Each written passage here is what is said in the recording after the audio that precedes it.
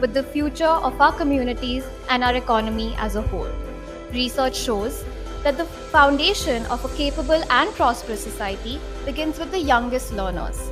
Children need nurturing environments long before they step into formal schooling, and the investments we make in their early years lay the groundwork for their future academic success, workplace productivity, and civic contribution.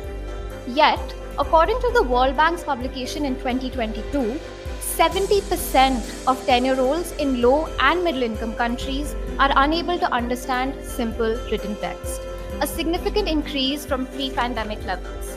In light of this, today's conversations take on even greater importance.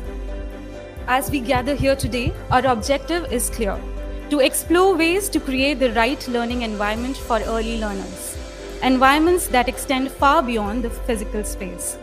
We are honored to have a diverse group of supporters and participants today, including government representatives from across our intervention states, policy makers, multilateral agencies, like-minded organizations, and educators. We look forward to fostering meaningful interactions and engaging in rich learning experience. Before we begin, let us take a moment to go over some important logistics and facilities available to you during the day. We are seated in Jacaranda Hall, which has 2 entries and exits to your right, both open to the lobby area where food and beverages will be served during scheduled breaks. The restrooms are located just outside the lobby area towards the left. Should you have any medical requirements, please don't hesitate to reach out to the registration desk for assistance. The schedule and profile of the speakers for the day are available in your welcome kits. We also have sign interpreters available throughout the event to ensure accessibility for all participants. We kindly request that you switch your mobile phones to silent mode now. Additionally, we have set up interactive wall towards the back of the hall, capturing India Gets Reading Campaign 2024 journey, and special display kiosk outside the lobby, showcasing Room to Read's diverse instructional material and literature, the innovative platform Literacy Cloud, and insightful learning reports. These exhibits reflect our dedication to creating impactful learning experiences for children and teachers alike.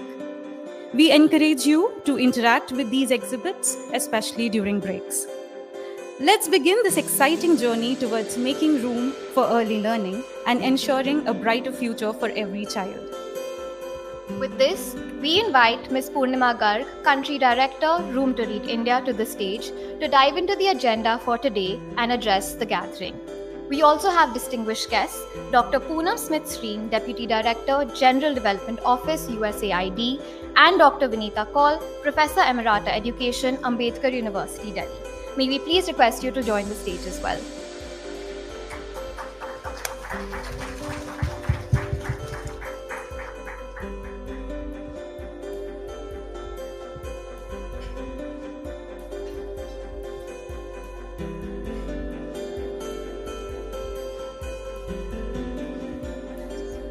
Over to you, Purnima.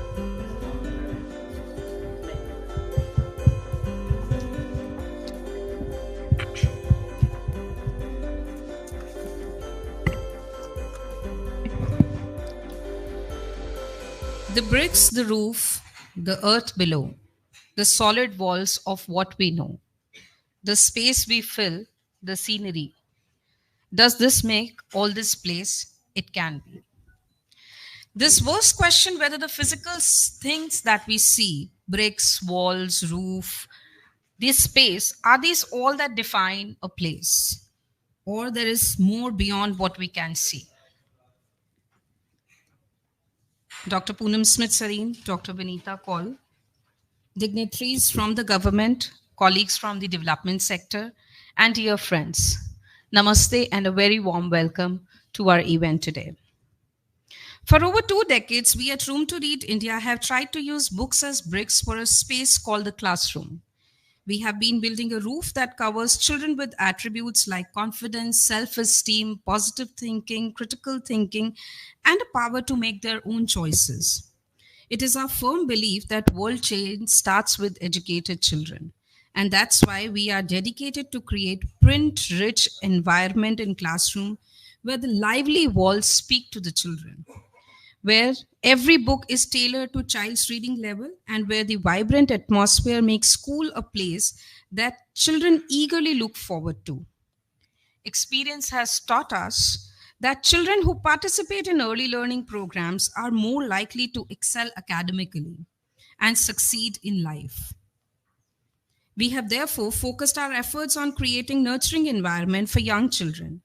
These environments are not just physical spaces, but settings that facilitate interactions and relationships that support a child's cognitive and emotional development. On the back of 5 successful annual flagship reading campaigns, the 6th edition of our India Gets Reading campaign, themed on Make Room for Early Learning, has gone beyond expectations. This year, we railed the nation to highlight the critical years, aged 3 to 6, 3 to 8, when a child's brain is most adaptable and ready to absorb information. From the time we rolled out our first reading campaign in 2019, we have looked to develop collaboration and raise awareness among all the stakeholders. The range of activities during this campaign, including pledge reading time, readathon, storytelling sessions, mobile van libraries, camel libraries, and more, have showed the power of collective action. A standout example is Prakhar Rajasthan, where the state has taken complete ownership this year and driven the campaign in a way that it has elevated to different level.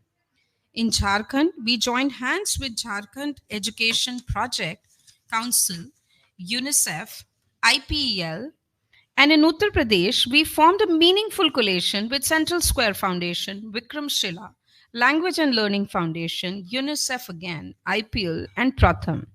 Karnataka benefited from the strong support of our donors like DSW. In one of our states, the SCRT chalked out a reading activity plan and disseminated age appropriate books digitally to all schools across the state. And the platform that was used for this digital dissemination was Literacy Cloud that you see outside.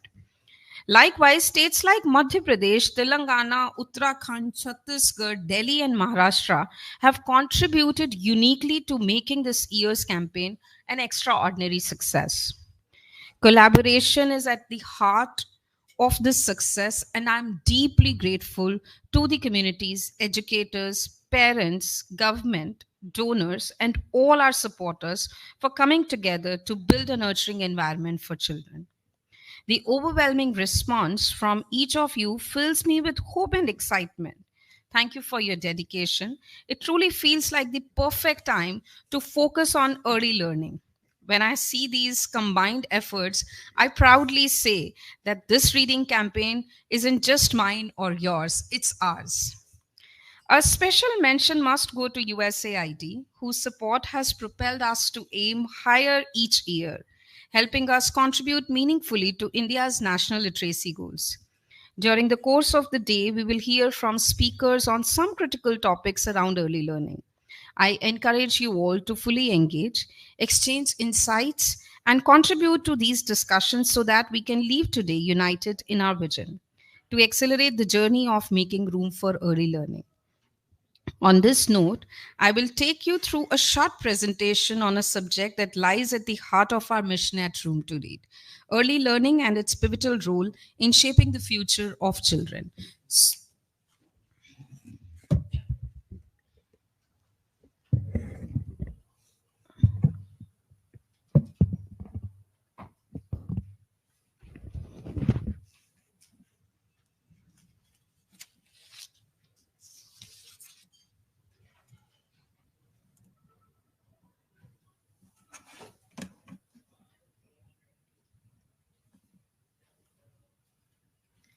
The importance of early learning cannot be overstated. It is during these formative years that children develop the cognitive, social, emotional skills that will carry them through their educational journey and beyond. And that is why at Room to Read, we have made it our mission to ensure that every child, regardless of their background, have access to quality education right from the start. Let's take a moment and talk about importance of early learning and early childhood education. Early learning knowledge, the crucial it plays a crucial role in brain development. Neuroscience research emphasize how early learning experience shape brain architecture, influencing lifelong learning.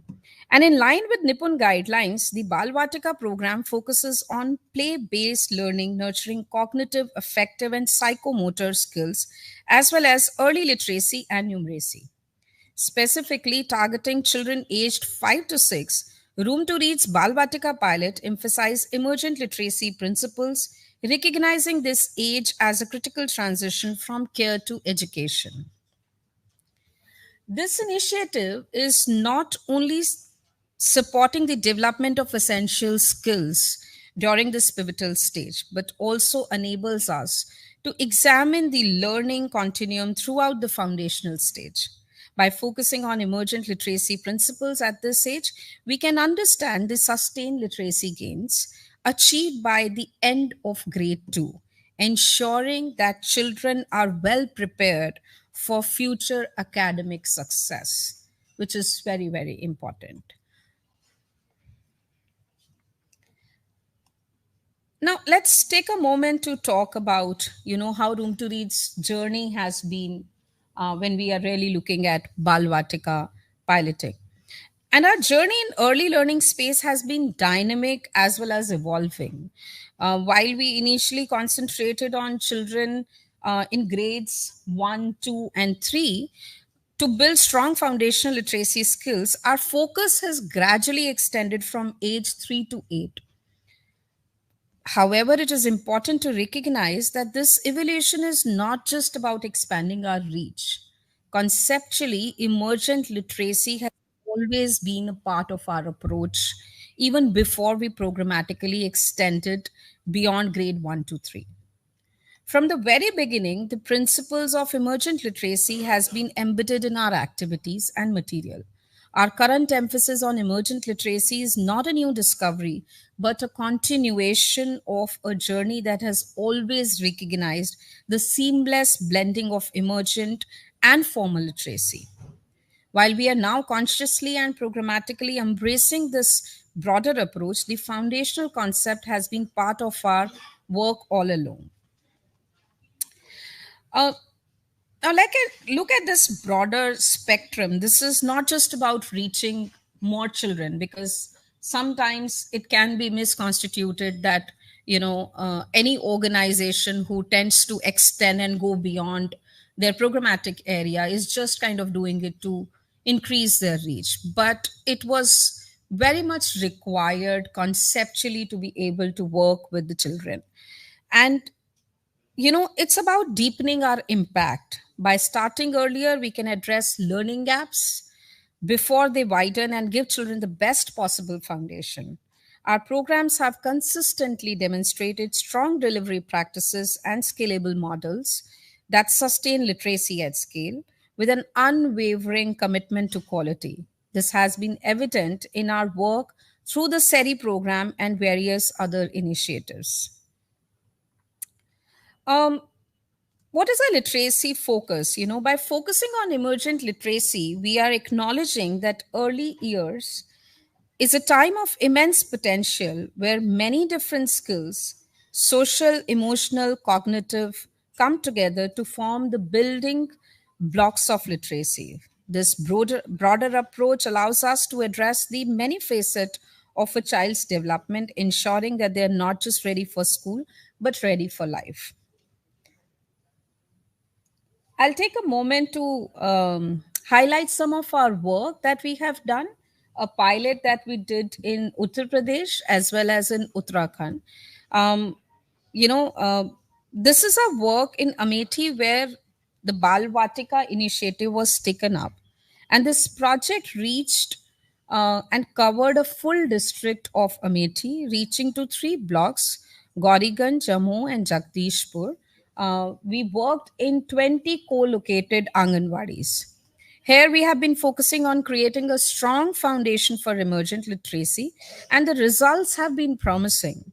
The lessons we have learned from this initiative will not only benefit the children in Amethi, but also guide our efforts in other regions. I want to take a pause and talk about what went into getting into this piloting, how the work was done, and what was the planning that happened between 2022 and 2023. The journey of Bal Vatika initiative in Amethi began with comprehensive pre-intervention efforts in 2022. These initial steps involved a thorough need assessment to understand the gaps in early childhood education within the community. And any pilot is not successful if you have not really done a need analysis. Extensive consultations were held with local stakeholders, including educators, parents, community leaders, to gather insights and build a shared vision for the program. This groundwork laid the foundation of a tailored approach that would address the specific need of the children in Amethi. Now comes 2023. With the groundwork laid in 2022, the full scale implementation of the Bal Vatika initiative began in 2023. This phase marked the introduction of the age appropriate curriculum designed specifically to enhance emergent literacy skills along with the cognitive and social emotional development. We had to kind of deal with a lot of other stuff, which was to get a buy-in from government leadership, selection of the Anganwadis, looking at the renovation of the Anganwadis. There was, how the government, specifically the SCRT, rigorously vetted our Balvatika instruction material. And it took about 4 to 5 months because there was a lot of engagement by the SCRT, providing, of course, valuable feedback and refinement. And on December 4, the material actually got finalized and it reached the classroom. There was a lot of capacity building effort that got into it, wherein we had to work with the Anganwadi Karyakarti and Sevikas to build their capacities. And that's how the whole program kind of built in. And there is a whole spectrum of work that is kind of taken care during this Balvatika pilot. Now, another initiative we are doing in early childhood is in Uttarakhand under the SERI project. In Uttarakhand, SCRT and Development of Women and Child Development are working closely to introduce early childhood education. 𝙀𝙚 𝙠𝙚 designated as the Center of Excellence for ECE, actually is working alongside and preparing Balvatika material. 5 wordless books were launched in January 2024. The remaining material, including conversation charts, a booklet of rhymes, and a booklet of stories, are now being finalized. The final draft of the Balvatika material has been completed by 𝙀𝙚 𝙠𝙚 in close coordination with illustrators and the writers. The wordlet books will be printed and distributed by Department of Women and Child Ministry in the coming year.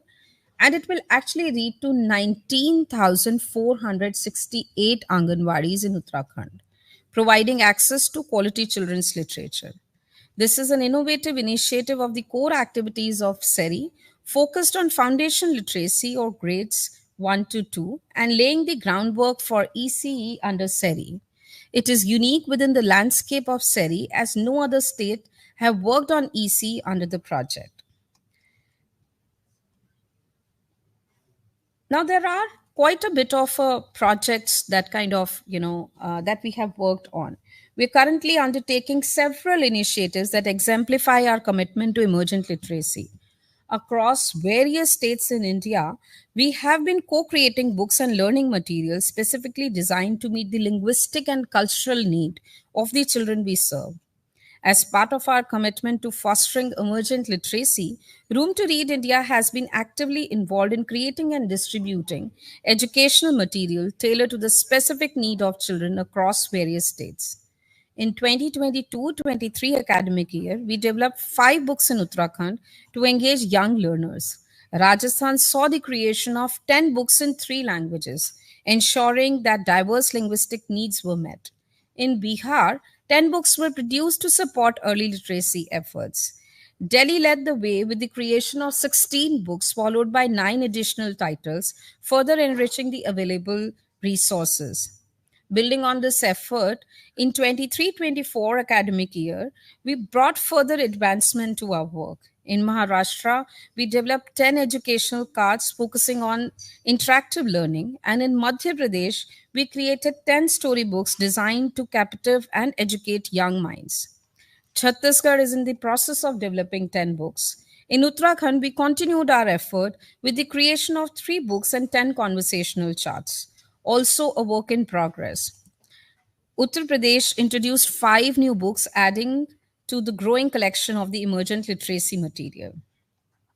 At the central level, till 2024, Room to Read India has curated a robust collection of emergent literacy material, including 37 levels of level 1 titles and 108 level 2 titles.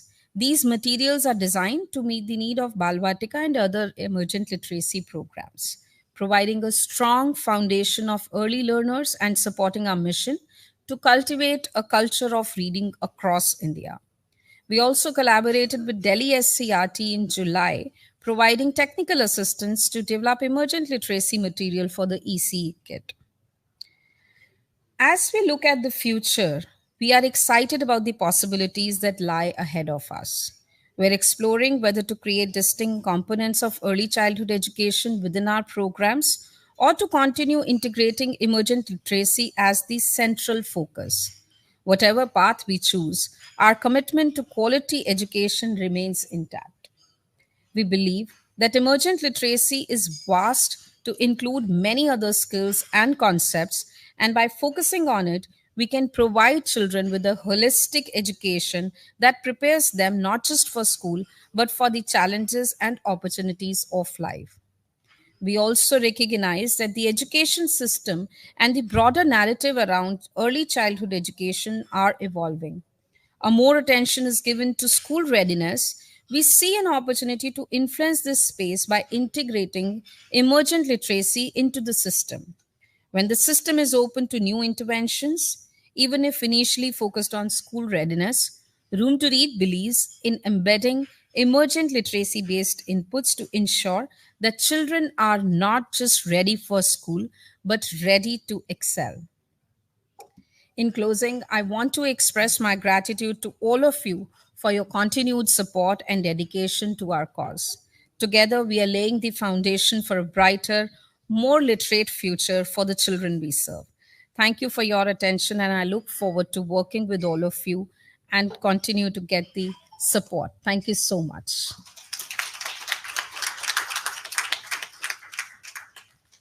Without a further ado, I would like to invite Dr. Vinita Kaul today, who's with us. We are really privileged to have you here, ma'am. Dr. Vinita Kaul is a professor emerita at Ambedkar University, Delhi, where she was the director of the School of Education Studies and founder director of the Center for Learning, Childhood Education and Development. Until her retirement in 2016, she has been a member of the advisory board of a journal on children's right titled Children's First, a journal on children's life, of which she was also the chief editor from 2021-23. She is currently on the board of director of Asia Pacific Regional Network for Early Childhood Care and Education. Prior to this, Dr. Kaul was a senior education specialist at the World Bank for 10 years and held various leadership roles at NCERT for over 20 years. She's been involved in numerous Government of India committees and has published extensively on early childhood education. We're excited to hear your thoughts on Neurons to Narrative, a conceptual gaze at early learning. Dr. Vinita Kaul.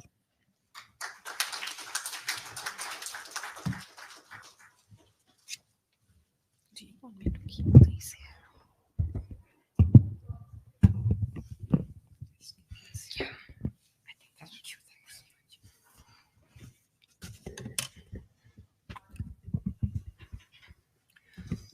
Dr. Smith-Serene, Ms. Purnima Garg, all Room to Read colleagues.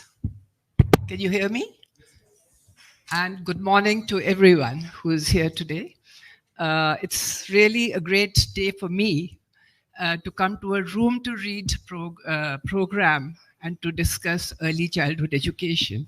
So I really congratulate Room to Read for having adopted early childhood education into their program, and already have done some very remarkable work that was shared by Ms. Garg just now in the different states, I think in 10 states, particularly in Uttarakhand and Rajasthan, right?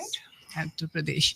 So I think that it's a very, very good start, and I wish you all the very best for the work that you're going to be continuing to do and to contribute to this very important sector. How much time do I have? You have 40 minutes. 40 minutes? 20 to speak and 20 Okay. I see this. So I was asked by them to do a session on from neurons to narratives, a conceptual gaze at early learning. Permit me to say that this is not my title. This title was given by them because early in the morning to start with such a heavy topic would have been a little, but so I disassociate with the title, though I think it is a very impressive title, very well said, from neurons to narratives. But I hope I will be able to do justice to it. So I think Purnamaji has already started talking about the importance of early childhood education.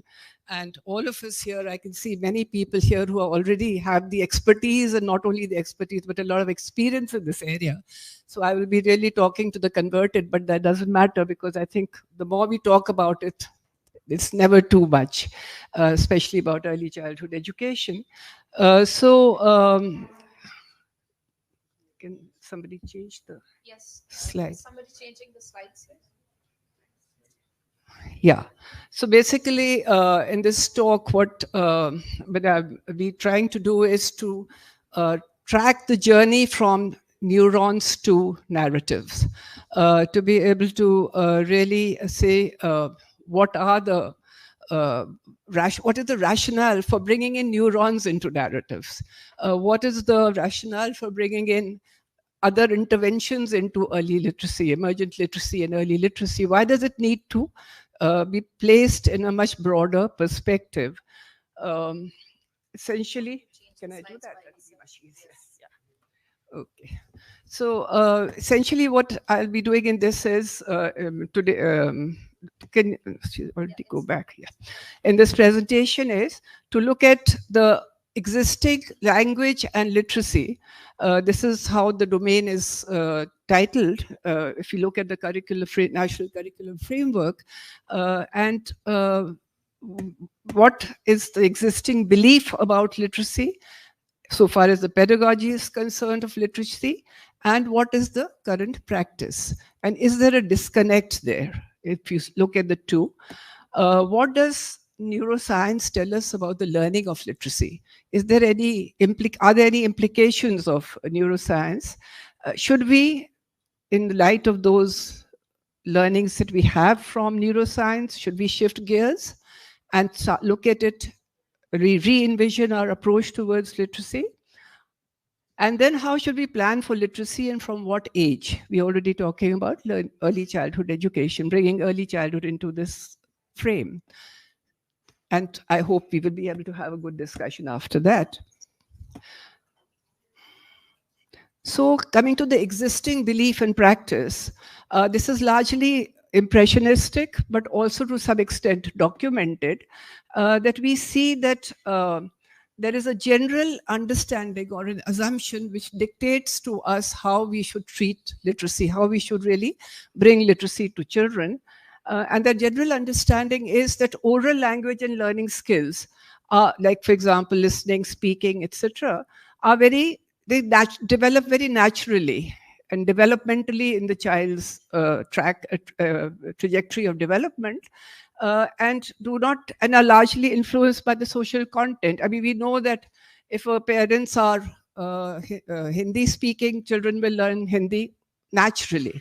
They will not learn Bangla. But if they have Bangla parents, they will learn Bangla. So that happens in a natural course of development of the child. So there is no need for any external intervention in order to enable the child to start speaking the language. So listening and speaking happens in that process. This is the existing belief.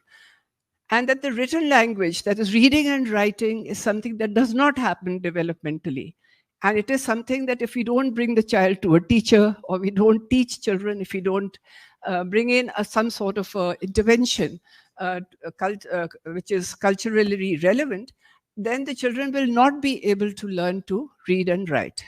And therefore, the actual teaching of reading and writing becomes very important. And also that this process of teaching has to be very ordered, linear in approach. You start with the letters, then you go on to the words, then you go on to the texts, like that. So that is a belief. Now, what happens when you see the school system and you see what is happening in the school system, early childhood system as well as the school system, you find that that is the kind of approach that is very clearly evident in terms of the teaching methodology that is adopted for learning, teaching reading and writing to children. So the point that I'm going to debate today is that whether that is the right way to go about it. Is that how we should do it? And that's how we are all doing it. But is that what is really going to give us the results? What more do we know about this whole process? And where does neuroscience come in? Even Purnima-ji talked about neuroscience, the importance of that. What is that trying to tell us, which we need to take into consideration? So here, when we look at, as I said, there is the existing model of literacy or learning to read, which is that you start first step 1, then step 2, then step 3, then step 4 in a linear mode. Step 1 is you start by helping the child. We have the famous Barakari. So you start with the decoding of sounds, you start with the alphabet, you start with words, gradually then move on to sentences. Then you help the child to develop what is known as automaticity, that you are immediately able to see and verbalize whatever you are reading. Move on to fluency. That is what we are measuring all the time. How fluently are the children reading? What are the rates of how many words per minute and so on? And then go on to comprehension and meaning. And somewhere down the line in the system, we complain the children are reading fluently but not comprehending. So that is a concern. But we are continuing to follow. I mean, I'm not talking about pilots and room to read efforts. I'm talking about the general system, that we continue to follow this straightforward linear trajectory. But what is neuroscience telling us? Is this in accordance with what neuroscience is telling us? So what neuroscience is telling us, and something that we all know, and it's been, I think, mentioned and repeated endlessly, even in the national policy and national curriculum frameworks, and so on. I think there is a lot of conversation around it, is that brains are built in the earliest years of life. Our brain is what is really involved in the process of learning of literacy. And brains are developed in the earliest years of life, in the first 5 to 6 years, going on to now we say 8 years. So the early childhood period, or the foundational stage, is up to 8 years. And it is very crucial for us to intervene at that stage and try to help the children to develop the right foundation, because as you would see perhaps in these diagrams, that the initial period, the brain curve is so steep. It is actually it's not yet established whether it's 90% or 80% or 70%, but most of the brain growth and brain development happens in the earliest years. So the moment to strike is then, not later, when the brain growth has already happened. So it becomes extremely important to start in the early years. The second point that I have is that, and we all know, is that how does the brain develop? What is contributing to the architecture of the brain? So you have, as we all know, the brain has billions of neurons. And every experience that the child gets, every experience that the child has in the environment, starting from birth, maybe even pre-birth, in the state of pregnancy or gestation, that the neurons, the neuronic connections are being made in the brain. And this is happening at the rate of over 1 million per minute or something like that in the initial years. So you can see the mass. Somebody, I don't know whether there's a fact or not, they say when you touch a small child, baby's head, it feels very warm. And they say that is because of this tremendous neural activity that is happening in the brain. Maybe a pediatrician could tell us whether that's a fact or not. But that is how you could sort of visualize it. And in that process, experiences that are getting repeated are getting established as neuronic connections and learning concepts for the child. Whereas there's a lot of pruning happening simultaneously, where many experiences are getting lost. Some are superficial, some could be important, some have potential, but they are not given adequate support and intervention through an environmental experience, and those get lost in the process. So it becomes very, very important that we realize this aspect. We realize how crucial this age is and what is happening in that process that we need to really nurture and support in order to be able to enable the child to have a good foundation. And for that, it is important that we also understand that how does this neural activity lead to later learning? Because we here are talking about literacy. We are talking about language literacy, later education. It is these simple neural connections which gradually then lead to the more complex learning that happens. They form the foundation for later learning. So it is important that these neural experiences for children, and the major primary modality for children to form these connections is to be provided opportunities and experiences for different stimulation, cognitive, social, language stimulation, so that those neural connections get established and provide the bedrock for all future learning. It's not only just about this neural connections, it's also about emotional and social well-being of the child. All this needs to happen in an environment of care. Now, care is critical to early childhood education. It's the important C in ECCE, early childhood care and education.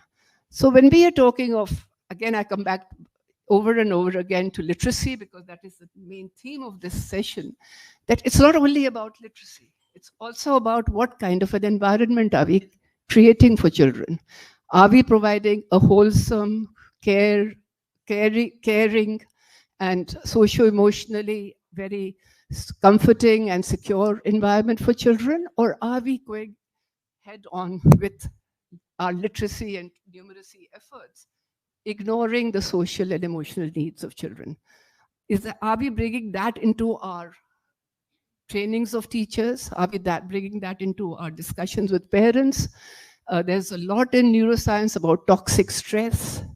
You hear in the papers every now and then how teachers' interactions with the children have led to many children not wanting to come to school, many children who have developed some kind of health issues as a result of the kind of environment they've got in class, the kind of reactions they've got from teachers. And there are also instances where teachers have been role models, where they have provided very, very positive environment. Children want to be more in school than at home.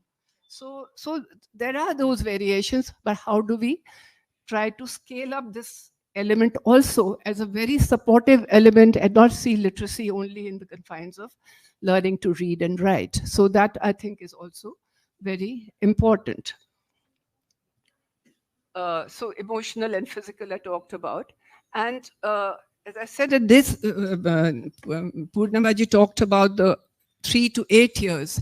The National Curriculum Framework has talked about the continuum, the early learning continuum, which means that there has to be continuity in curriculum pedagogy content from early years to the early childhood to the early primary. But is that really happening? I mean, I want to spend the rest of the morning with listening to everybody else, that how much of that is happening. Because I think we end with 5 and 6 year olds with the play-based pedagogy, and we start with the formal learning from class 1. So how do we bring in that continuity and continuum is something that is, I hope, going to be discussed here. So this I've already said. Coming back to this, what is it? So one is that I'm trying to establish that the earliest years are very important, and therefore we need to reach out to the children as early as possible. And what do we reach out with? A lot of stimulating, caring, socio-emotionally, but also intellectually challenging opportunities for learning through experiential learning. Experience is the key word there. What is it that is the foundation? Now, again, please correct me if I'm wrong, but I think when we talk about foundational skills today under the foundational stage, is starting with literacy and numeracy, isn't it so? Yeah. But I think there's something before the actual literacy and numeracy that is the foundation for literacy and numeracy. So somewhere, I think that is what is very important to understand.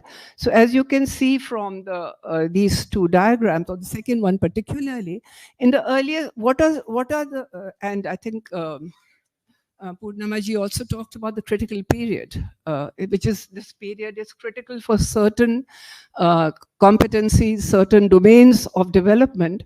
Especially, it is very critical for, the earliest years are very critical for sensory development. It is very critical for language development, oral language development. That is extremely critical. And that, again, all these are bedrocks, as I would just come to later in the next slide, for learning of literacy and numeracy. So you need to have sensory experience, sensory ability to make sensory discriminations, ability to really sharpen your sensory skills to be able to respond to the environment, respond and also learn from the environment, and a lot of language. This is critical space for that, where language development, a lot of language exposure is needed for the child, a lot of opportunities for listening, speaking, exposure to, we talk about infant books, that introducing children at the infancy stage to books.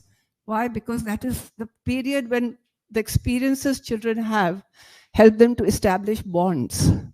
Bond with any experience. If you ask, I mean, I always make this point that all of us, I'm sure, if we were asked now, when we are now adults, and somebody like me who's in the older senior citizen stage, today also, if you ask me, which poems do you remember? And you can rattle off without thinking. Not the ones I did in primary or secondary, but the nursery rhymes that we learned in our early childhood, they stay with us. Why do they stay with us? Because that is the period when the child is really emotionally connecting with a lot of learning content. And therefore, this is the period, those, again, if you can see, and I would just try to show that, are really, again, the bedrock for learning and literacy. So we are missing out on those if we are not able to provide children a lot of exposure to oral language, a lot of opportunities to use oral language. If you are not giving enough experiences of diversity in terms of sensory development and sensory discrimination, it's the missed opportunity. So somewhere those activities, those experiences are very, very critical. And those are then, as you can see from the second slide, later on, as the children come into the school years, those are the foundation for learning of numbers, learning of concepts, learning of symbols, learning of basically conceptual and logical thinking that follows as the children move into the school stage. This is the perception to concepts. That is the journey. That is so very critical. And that is something that needs to be invested in. It's not only about some part of the brain that is really, and the neurons within that part that is really important for us. If you look at this, this is the reading brain, which shows how different lobes of the brain are really involved in our learning of even the simple skill of reading. And therefore, it becomes very important that we are able to provide multiple kinds of experiences to children, engaging different parts of the brain, which are relevant for the learning of reading and writing. The other point comes in, what is the need for early childhood to do all this? We can do it later also. So why is it very important? This is a graph from the Center on the Developing Child, which tells us that investment, if you see, the impact is the highest in the initial years, because that is when the brain curve is the steepest. So if you miss out on that opportunity and start from grade 1, when the child is 6 years old, by that time the investment will have to be multiple, triple the cost, triple the resources to be able to get the same outcome, and triple of effort at the part of the child. So it is striking at the right time that becomes very, very important. Now, the other thing is in terms of neuroscience again, that how do children learn? What is it that we need to do? How should we design the process of learning so that the children respond to it the way we would like them to? And here again, what is it that really, what is key to the learning situations that we create for children, or the learning materials that we create for children, or the activities that we engage them in? As you can see from this, the first and most important thing is an interest level of the child and the meaning the child can ascribe to what is being offered to the child. Now let's take the example of reading. We ask the children to read the alphabet. Any parent will be very proud to say, my child knows the full alphabet. I've often wondered, why do we start from the alphabet? Does the alphabet have any meaning for children? Do they understand what a letter is? Why do we make them write A, B, C, D, or K, K, G, G? How do they connect with it? Whereas you give them a storybook, which has a lot of interesting stuff in it, read it out to them, a read aloud book, children would love it. And they would pick up the book themselves, and without knowing how to read and write, they will be flipping the pages and kind of acting out the reading process. Why? Because that has captured their interest. So interest and meaning. Now we talk in literacy about meaning making. That is where it comes from, that unless it's, and this is not natural for all human beings, even for us. If you don't understand something, if you're not interested in something, if I'm interested in cooking, I will look for any recipe, but the recipe can just pass me by if I have no interest. So it's the same thing applies to the child, but we don't think in those terms. That it's important that we have, whatever activity we do, it has to have interest and meaning for children. That interest and meaning will lead to when the neural involvement of the neurons, making the connections, lead to experience. The child gains an experience. Repetition of that experience over time leads to learning. And that finally leads to much more of the use of that interaction, and that leads to much more of the use of that learning that happens. But in the process, the interaction with children and the environment the teacher has created or the parent has created is very critical to the process of learning. So that becomes very important. And therefore, our learning, when we talk about the play-based pedagogy, it is very important that we design our activities and our experiences for children, keeping this basic principle in mind, that the starting point has to be something that attracts the child to come to that activity and try to engage with the activity. I think a very key word we should keep in mind is that children must be engaged. They should be mentally and possibly physically engaged. Very often we see activities happening in classes. Today there is a lot of emphasis on play-based education. So there I have seen in classes teachers jumping up and down doing activities with children. But very often children are just not engaged in that. They have to be engaged in order to be able to lead to any kind of learning in the child. So it's very important to do that. Now let me just try to simplify what are the skills, competencies children need to be able to read. Kind of deconstruct that. So when you look at it, one is that we say the children, we are talking about reading comprehension, reading fluency, decoding, interest in reading. That's what I've added on. Now the children have to be print aware. They have to find meaning in print. They must be understand. If they find meaning in print, they will be interested in that. Their vocabulary has to be very good also. Now I'm taking an example from private schools.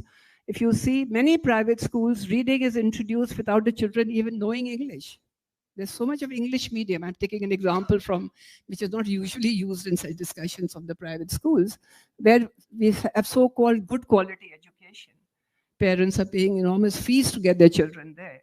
They have no vocabulary, no English familiarity, but they are learning to read and write in English without comprehension, but as mechanically. So they're not even aware of what print is, and then aware of what English and Hindi alphabet is about. So making children aware of print through experiences in a caring environment. When you read to a child, as a very important thing, when you say in the infancy stage particularly, when you say that children get them interested in reading, is to not only just give them something to read or to read to them, but also the parents keeping the child in the lap, giving a caring environment and reading to the child. It becomes an experience for life for the child and a learning for life. So similarly for the teacher, don't expect them to put all the children on the lap, but certainly, metaphorically speaking, give them that sense of comfort and enjoyment, and do it in smaller groups. So that's part of the pedagogy, that not to have everything in a whole class activity. Be print aware, so they need to be that. There has to be vocabulary and expression. There has to be sound discrimination. I would like to go back and make a connection with sensory development. When we say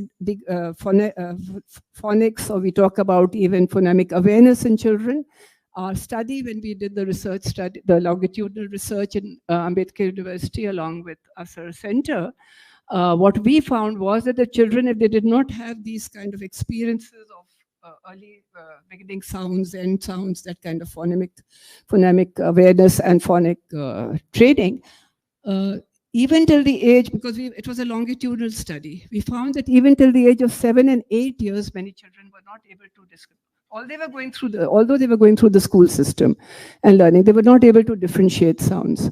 So this is something that needs to be provided to them as in the environment for learning. Visual discrimination. We just assume that you put ka and you put la, or you put, say, pa and ba, or whatever, children will be able to differentiate and they'll learn it. After a certain level of maturity, they may. But if we are able to give them a lot of activities for visual discrimination, these are foundational for later, being able to differentiate between different letters and for help in the decoding process. Then book handling, even to be able to, many children do not have access to books around them. So even that becomes a very important activity through the classroom practice. And of course, sound visual association. That is what reading is about. You see a letter, when your decoding process will help you to both look at the sound as well as the visual content. That association needs to be strengthened in the initial years through a lot of play activities for children. These are something that we cannot take for granted, but we are taking for granted. And these are, according to what I understand, foundational for the so-called foundational stage of education, which we have to incorporate into our programs. So again, I have already sort of spent time on this. I would just say that children learn holistically, they learn cumulatively, and they learn experientially.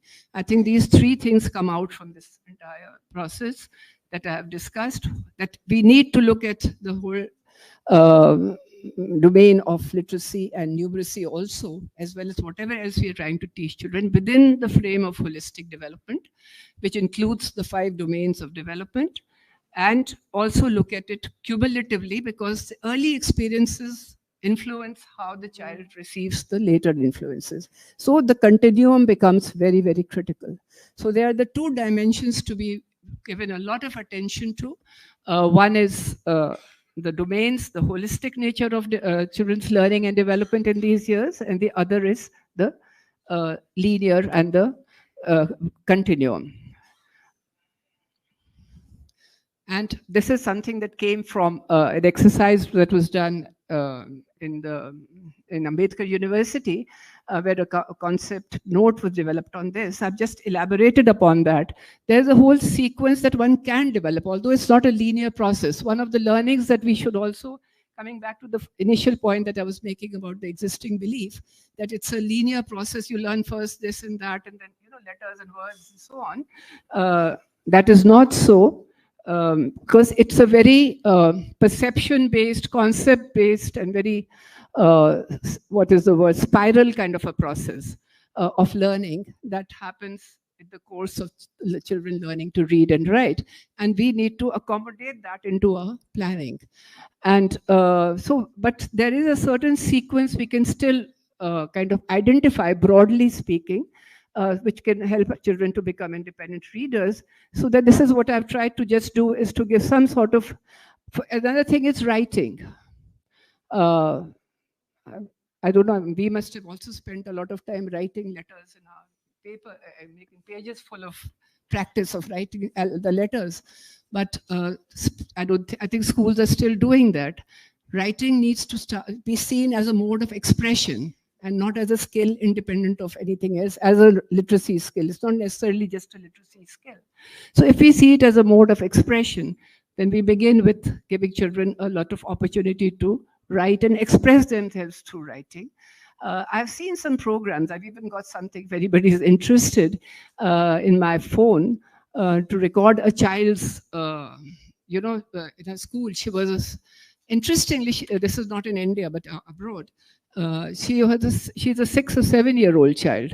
Now, I guess in terms of our NEF, NCF competencies, we expect a 6 to 7 year old child to be able to fully read, spell correctly, and do everything right. She had, the teacher had asked her to write the recipe for making a cake. And she spelled out the different steps in baking a cake. And you see the atrocious spelling. You see the handwriting is not very good. But so beautifully, she has not only given the words. So for example, a cake is not necessarily C-A-K-E. It is K-A-K, something like that. She's talked about flour. You use maida. So she doesn't spell it correctly. She's written F-L-O-R. But she has drawn it because she's not very sure whether I've really communicated properly. So she has done some sort of a drawing of it to confirm that this is what I mean. But she has got the whole process so creatively and nicely done up in that. Now, what is it that we prefer? Do we want a perfect set of spellings and everything, or do we want that creativity and that initiative and agency of the child to come into the learning process?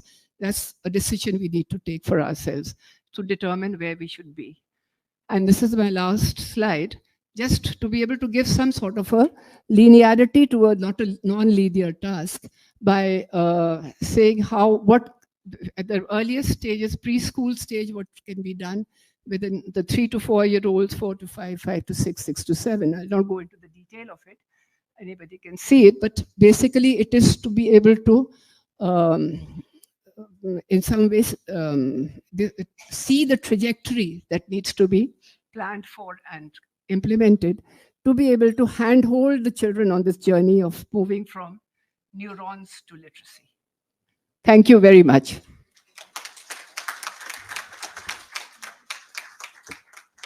Should I still get? You can sit here and we can ask you a few questions.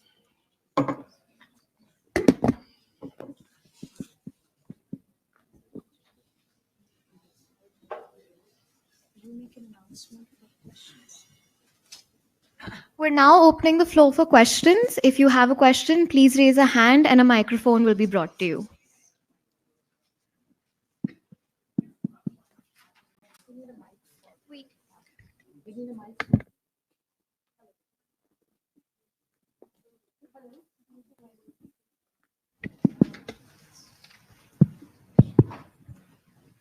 Hello. So my name is Neha. So thank you so much, ma'am, for this enlightened session. So I wanted to know about the, like you said, neuroscience perspective tells us that children learn when they make connections. Children learns when, like during the activities which happens in an integrated way, not just only the activities in the happening in the classroom. I wanted to know about the keeping in mind the context of Anganwadi centers. So where 3 to 6 years of children are sitting together, and the context of knowledge and the capacity and the professional training of Anganwadi workers as well. How they can design these kind of activities, not just for literacy, all over, like for all developmental domains. How do you see? So first is the curriculum level. How teacher can or worker can plan for 3 to 6 years of age together. First is that. Second is how they can, how as us, how we can prepare them, capacitate them to conduct all these kind of learning experiences, provide these kind of learning experiences to the children. Yeah.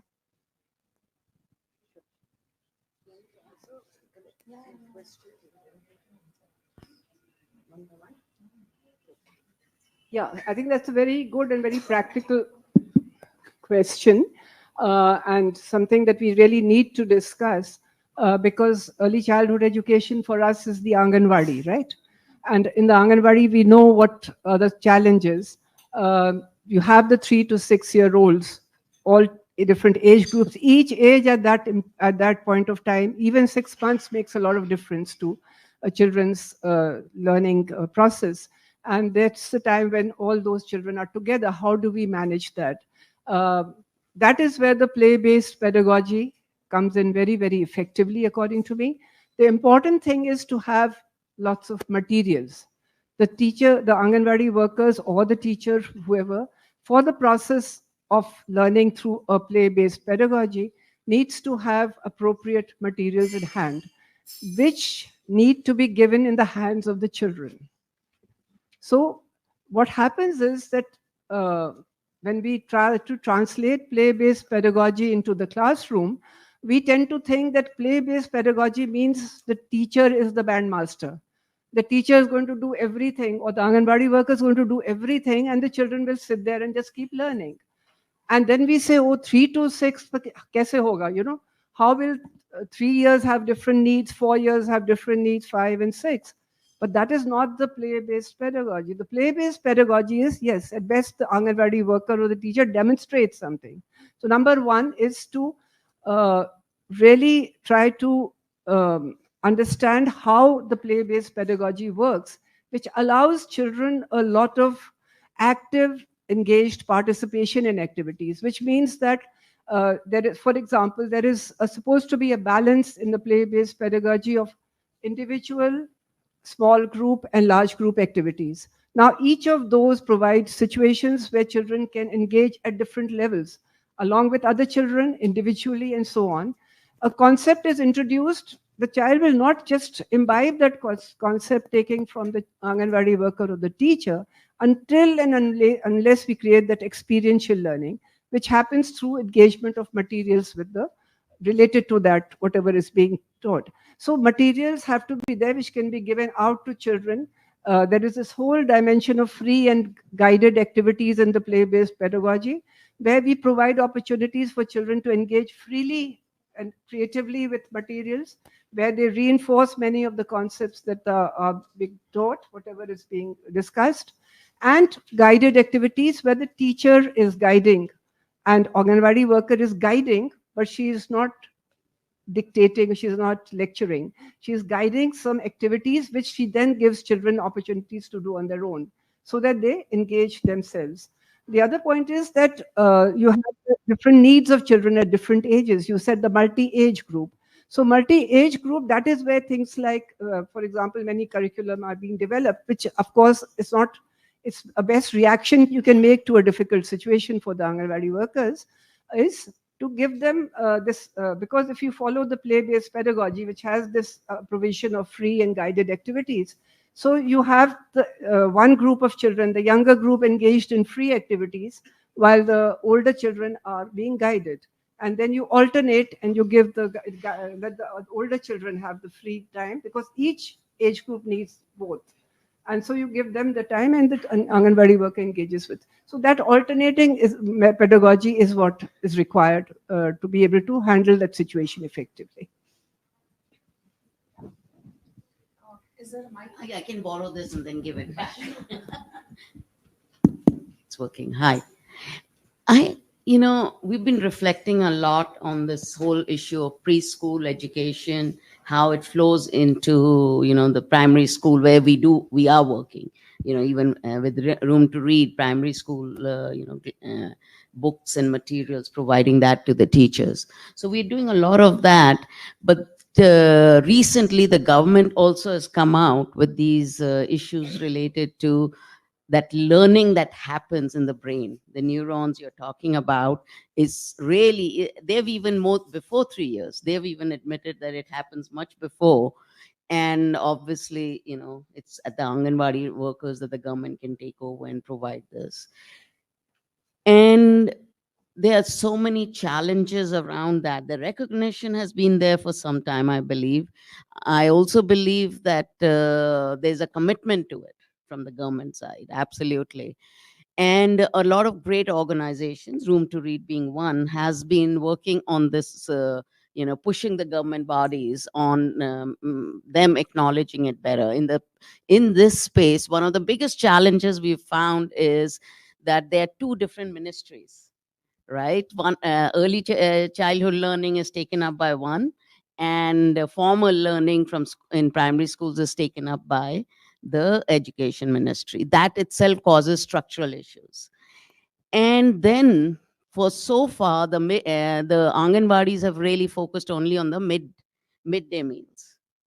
And we are now all of a sudden talking to them about, oh, you got to move out. Education has always been part of your objectives. It is challenging because it depends on the personality of the teacher, right? But midday meal remains the most important thing.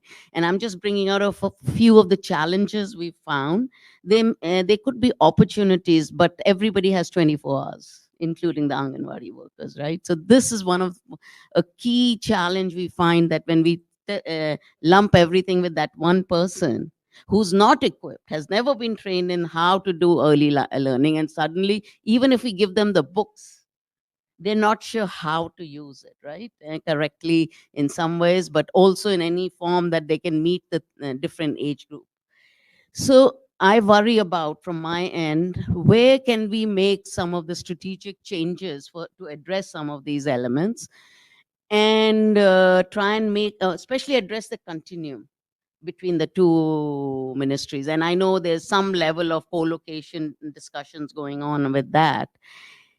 And I find that you said, oh, if they have materials, and some of the discussions we've had with Room to Readers, if you go out, you'll see great material, including online material, right? And you would think at an Anganwadi worker, you could put a TV there, put all this online thing, and the teachers could take them through. India is the hub of technology in many ways. Everybody recognizes and acknowledges the superior IT skills we have here. So why hasn't technology been enforced for all of these issues? So I know there are a lot of sub-questions within all of this. So technology is one element, I would think, especially for the large, the lack of resources in terms of human resources, as well as the large number of schools we are reaching out. It's not a small amount. It's one state could probably have more than one. France and Germany, we know that like Bihar is bigger than France in that sense, right? So how do we tackle it, and how do we work closely with the government? Because at some point, all these great books have to be taken by the government to give it to all the Anganwadis. We produced with them many times. We've engaged the government in producing it, but they still haven't gone where they should be going, to all the schools, not just the few we've worked in. So where do you see how we could keep pushing it forward and continue to be engaged in this area? Thank you. I'll start with the convergence between women and child and education.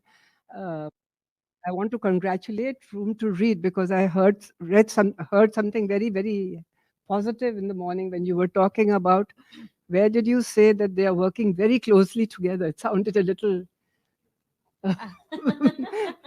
discordant to sing. So we experienced that they were working together. Yeah, We were able to bring that so we should do a lot of learning from Yes. that experience, that what is it that's making them sit together and work together.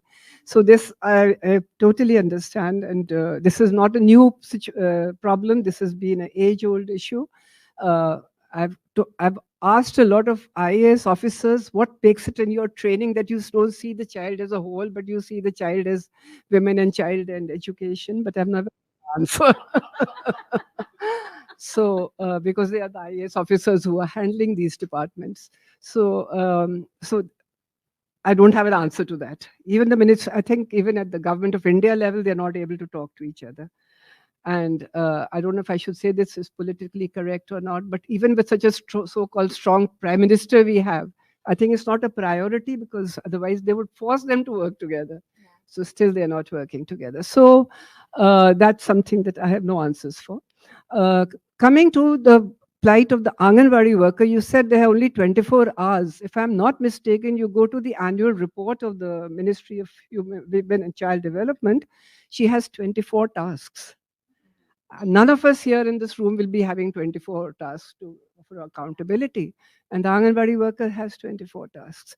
So that is a reason why the whole advocacy for early childhood education, especially in the course of the of the national policy and national curriculum framework, if you see the earlier drafts of the national policy, they had even agreed to put it in that there should be a separate dedicated trained teacher for Anganwadi, for early childhood education.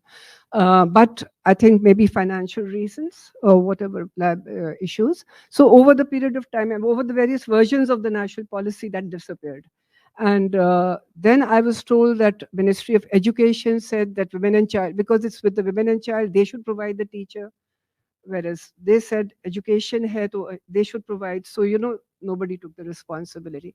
But that is perhaps the only answer to my question, because I think you are very right. It's not only just that early childhood education is getting neglected. If they start doing early childhood education, there's so many other tasks that they're supposed to do which may also get neglected.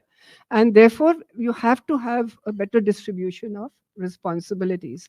And for that, I don't see in a perfect world, we should be having dedicated people to do especially since this requires a certain level of training and expertise almost, and experience and interest in this area. So Anganwadi workers, where they are able to do it, I have met an Anganwadi worker in Chhattisgarh a few years back who was doing an excellent early childhood education. And I complimented her on it, saying that, you're doing such great work with children. And she said, ma'am, from tomorrow, I don't know where I'll be. So I said, why? Won't you be here tomorrow? And she said, no, because tomorrow some ration card survey is happening. So I have to go to the districts. And from there, I have to go for some election. So she said, maybe for the next month or a half, I will not be able to meet with these children. She loved those children, the way you could make out the rapport she had. And she said, I will not be there. And because they give such good food, which is cooked by the helper, she said even the helper will not be able to engage with the children because she has to do all that cooking for the Anganwadi. So, I mean, these are really serious challenges which we have to keep in mind. Technology. I read somewhere that the future of technology, of education, is going to be a teacher per child. Is that right? That you will have the teachers will be dispensed, every child will have the computer and interact with them. Now, early childhood education especially cannot be done with the technology. You need, as I said, you need to not only have the educational content, you also have to have care. You need to have that warmth. You need to have the human touch. So not only early childhood education, but all foundational stage, I think that is inevitable. As a matter of fact, even screen time is a big issue with younger children. So as you said, why don't we use more of technology? Yes, certainly for teacher training we can use. I think one of the main issues, and I would request Room to Read to do something about it, is to be able to demonstrate what a good practice early childhood education is like, and for which videos can be developed, because you can't take everybody to sites which are doing good work. And so a lot of video exposure to good practices would really help, because one of the things, again, I'm very convinced about it, is that play-based pedagogy is something alien to most people who are in education. And to convince them, it is very important that we show how the children respond to this pedagogy. And that you can do only through video recording. Because when they see how children respond to a teacher-led pedagogy and the activity-based pedagogy, you can yourself see the difference between the two. So that, I think, for teacher training is something that really needs to be done at scale, and where technology comes in, but not as a substitute for the teacher. Yeah. Anybody else?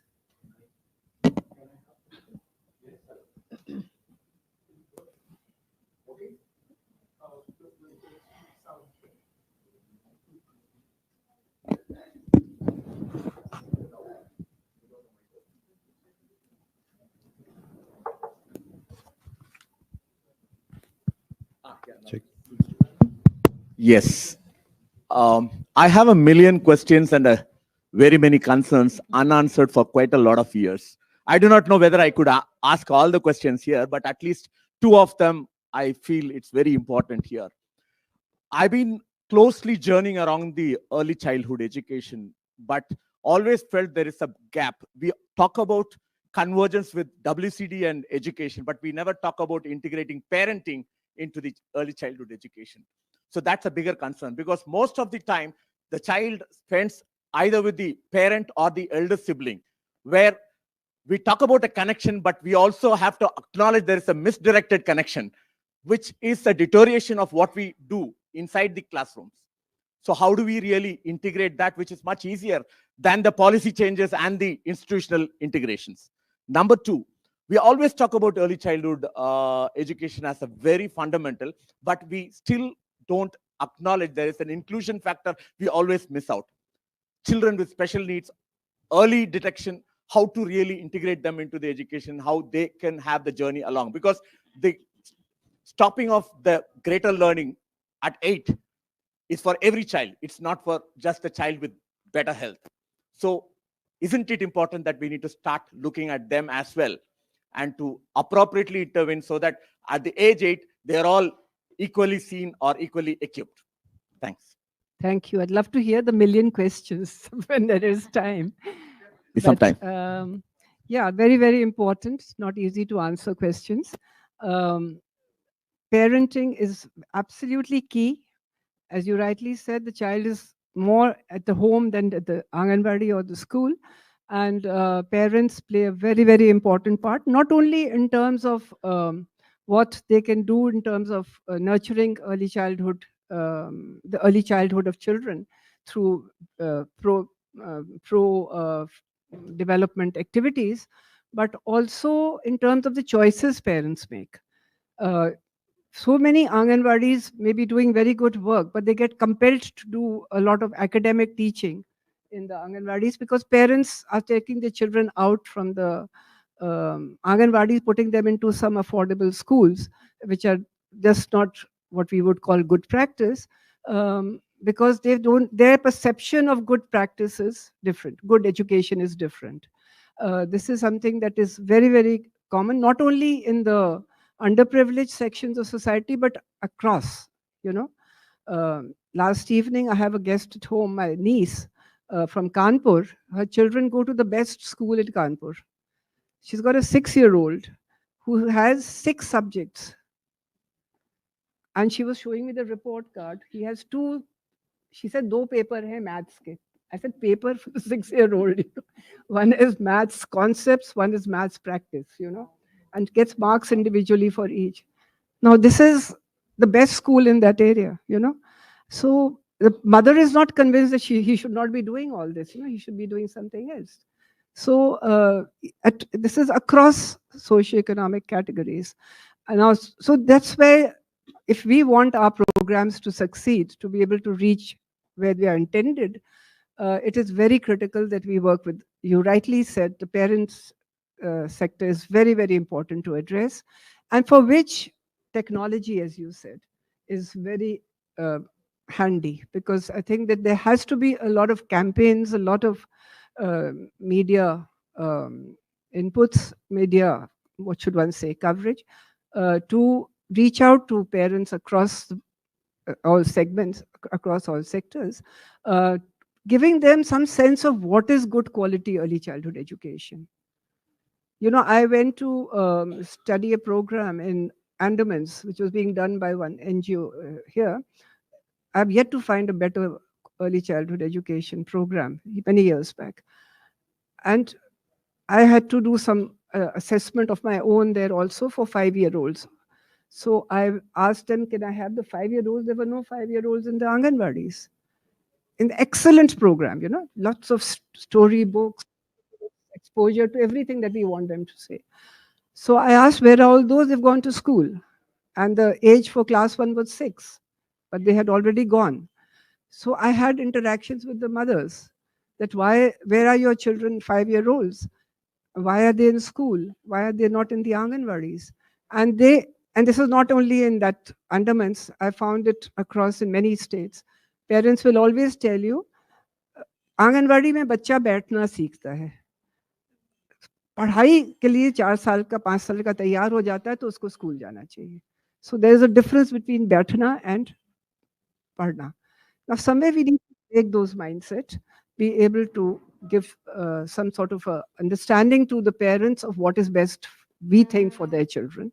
And then, of course, that depends how it will influence the parental choice. The other question that you raised was about inclusive education. And that's not only about children with special needs, but also socially excluded children. They need to come into the Anganwadis. And we did a study, this longitudinal research that we did was all about 40,000, how much was it? 42,000 children across 3 states. We hardly found any children with special needs in the school system at that time. This is 2017. I don't know whether the situation is better now, whether more children are coming in. Then it's not only a question of bringing them in, but it's also a question of what kind of support to be given to them, and what kind of support to teachers who have to create these inclusive situations for children. But there is no two opinions on that inclusion is the right strategy for children, because that brings in a lot of positive inputs for development of the child, you know, the positive experiences, not only for children who have special needs, but even for the others, because it helps them to see diversity around them and respond to that. But there is definitely need to strengthen that area in terms of providing for adequate support. Both, I think, parents need to be also engaged much more with how to help children. But at the same time, in an inclusive setting, it's also the responsibility of the teacher to ensure, and the school system to ensure that they get included. But it's a very difficult, it's something that really needs to be thought through much better. Yeah. Can I just add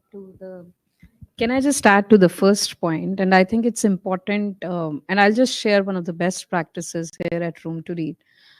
We focus a lot more on home as a learning space, and we do not isolate or create the subunits by dividing it among the parents or the community.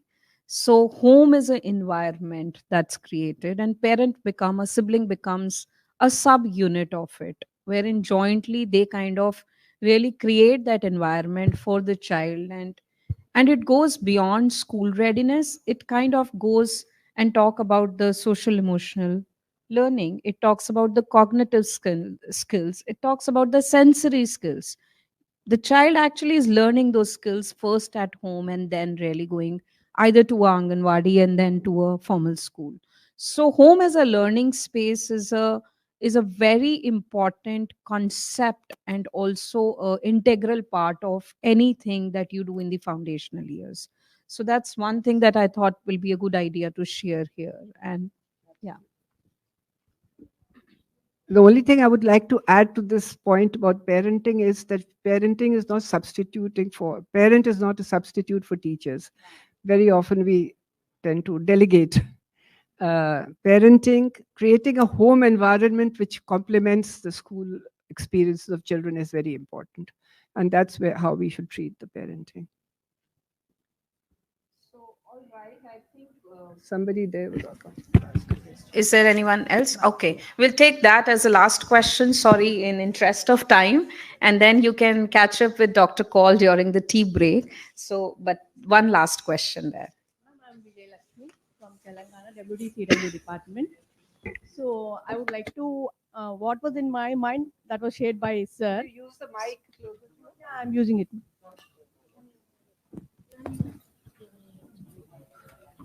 So what I would like to share is just now, ma'am has given a clear picture of an Anganwadi worker that she has a 24-hour, but she has 24 tasks to do.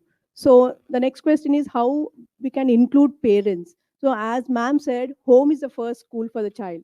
So how can we drive parents into this early learning for children? So can we make some momentums, get some momentums for the parents to get awareness that child learning is quite important? So how parents can be taken part for this program to get along? Because the ICTS department has started from 1975. Since then, she was trying on, but how far we have done the work, we can see, sir, ma'am.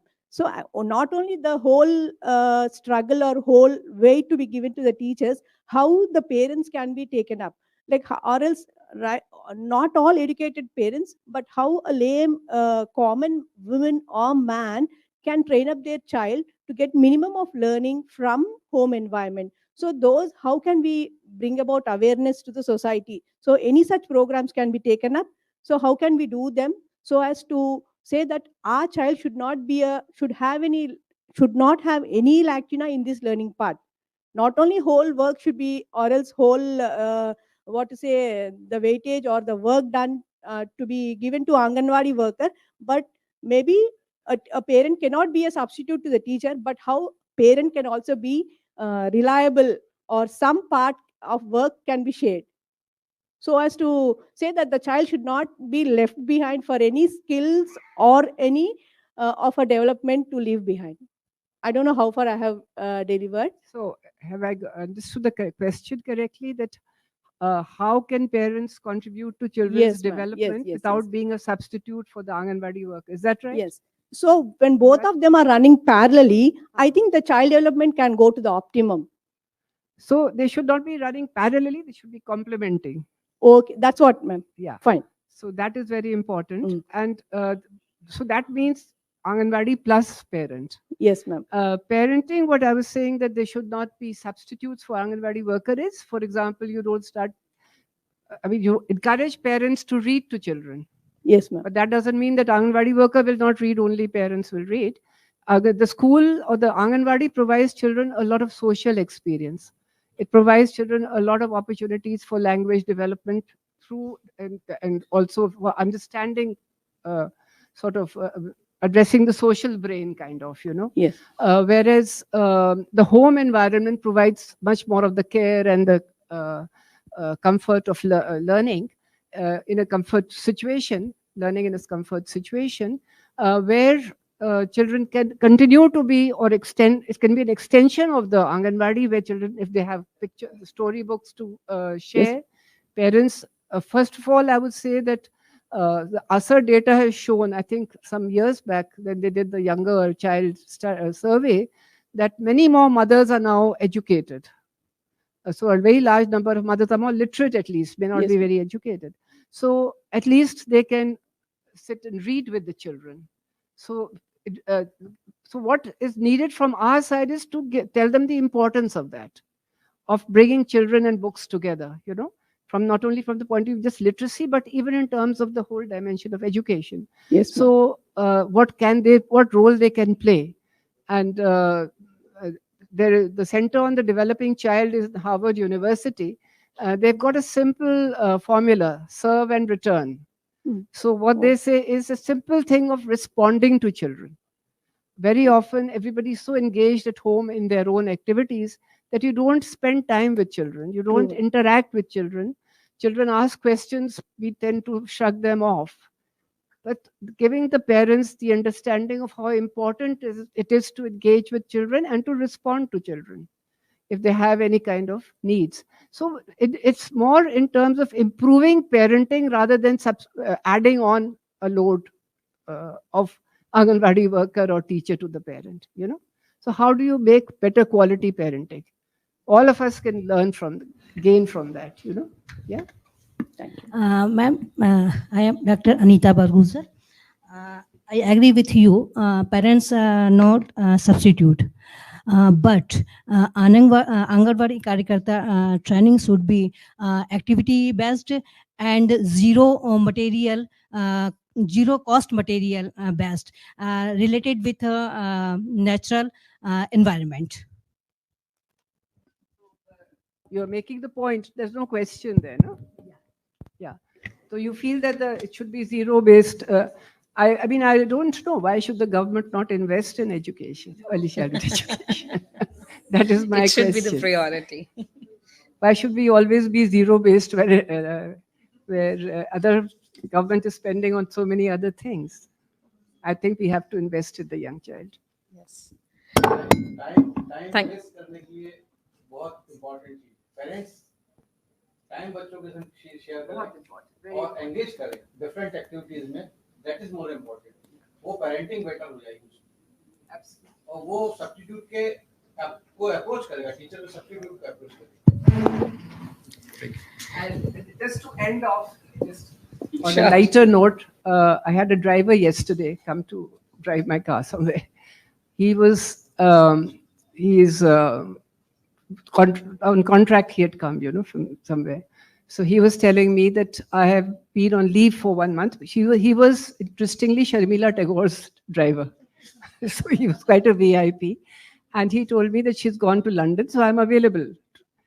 I have not told my children that I'm on leave because they'll ask me to go here, there, do this, bother me. So I'm telling them I'm working, so I'm continuing to work. So that is not what parenting is about, right? Thank you so much, Dr. Kaul, for your powerful and thought-provoking keynote address. We can definitely see it in the audience that we have to really break and continue this discussion in the tea break. But thank you so much. It certainly added tremendous to the event, and we're grateful for your time and efforts. Thank you so much. Without a further ado, we are honored to have with us Mr. Aaron Schubert, Acting Deputy Mission Director, USAID. USAID's dedication and contribution has been instrumental in fueling Room to Read's work. Mr. Schubert covers activity design, localization, and diversity, equity, inclusion, and accessibility. And I would love if people can catch him up over the tea to really talk about the inclusion that we were talking, especially in the early years, and take his insights, how that can be really helpful. He previously served as the director of the USAID Southern Africa Health Office. He also served as the director of the USAID Regional Office of Public Health in Bangkok, the deputy director of the USAID Pakistan Health Office, and as a health development officer in India. Before joining USAID, Aaron worked with UNICEF Rwanda as a health project officer, supporting the Ministry of Health efforts to scale up pediatric anti-territorial treatment. And I think that's very important because Dr. Kaul was mentioning that how do we need some of the insights in terms of what pediatrics thinks about the neurons that are available before the age of 3. So I'm very sure this conversation would be very interesting with you. Prior to UNICEF, Aaron worked as a community outreach and case manager with an anti-poverty nonprofit in the US, focusing on issues related to chronic homelessness, including HIV and AIDS. Aaron was also a Peace Corps HIV/AIDS community health worker in Malawi and worked with UNICEF to set up 4 of the first voluntary counseling and testing centers in Malawi, utilizing rapid resource test kits. He holds a BA in political science and history from the University of Wisconsin Medicine and an MA in sustainable international development from the Healy School of Social Policy and Management and Brandeis University. Thank you for coming here. to you. Over to you, please.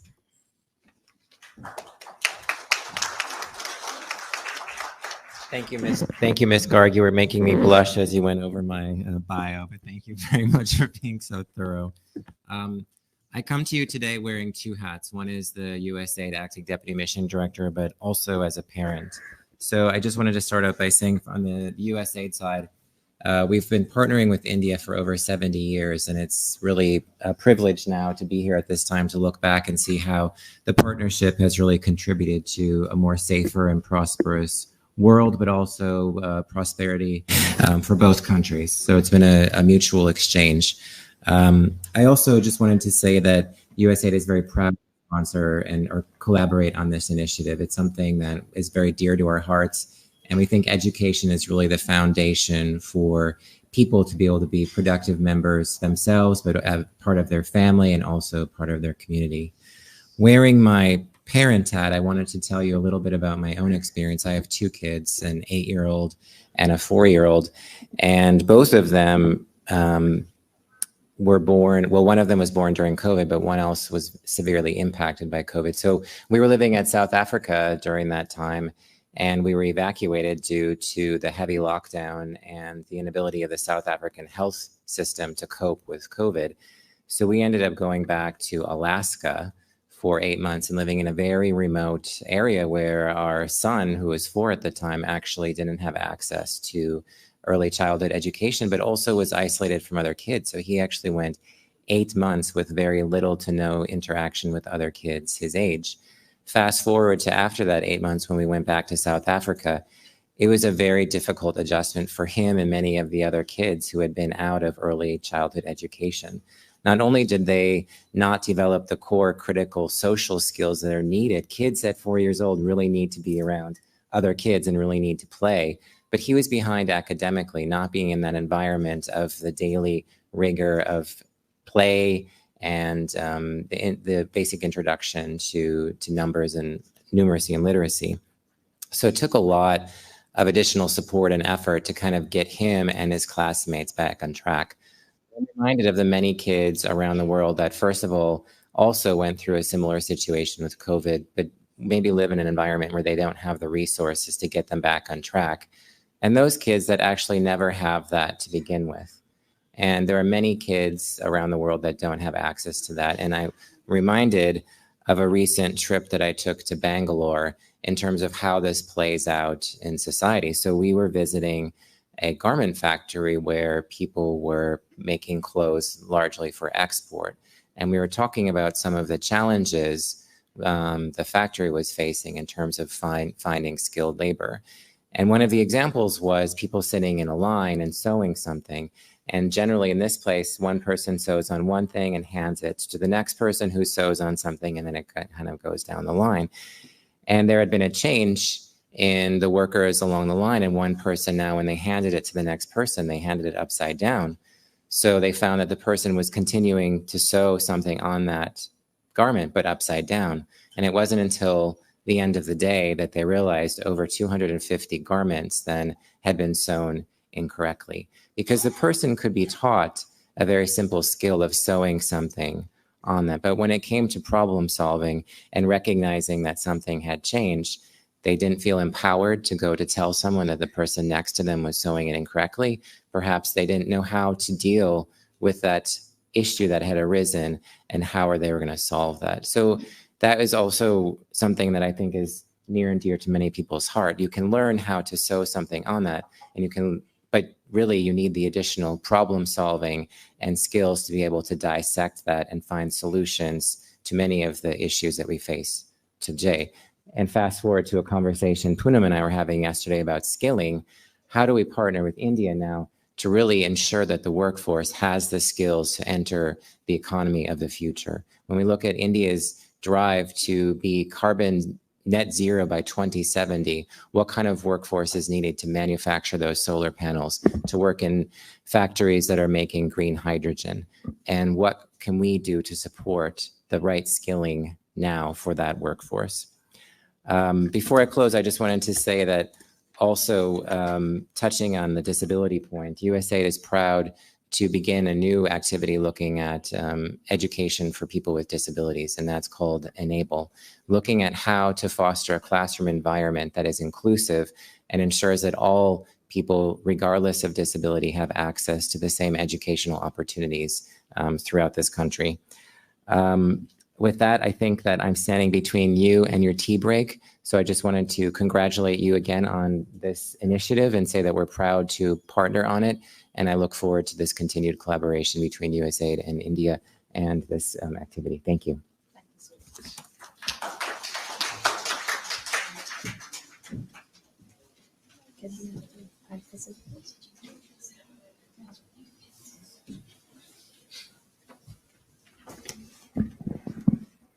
We now request Ms. Garg to felicitate the esteemed guests as a mark of our deep gratitude and appreciation.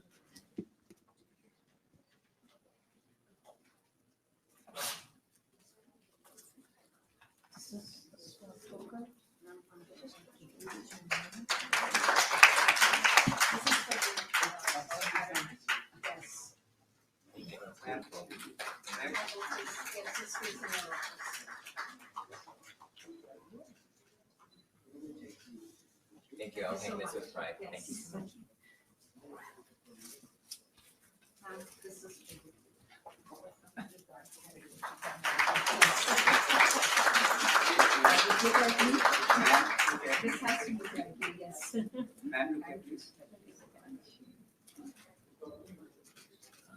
Thank you so much. Thank you.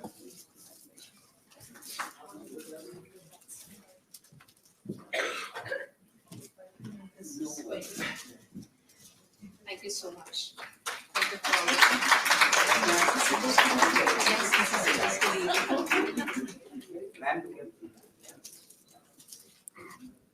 Thank you so much. We request all the guests to step forward for a group photograph as well.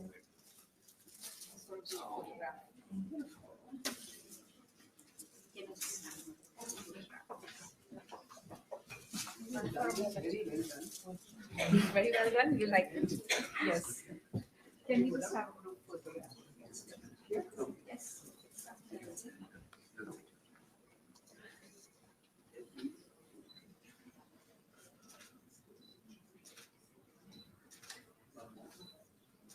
Thank you. Thank you. Requesting you all to take your seats in the audience. Yeah. No. No, right now.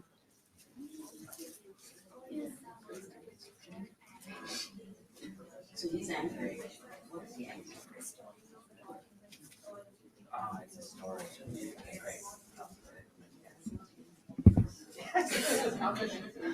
I've also been told my eyebrows are very expressive.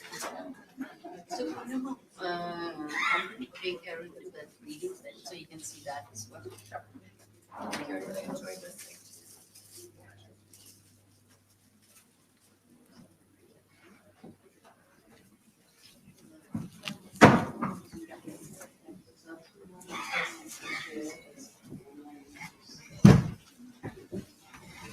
Now, we're excited to introduce you to Dr. Ghosh and his team members, Mr. Imran Khan and Ms. Ruma Ghosh, who will present an eloquent, interactive session on indigenous orality, performance, and children's language.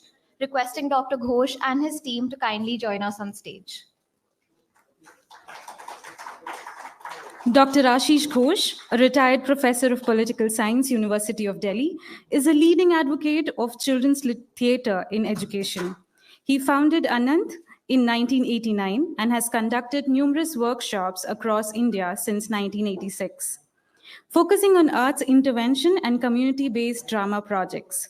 A key contributor to theatre for young audiences, Dr. Ghosh also played a pivotal role in creating theatre into educational programs in University of Delhi and NCERT.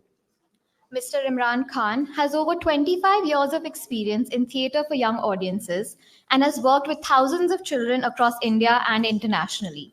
He is the first Indian to receive the honorary membership from ASSI-TEJ International and is the festival director for Tifli and Pitara, two renowned international children's theatre festivals. Ms. Ruma Ghosh began her career as a program executive at All India Radio before transitioning full-time into acting and filmmaking. She has worked with renowned directors such as 𝙀𝙬 and Prakash Jha and was a member of the theatre group Anant. An accomplished storyteller, Ruma has made significant contributions to both theatre and cinema. Dr. Ghosh and team, this stage is yours.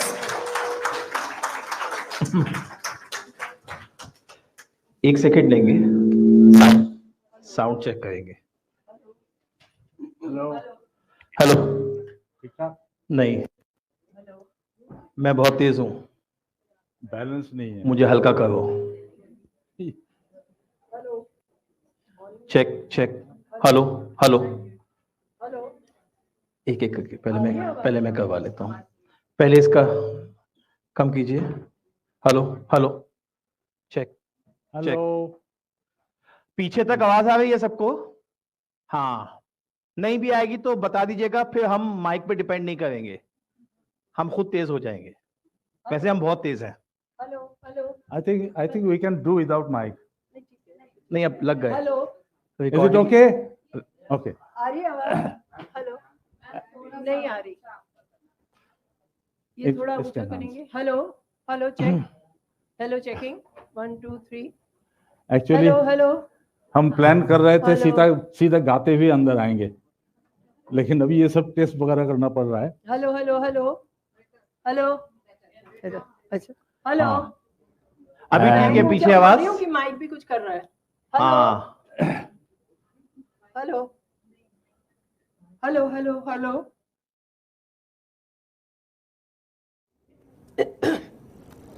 थोड़ा सा balance कर लेना तीनों का एक साथ। हाँ ठीक है, आप बोलिए। ओके, सब ठीक ठाक? हाँ मैं तो ठीक हूँ, आप बताइए, आप लोग ठीक हैं? सब सब बढ़िया? पता नहीं है, बढ़िया ही रहिए बस। हेलो,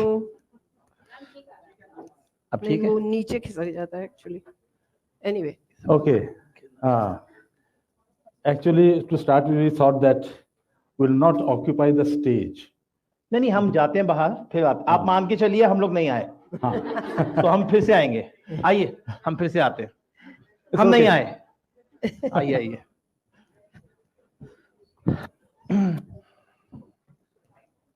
चलो चलिए। सुनो सुनो भाई, सुनो सुनो,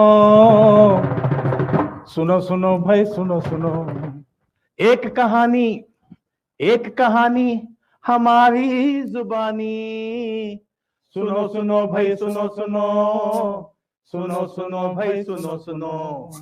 ये एक जंगल है। अच्छा, एक गहरा घना प्यारा सा जंगल। ओह, इस जंगल में तरह तरह के जंतु जानवर रहते हैं, अपनी अपनी बोली में वो रोते गाते रहते हैं।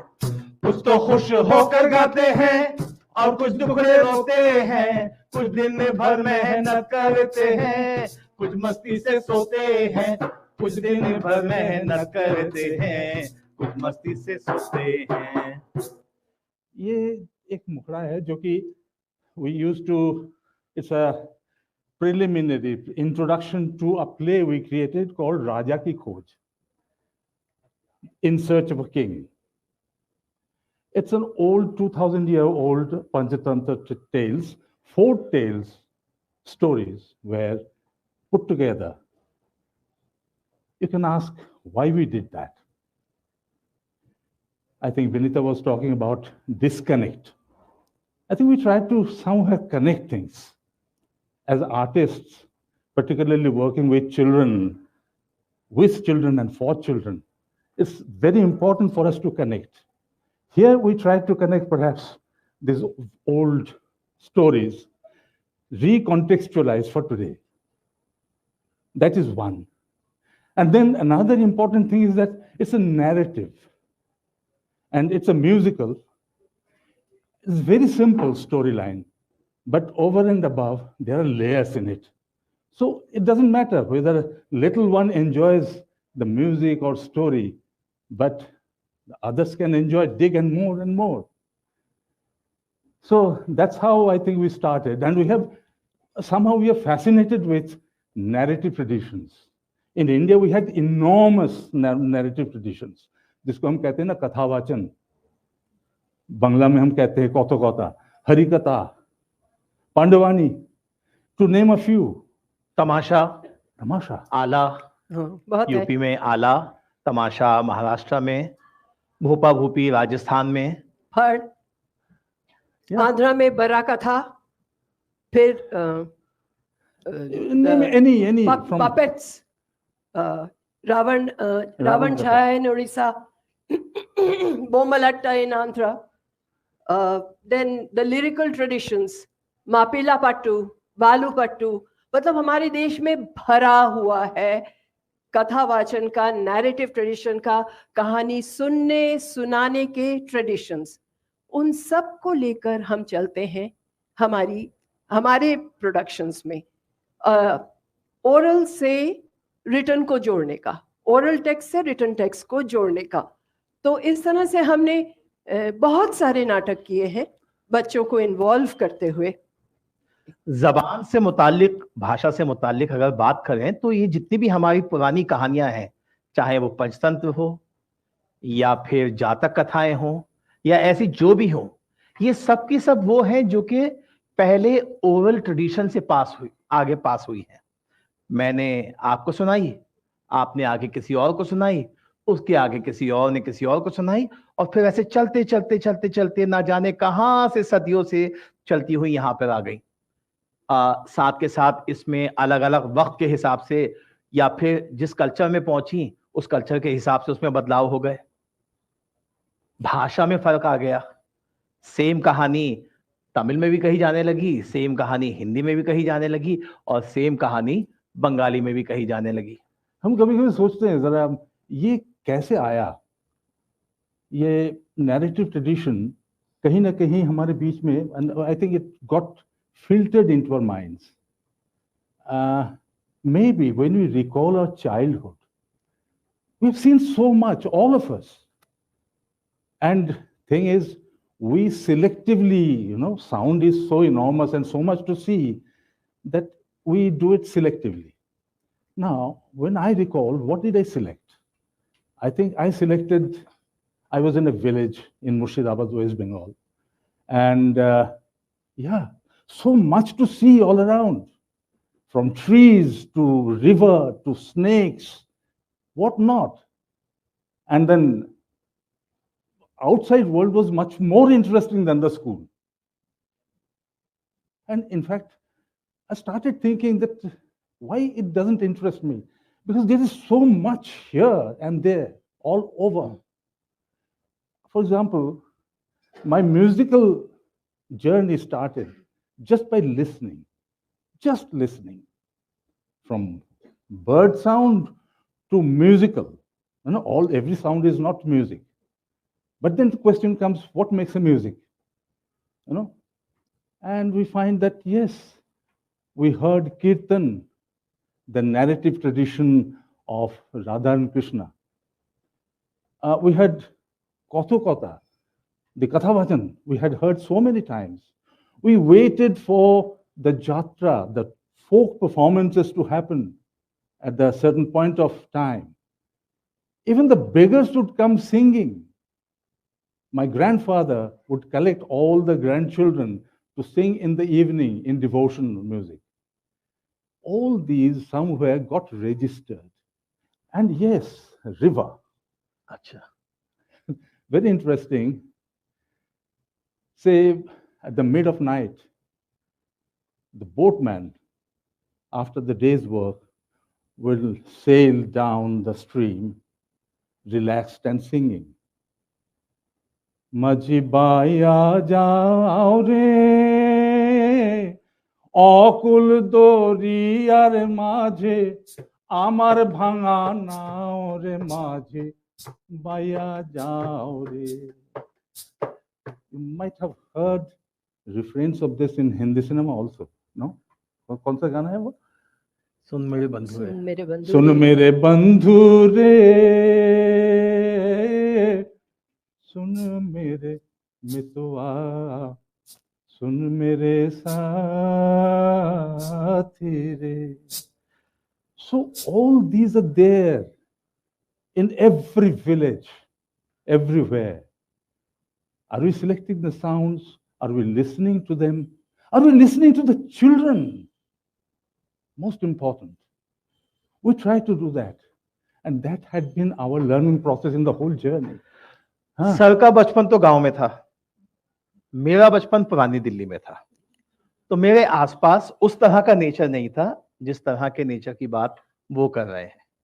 लेकिन जो हमारे आसपास का नेचर था उसका एक अपना अलग मजा था। वहां पर मुहर्रम के महीने में हमें मरसिये सुनाई देते थे, नवरात्र के दिनों में बावाज़े बुलंद लाउड स्पीकर पर जो सुबह से शाम तक भजन चला करते थे, और वो वहां से गुजरते हुए जो नहीं भी गुजर रहा है अपने घर में बैठा हुआ है उसके कानों में पड़ा करते थे, चाहे वो जिस मर्जी मजहब से या जिस मर्जी कल्चर से आया करो। और अगर वो ना भी हो, क्योंकि हम लोग तो उस जनरेशन के हैं ना जहां पर ना इंस्टामार्ट था, ना स्विगी था, ना ही सुपरमार्केट्स थे, ना जोमेटो थे, मोबाइल ही कहाँ था, मोबाइल ही नहीं था, टेलीफोन भी नहीं था। तो हम लोग तो बाजार में जाते थे या तो सौदा लेने, या फिर सौदा बेचने वाले हमारी गलियों में आते थे, और उनके जो सुर थे वो हमारे कानों में पड़ते थे। कहीं कोई एक कबाड़ी वाले की आवाज आज भी आपके कान में गूंज रही होगी, कहीं कोई एक खास सब्जी वाला जिसका कुछ एक खास तरह से सब्जी बेचने का तरीका वो आज भी आपके कानों में गूंज रहा होगा। वो ही नहीं, यहां तक के भिखारी। कई मर्तबा तो मेरी दादी एक खास तरह का एक भिखारी था, वो जिस दर्द के साथ हर रोज अपने प्रोफेशन में आगे बढ़ा करता था और जिस तरह से मांगता था, मेरी दादी को हर रोज लगता था कि इस बेचारे को आज कुछ नहीं मिला, और जबकि पता है कि ये रोज यही करता है। लेकिन शायद वो जो उसकी आवाज का जो दर्द था, वो जो तरीका था, वो दादी के दिल को छू गया था और मेरे कानों को आज तक छुआ हुआ है। तो चाहे वो नेचर का साउंड हो या फिर लोगों का बनाया हुआ साउंड। ये इमरान ने पुरानी दिल्ली की बात की। पुरानी दिल्ली का एक बहुत खास ट्रेडिशन होता था जहां फेरी वाले भी अपनी चीज बेचने के लिए कहानी सुनाया करते थे, उनको किस्सा को बोलते थे। वो ट्रेडिशन अब खत्म हो गया है, लेकिन हमें याद है वो कहानियां भी बहुत रोचक होती थी। तो हमने अपने नाटक में rhymes I think very important. We have used rhymes are very important as a stepping stone for learning, language learning, I suppose. And yes, we created plays, entirely one play named 𝙀𝙀 entirely based on rhymes. और mostly traditional, बहुत ज्यादा वैसे वाले नहीं कि किसी बड़े कवि ने लिखे हैं, वो सब वो जो आप और हमने बचपन से सीखे हैं। याद है ना, अक्कड़ बक्कड़ बम्बे हो 80 90 पूरे 100 में लगा धागा, चोर निकल के भागा, पोशंपा भाई पोशंपा, लाल किले में क्या हुआ, 100 रुपए की घड़ी चुराई, अब तो जेल में आना पड़ेगा। हम लोग खेला करते थे इन राइम्स पे। और हो सकता है ऐसे बहुत सारे राइम आप में से भी कई लोग को याद हो, दूसरी भाषाओं में याद हो। याद है किसी को कुछ ऐसा? है? जरूर होंगे, जरूर होंगे। बोल नहीं रहा, शर्मा रहे हैं। Actually, we collected many rhymes and prepared a book, and it was Delhi University had published it for primary level teaching, elementary regional support book. So there are materials. Only one has to recollect. Now, I think let's talk about the particular genre called टेसू। टेसू तो पता है ना, मेरा टेसू यहीं अड़ा, खाने को मांगे दही बड़ा। टेसू जगह जगह घूमता है, और टेसू एक छोटा सा पुतला होता है जिसको बच्चे बनाते हैं। एक मुंडी होती है और नीचे 3 टांगे होती हैं, और बच्चे उसको ये गाने गाते हुए एक घर से दूसरे घर लेके जाते हैं और लोगों से बदले में पैसे मांगते हैं ताकि टेसू उनका ख्याल रखे। तो टेसू की खास बात यह है कि वो स्थिर नहीं रहता एक जगह, वो मोहल्ले मोहल्ले में घूमता है, गांव गांव में घूमता है, और वहाँ के गाने और ट्रेडिशंस उसके परफॉर्मेंस में जुड़ जाते हैं। तो हमारे 𝙀𝙀 में हमने एक ये हम सुनाते हैं आपको, ये ट्रेडिशनल है, लेकिन एक कंडीशन है, हम गाते रहेंगे मैं कहीं भी जा सकता हूँ, लेकिन आप लोगों को एक ही सुर में रिपीट करते जाना है। हमारे साथ गाइएगा और हमें एक ही सुर में गाना है, ये वेरिएशन लाएंगे। घंटा घर भाई घंटा घर, घंटा घर भाई घंटा घर, घंटा घर में 4 घड़ी, घंटा घर में 4 घड़ी, चारों में जंजीर पड़ी, चारों में जंजीर पड़ी। जब भी घंटा बजता था, जब भी घंटा बजता था, खड़ा मुसाफिर हंसता था, खड़ा मुसाफिर हंसता था, हंसता था वो बेधड़क, हंसता था वो बेधड़क। आगे देखो नई सड़क, आगे देखो नई सड़क, अरे नई सड़क में बोया बाजरा, नई सड़क में बोया बाजरा।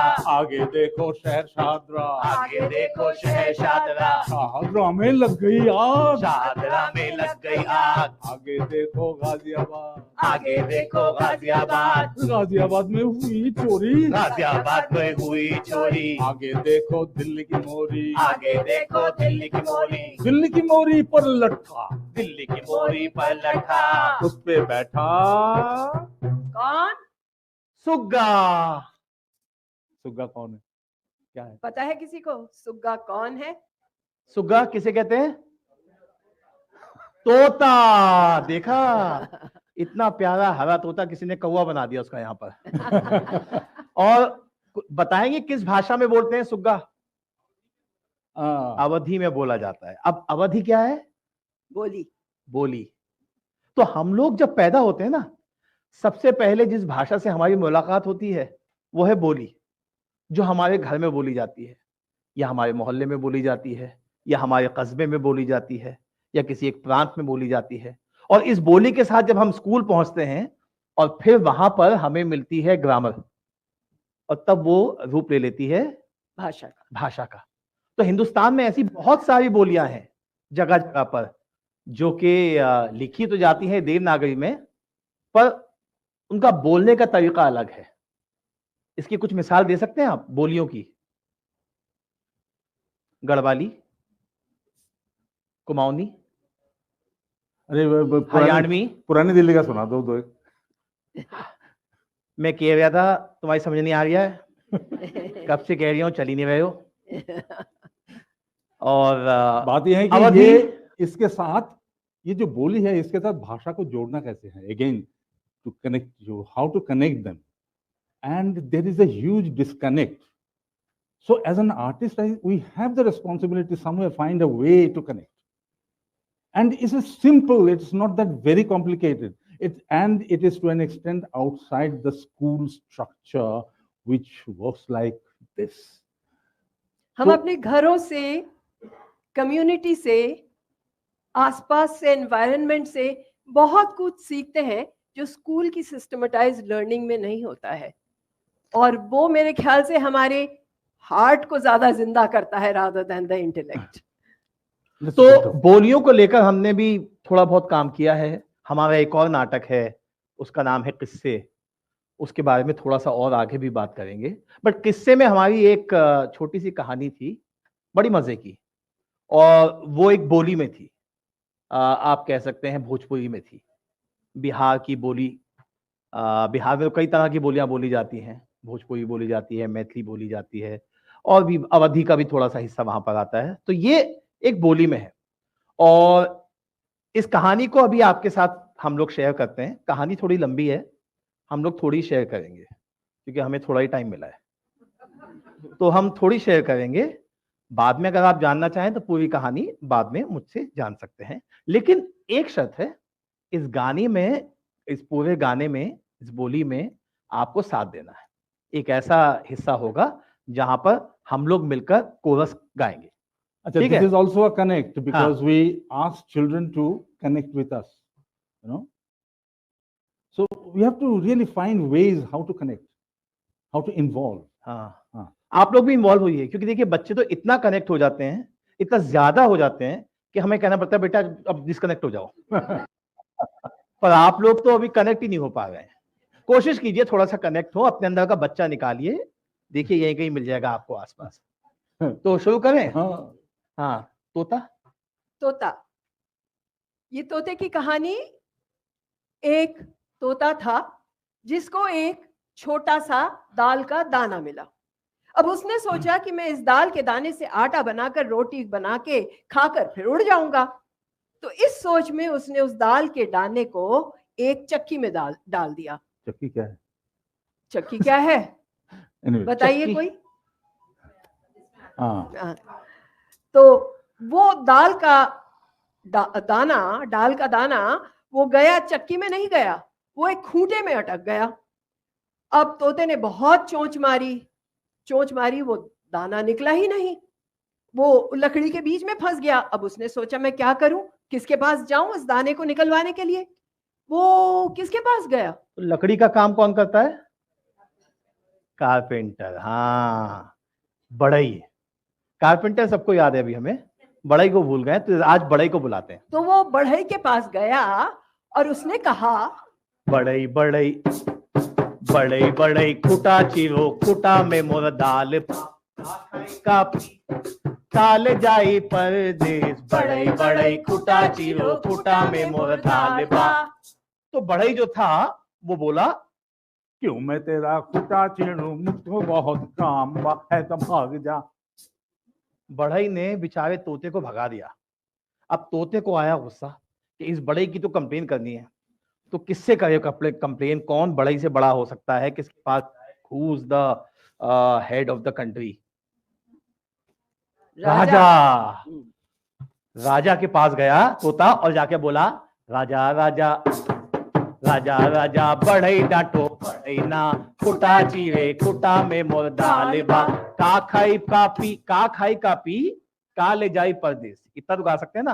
1 2 3 गो। का खाई कापी, का ले जाई परदेश, राजा बढ़ई डांटो राजा राजा। तो राजा बोला, अरे तोता, ये दाने के लिए मैं अपने राजपाट छोड़कर बढ़ई को डांटने जाऊं? हैं? चल चल घर जा, घर जा। राजा ने भी भगा दिया। राजा ने भी नहीं सुनी तोते की। अब तोते को राजा की कंप्लेन करनी है। अब राजा की कंप्लेन किससे हो सकती है? Who can be the higher authority? अरे सबकी आप बीती निकल आई। वाह वाह, बहुत सही बहुत सही। ठीक है, हम आपकी बात मानते हैं। वैसे तोता कहीं और गया था, पर आप चाह रहे रानी के पास, तो हम रानी के पास चलते हैं। तो रानी के पास जाके तोते ने बोला, रानी रानी रानी रानी राजा छोड़ो राजा ना, बढ़ई डांटे बढ़ई ना, खुटा चीरे खुटा में मोर दाल बा। का खाई कापी, काल जाई परदेश, रानी रानी राजा छोड़ो रानी रानी। चल तोते, तेरे इस दाल के दाने के लिए मैं अपने राजा को छोड़ दूं? कोतवाल! अरे रानी कोतवाल को बुला रही है। तो तोता वहां से उड़ गया। अब वो महल से निकलने ही वाला था कि तभी उसकी नजर पड़ी एक काला सा सांप। तो उसने क्या सोचा होगा? सांप से कह के कटवा देगा रानी को, इंतकाम ले लेगा। तो उसने सांप को जाके बोला, सांप सांप सांप सांप, रानी डसो रानी ना, राजा छोड़े राजा ना, बढ़ई डांटे बढ़ई ना, खुटा चीरे खुटा में मोर दाल बा। का खाई कापी, काल जाई परदेश, सांप सांप रानी डसो सांप सांप। तो सांप बोला, रानी को डसूं और उल्टा मैं ही फंसूं? इससे तो अच्छा है तोते मैं तुझे ही डस लूं। तो यहां तक तो एग्जैक्टली कहानी जैसी थी वैसे। अब हम यहां से जाएंगे फास्ट फॉरवर्ड मोड में, क्योंकि आज बहुत कुछ करना है आप लोगों को। तो जब सांप ने मना कर दिया, तो सांप की कंप्लेन लेके तोता गया एक लाठी के पास के, लाठी से बोलेगा कि सांप को मार दो। लाठी ने भी मना कर दिया। तो लाठी की कंप्लेन लेके गया आग के पास के, आग लाठी को जला दो, और आग ने भी मना कर दिया। अब आग की कंप्लेन लेके कहां जाना चाहिए? पानी के पास। तो पानी के पास गया, पानी ने भी मना कर दिया। फिर पानी के बाद वो गया एक हाथी के पास और उससे कहा, हाथी जितना पानी है सब पी जाओ। लेकिन हाथी ने भी मना कर दिया। तो फिर गया एक रस्सी के पास और बोला, रस्सी तुम हाथी को बांध दो। तो रस्सी ने भी मना कर दिया, नहीं मैं नहीं बांध रही। तो वो गया एक चूहे के पास कि चूहे तुम रस्सी काट डालो। तो चूहे ने भी मना कर दिया। उसके बाद वो गया फिर एक बिल्ली। नहीं चूहे के कहां जाएगा? चूहे से बदला लेना तो बिल्ली के पास ही जाएगा। हाँ, और किसी के पास नहीं, बहुत प्रोडक्टिव है। ठीक है, बिल्ली के पास गया। तो बिल्ली के पास गया और तो बिल्ली ने क्या बोला? मना कर कुछ दिया, आइडिया? मना कर दिया। नहीं, बिल्ली चूहे को मना कर ही नहीं सकती। बिल्ली की फेवरेट डिश है चूहा। It's like biryani for her. तो बिल्ली ने कहा चूहा, कहाँ है चूहा? तो एक पूरी लाइन कर लेते हैं ताकि आप लोग को याद हो जाए। तो तोते ने जाकर बिल्ली से कहा, बिल्ली बिल्ली बिल्ली बिल्ली चूहा खाओ चूहाना, रस्सी काटे रस्सी ना, हाथी बांधे हाथी ना, पानी सोखे पानी ना, आग बुझाए आग ना, लाठी जलाए लाठी ना, सांप मारे सांप ना, रानी डसे रानी ना। देखते हैं याद है या नहीं। ओके, यहां से लेते हैं। सांप ना, रानी ना, राजा ना, बढ़ई ना, खुटा में मोर दाल बा, का खाए काफी, ताले जाई परदेस। बिल्ली बिल्ली चूहा खाओ बिल्ली बिल्ली। तो बिल्ली बोली चूहा, कहाँ है चूहा? चूहे का नाम सुन के मेरे पेट में चूहे दौड़ने लगे और बिल्ली ने अटैक किया चूहे पे। चूहे ने कहा नहीं नहीं नहीं, मुझे मत खाओ, मुझे मत खाओ, मैं अभी रस्सी काट देता हूँ।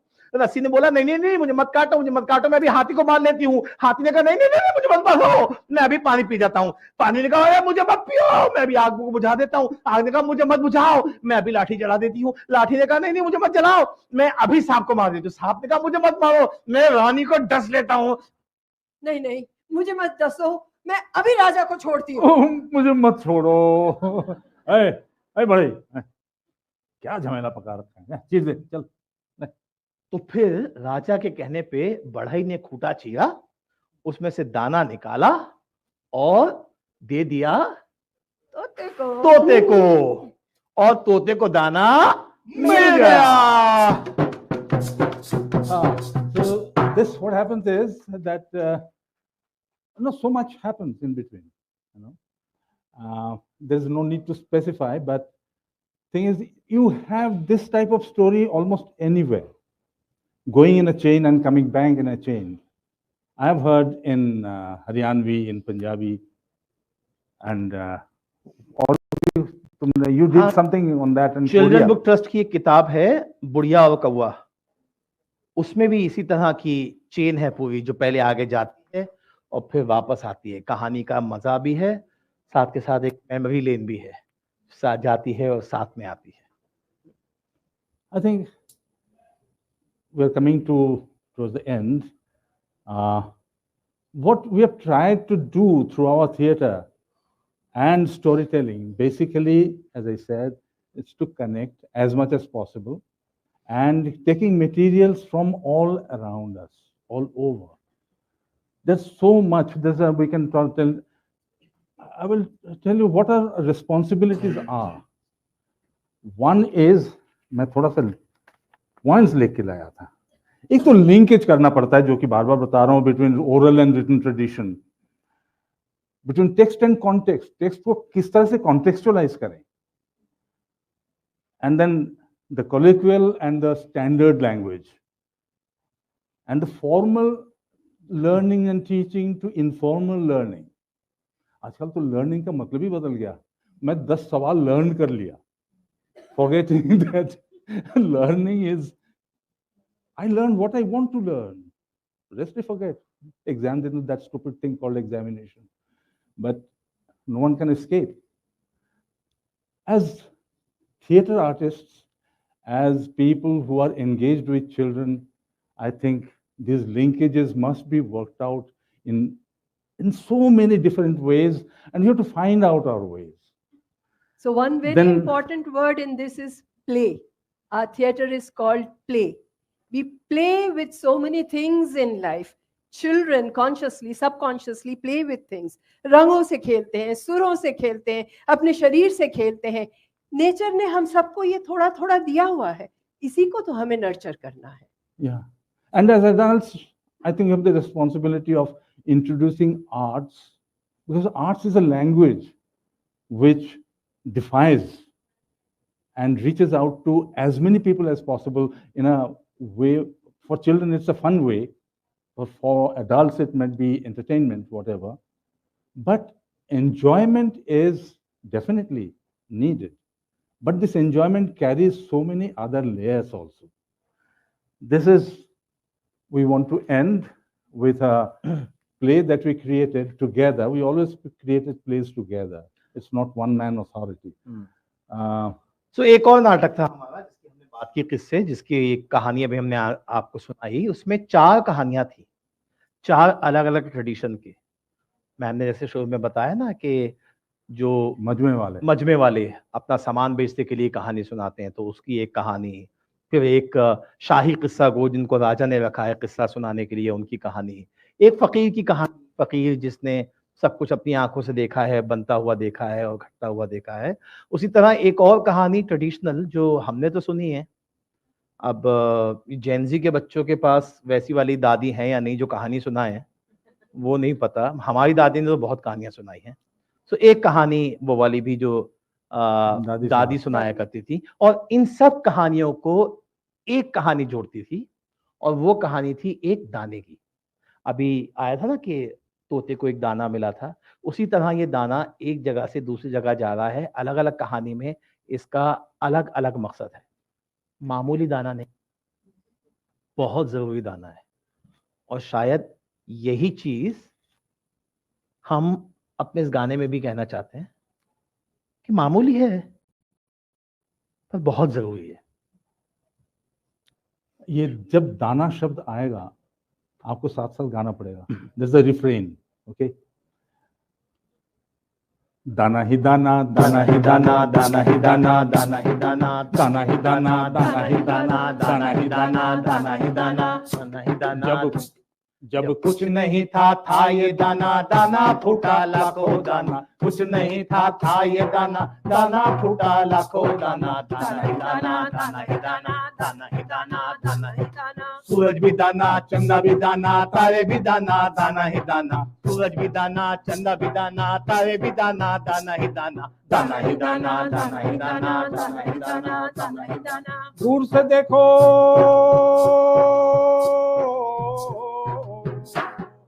दूर से देखो दुनिया भी दाना, दुनिया के ऊपर दाना ही दाना, दाना ही दाना, दाना ही दाना, दाना ही दाना, दाना ही दाना। दाल भी दाना, चावल भी दाना, मकई भी दाना, गेहूं भी दाना। दाल भी दाना, चावल भी दाना, मकई भी दाना, गेहूं भी दाना, दाना ही दाना, दाना ही दाना, दाना ही दाना, दाना ही दाना। अपने अंदर झांक के देखो,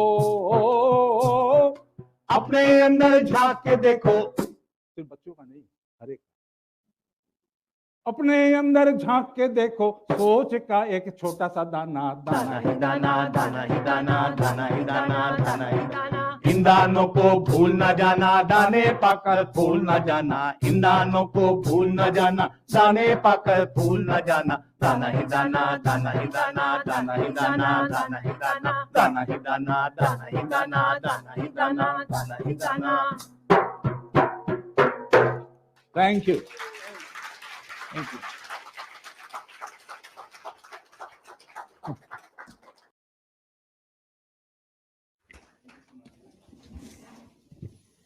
Thank you, Dr. Ghosh and the team for that incredible session. Your expertise and approach truly enriched our understanding of the powerful role that orality plays in shaping language and identity. Thank you for bringing these concepts to life in making it not just informative, but also interactive. We would now like to invite Mr. Shaktibrata Sen, Senior Director Programs, Room to Read India, on stage to felicitate Mr. Ghosh, Mr. Khan, and Dr. Ghosh as a mark of our gratitude and appreciation.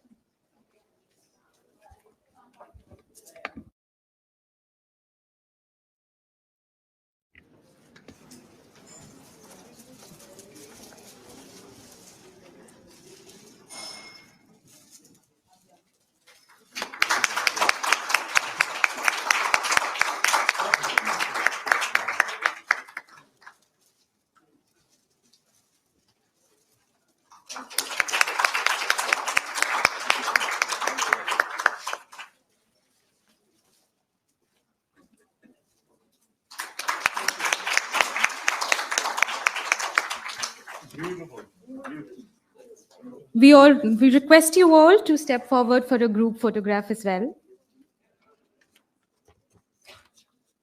इसमें पतंग है। पतंग से related भी कुछ word हैं, इसमें बहुत कुछ है। आइबो, इसमें मछली है, बंगाली हो तो पता। Thank you. शुक्रिया। Thank you so much.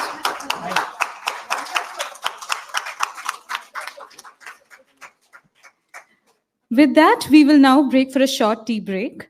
Please feel free to enjoy some refreshments in the lobby area. We encourage you to take this time to connect with fellow attendees and visit the interactive wall at the back and also display kiosk outside the hall. We will reconvene at 12:40 to continue with the rest of today's session. Thank you. That you will find insightful, invigorating, and debating various things in various deep and nuanced ways. So let me first invite the panelists onto the stage. First, I invite Dr. Sunita Singh. She's the Associate Professor and Dean at the School of Education Studies, Dr. B.R. Ambedkar University. Dr. Sunita Singh holds a PhD degree in Language and Literacy from the University of Illinois at Urbana-Champaign. Dr. Singh has published internationally and served as an editorial board member and reviewer for global journals. At School of Education Studies, she teaches courses in language and literacy and early childhood curriculum. Thank you. Let's have a round of applause, please.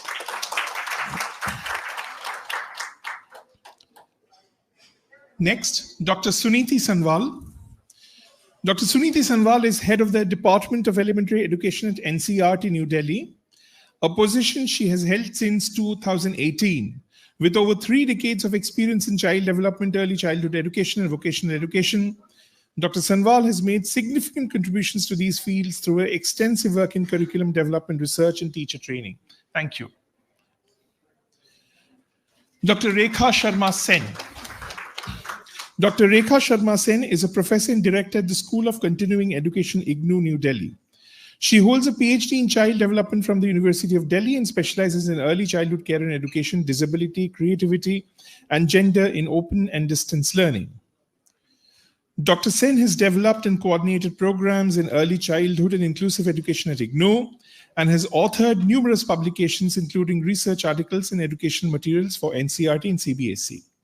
She's also served as the chair professor at Jamia Millia Islamia, where she taught a master's course and conducted research in early childhood development. The next panelist is Shubhra Chatterjee.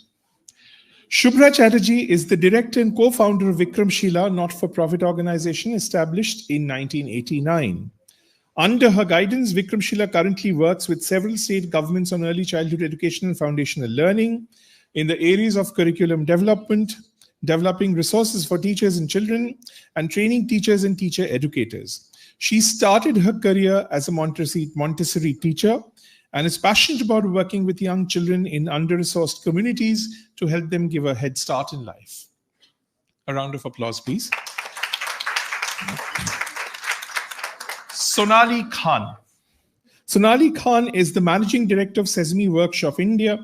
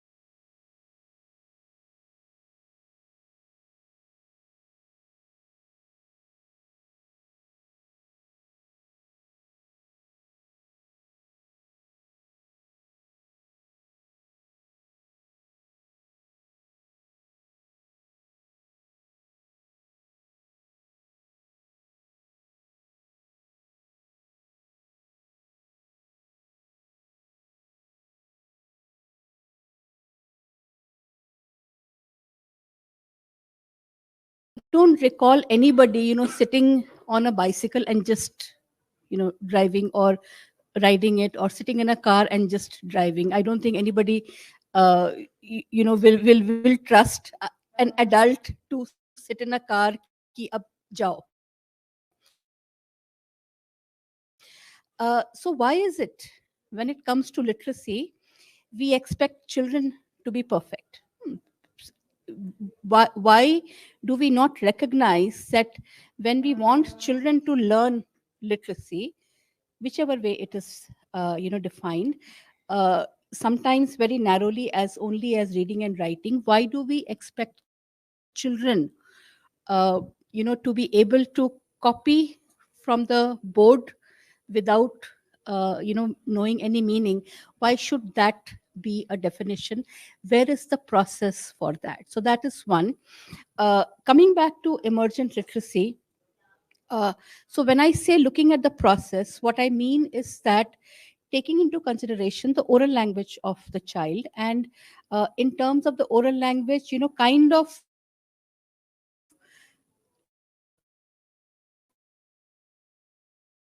looking in, and also from outside to in, and also from inside to out.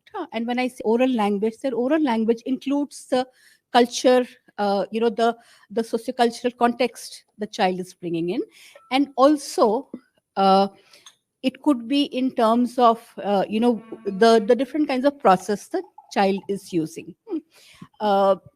One very good example of emergent literacy, and I think somebody mentioned in the morning session, storybooks, books, as able to construct their own story. So that is a very beautiful example of doing emergent literacy. So very quickly, I will come to the other two terms that you are saying.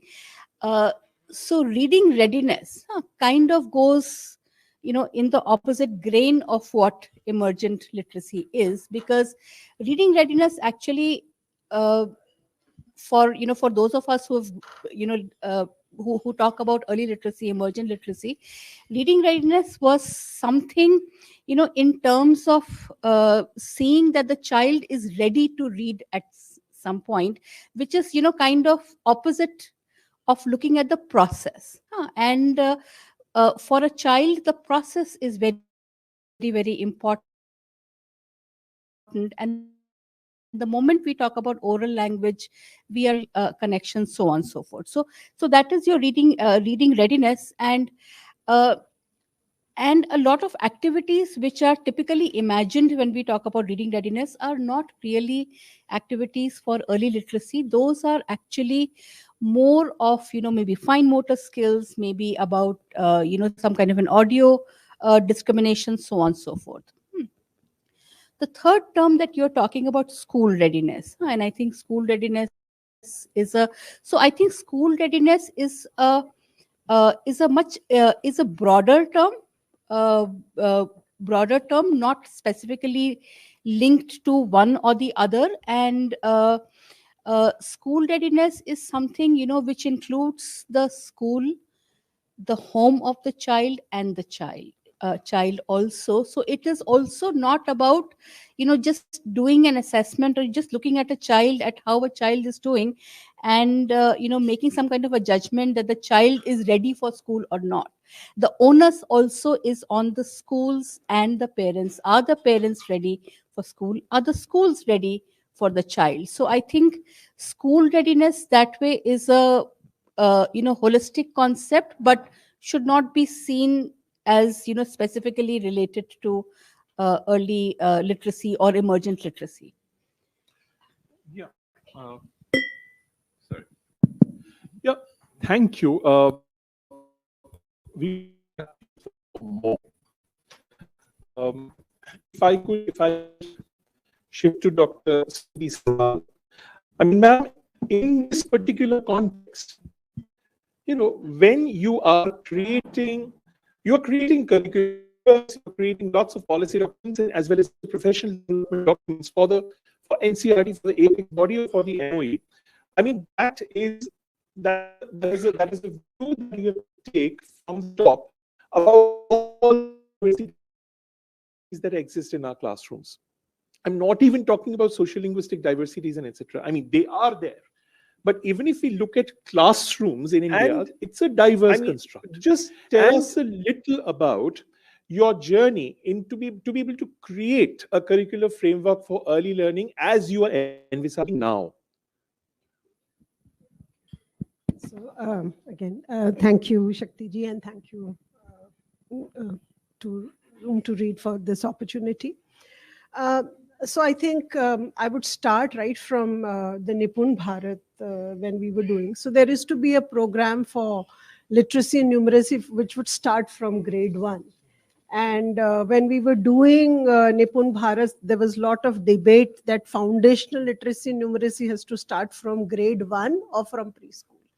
And so a lot of convincing took place to say that if it is foundational, it has to start from preschool. And that is where you see that 5 years earlier, 6 years, and now 5 years in a continuum, we started doing the learning outcomes in Nipun Bharat. So that is, of course, yes, that this is a challenge, but the larger question is that if not teach ABCD, or what you say, the learning outcome for the reading readiness, that knowing the alphabets, knowing the numbers, if you don't teach that, then what do you teach? You know, that is the question. And that we tried to answer through the preschool curriculum, through the guidelines that we developed for the preschool, and then a lot of understanding in the Nipun Bharat document that we did. So we started doing that groundwork and started, telling the master trainers, like we work only with the master trainers. We did a lot of workshops with the states and sort of tried to realize the importance of the continuum and looking at from grade 3. Now, because now after NEP, that 3 years has been a part of the foundational stage. So looking at the entire foundational stage as one unit is what we worked on. And so yes, it is difficult that we have to take into account all kinds of diverse population is there. But then we work with a lot of states, with a lot of NGOs who work at the ground, and that's how we get ideas to include all of that in our documents. So I think that is where the strength lies, that we work with the states, we work with the CRTs, and whatever document is done at the national level, we have the inputs coming in from the experts, from the people who are working at the ground, from the CRTs, and that's how we are able to cater to the diversity. Maybe just a little more elaboration. For example, what kind of a framework for early learning do you envisage? Like, how comprehensive do you want it for India?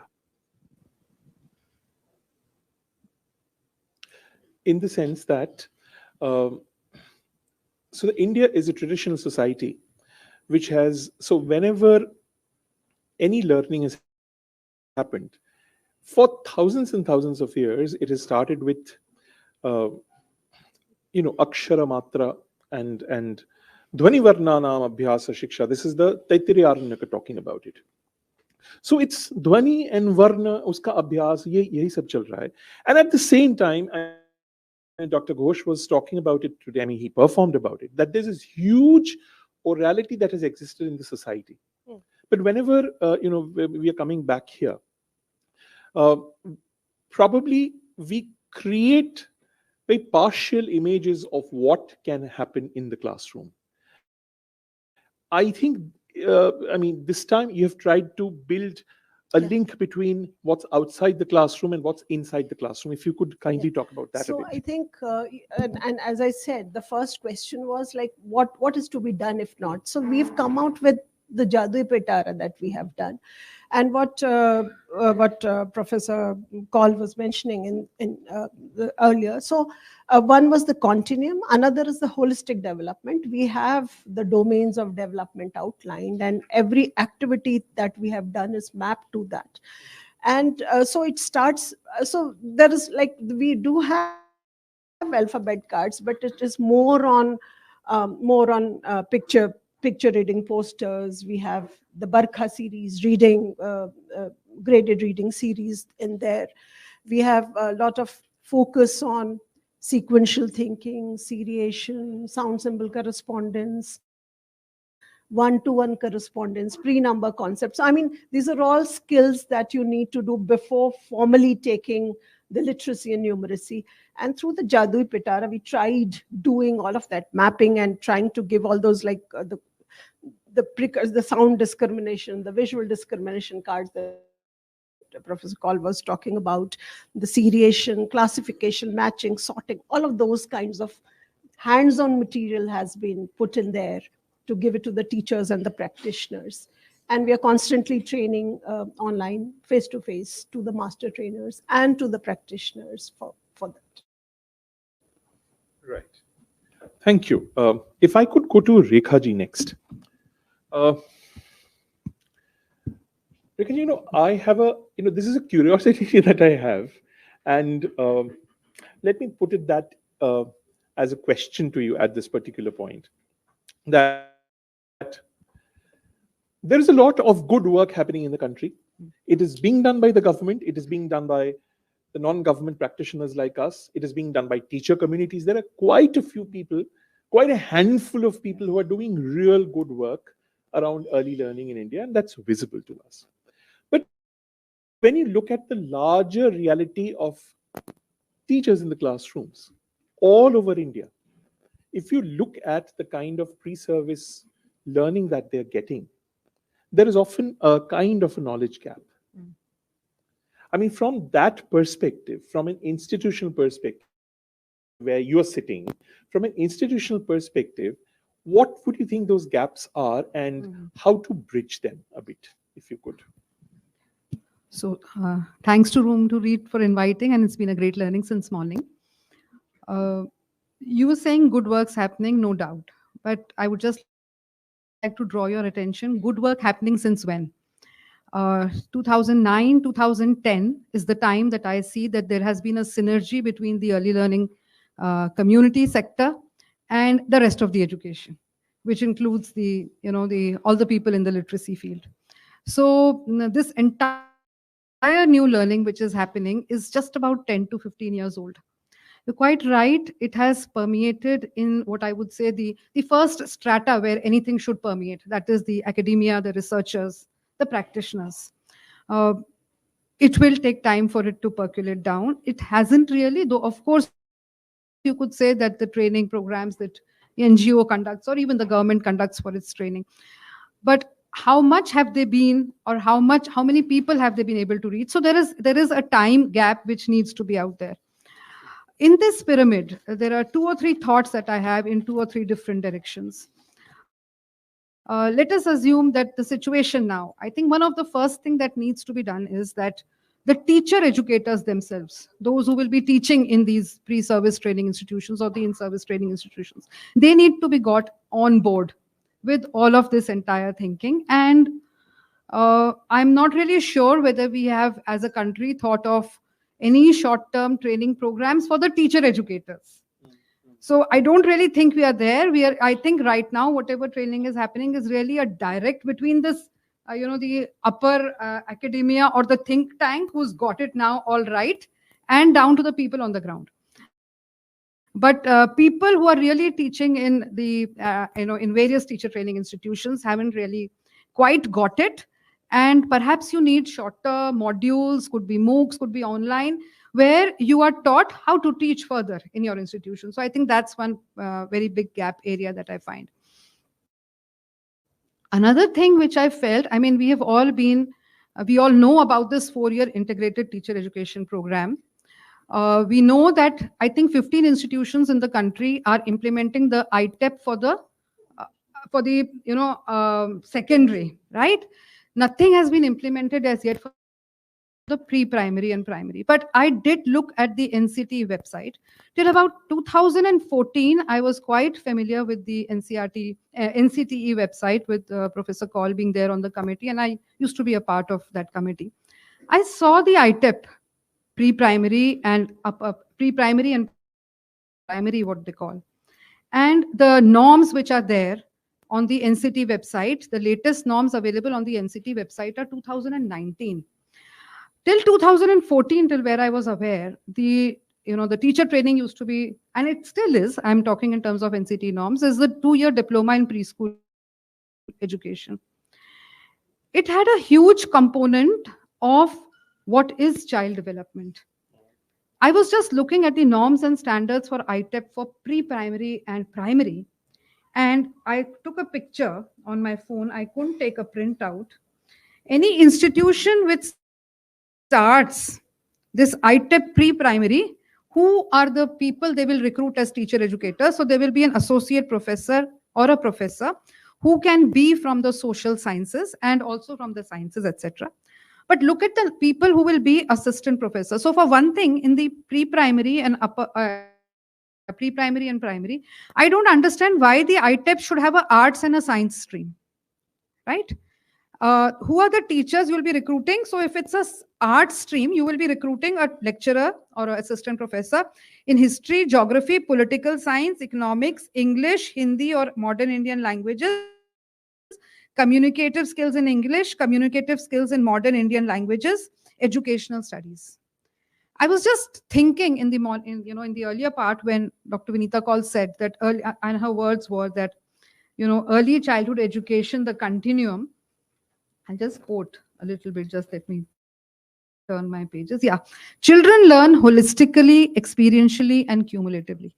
If this is going to be the, recruitment list of our assistant professors who are in specific disciplines, are we really going to be able to do justice to a preschool education curriculum out there?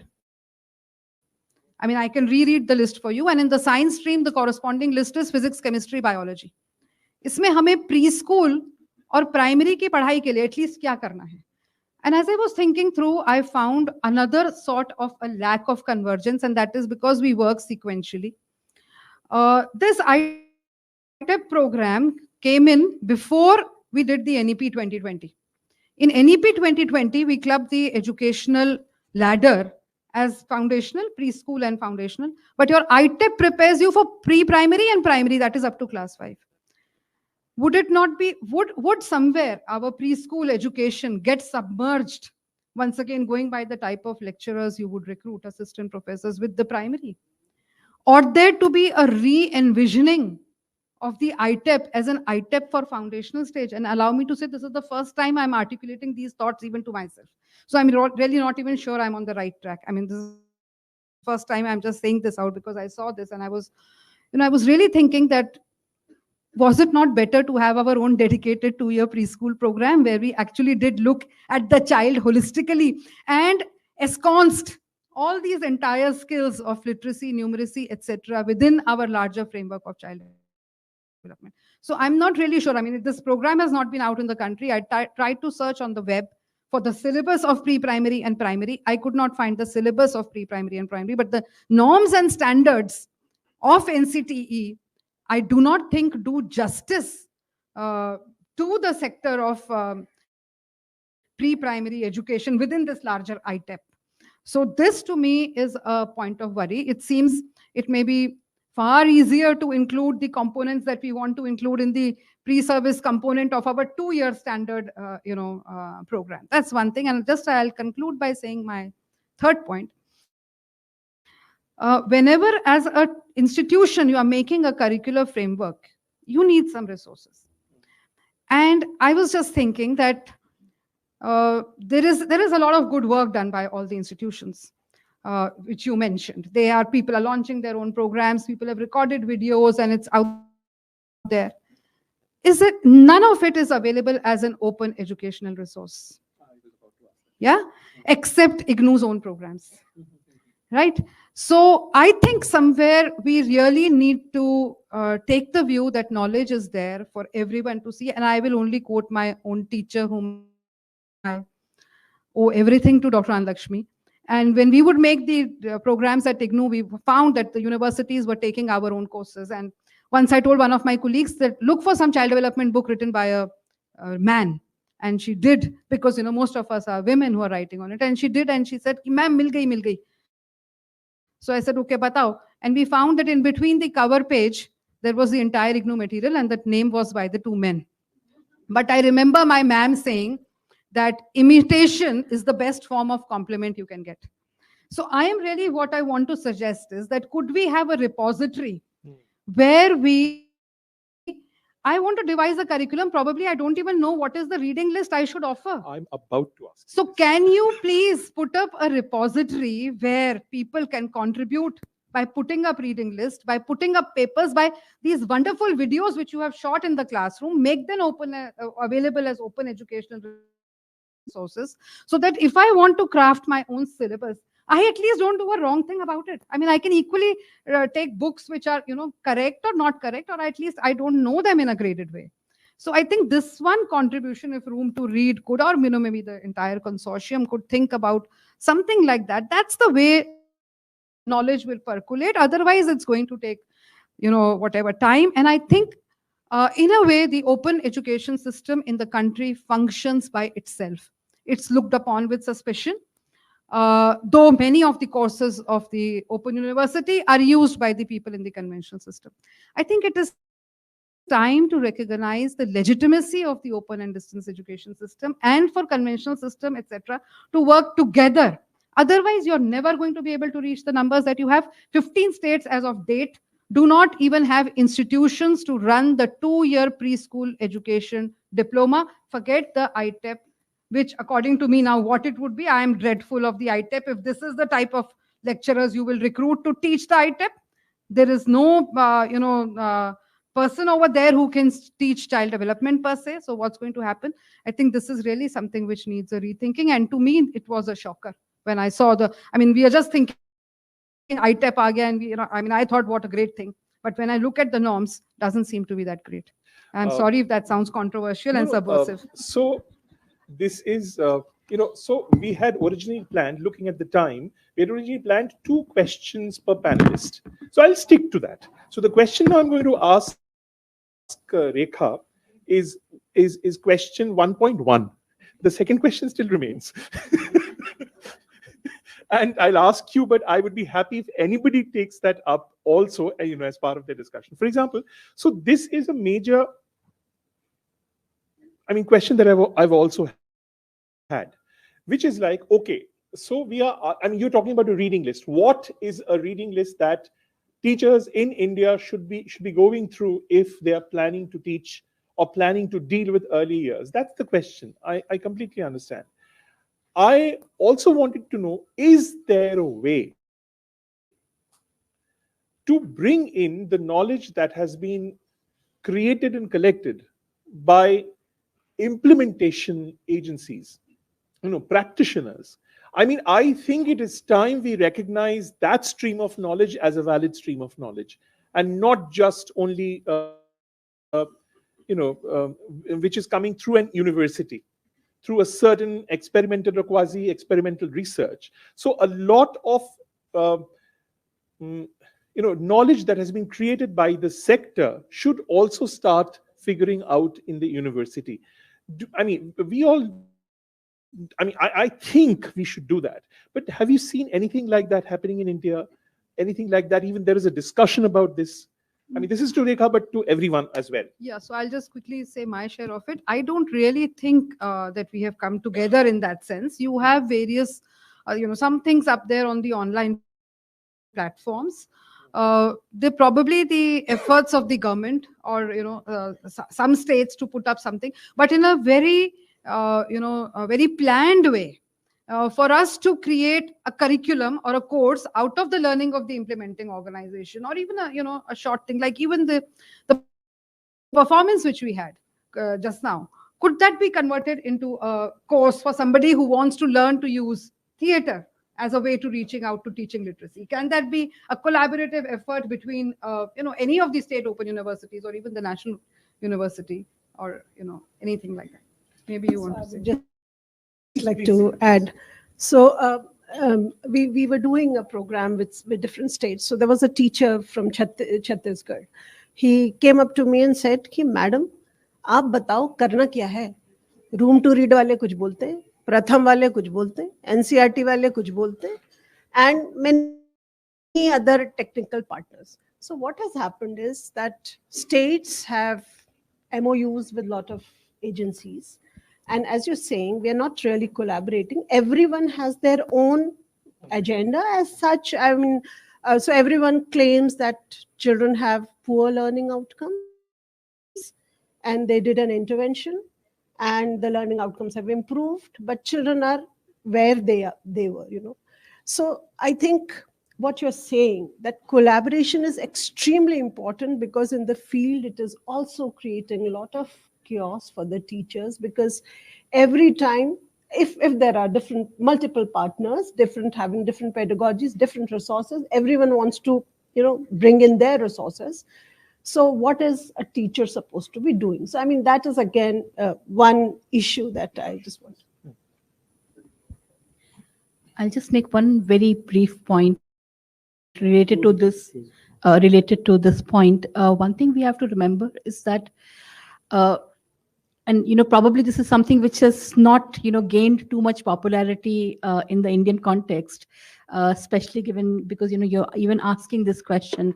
So if you look at research in early literacy, emergent literacy, when we are doing research, the first step of doing research, with young children, we are also trying to document, not only what they are reading and writing and their oral language, but also how they are doing it. So we should also not forget that whatever knowledge we have gained about the process of reading and writing, we have gained by observing and working with children doing that, and we tend to forget that. Right. Please. Yeah. If you want to add, Sonali, we'll come back to you, but please do add.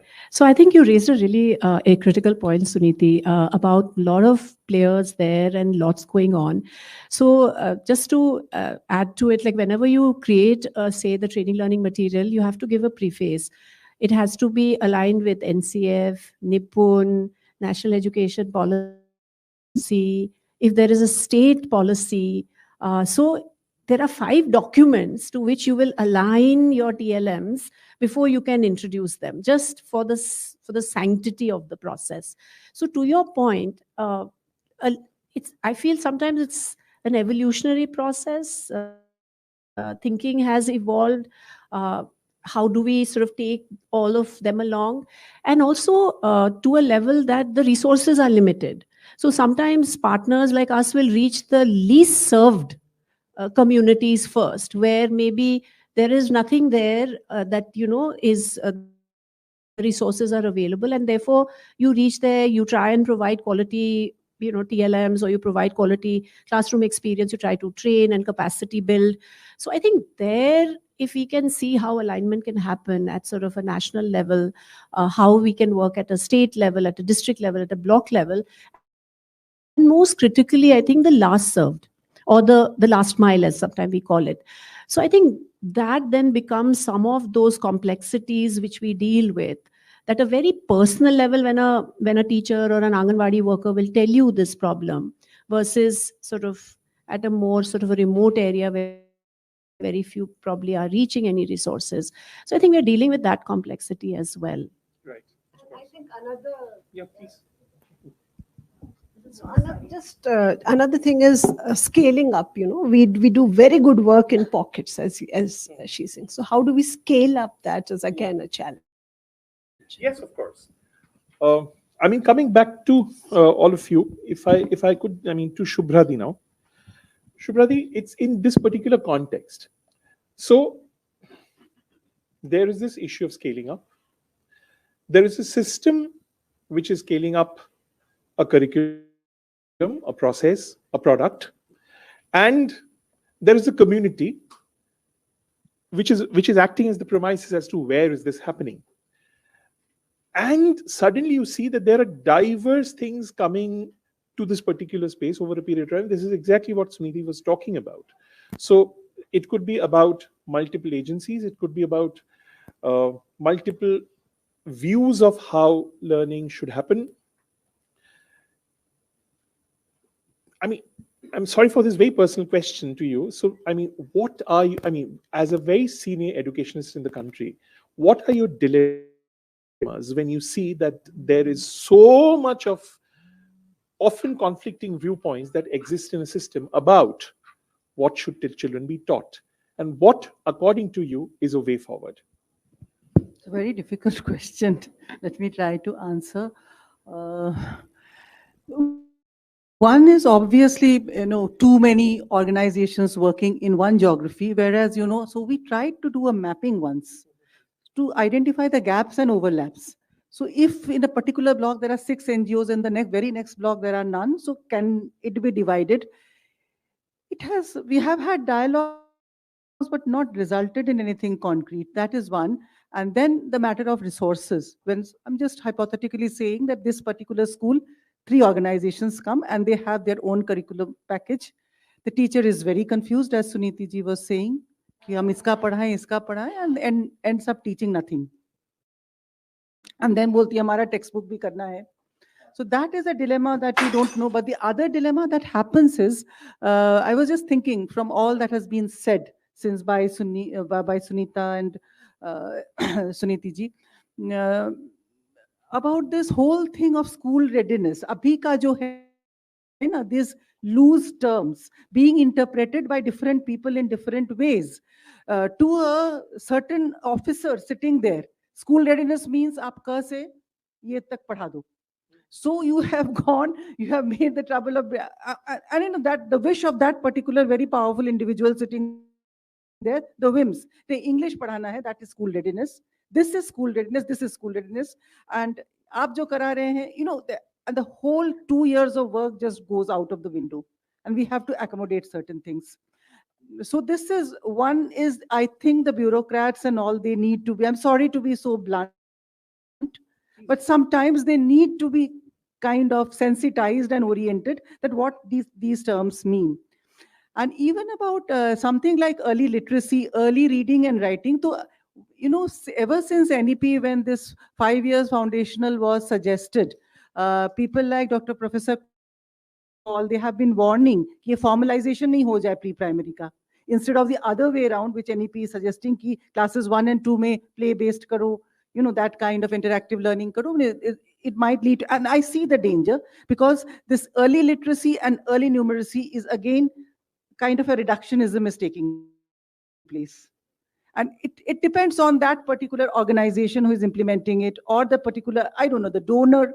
So they have got their own ideas, and high time we need to have such discourses and have the meanings clear. What do we mean? Like Sunita was saying, process. And I have even heard like people who train on early literacy, a bag of activities.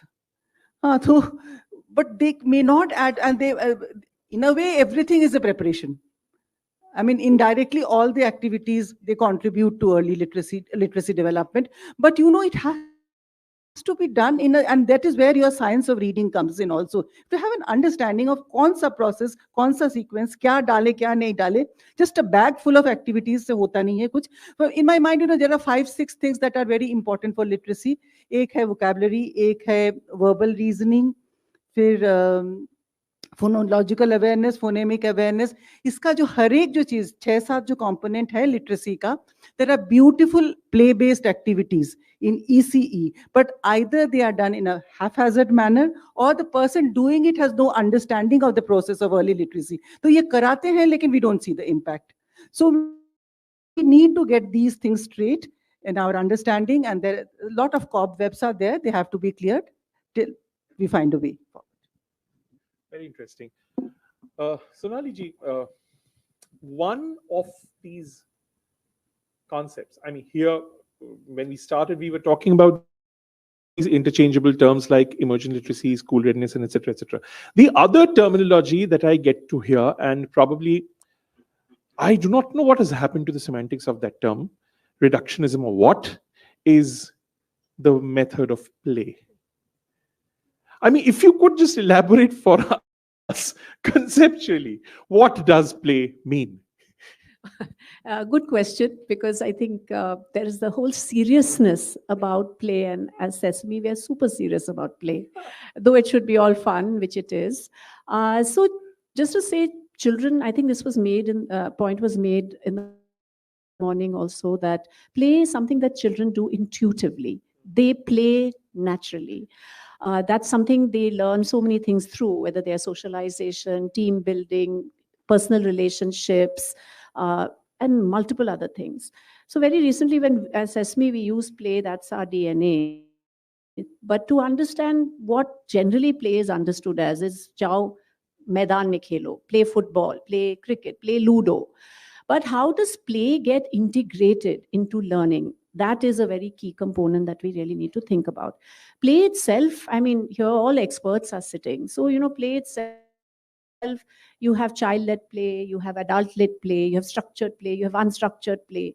How do you integrate all of this into the process of learning? So I think that is the most critical aspect that one would really like to bring into the room today. So when you're thinking of literacy, for example, again, I think it was really interesting to hear that we are talking about pre-literacy. Literacy is something that you start from zero, from when you're 1 year old, then you enter preschool, then you're going into primary school. How do you factor that in? Then how does play feature in this? Like the mother or the father or a caregiver, they are beginning with helping the child build vocabulary. I remember playing with my kid and saying, hey, objects starting with letter R. Look around the room and tell me. So you're already inculcating play in vocabulary building, depending on what age they are. Or you're saying, and we do it sometimes very naturally, and children are like, okay, where is this object? Like, where is this object starting with R? So the child starts really building that vocabulary. Initially, you sort of build with saying, touch your nose. So the child will say, okay, start recognizing body parts, say for a 3-year-old. So we are already in using play. So it's very sort of seamlessly there. Then you structure play. That is, you say, okay, now we want to bring in play pedagogy into, say, vocabulary building in pre-primary. So then you start looking at your training learning material. What are the assets there? And that's where the story gets undone. Because then when you go into an Anganwadi, it becomes rote-based learning. बच्चे ने कविता बोल दी, बच्चे ने जो सिखाया है rote based सिखा दिया. But to get that critical thinking of the child going, the child observing, which are the skills we need to really inculcate, and that is what play can so significantly do. So as content developers, where maybe we can look at the pathway is to really think of building the skills of the child.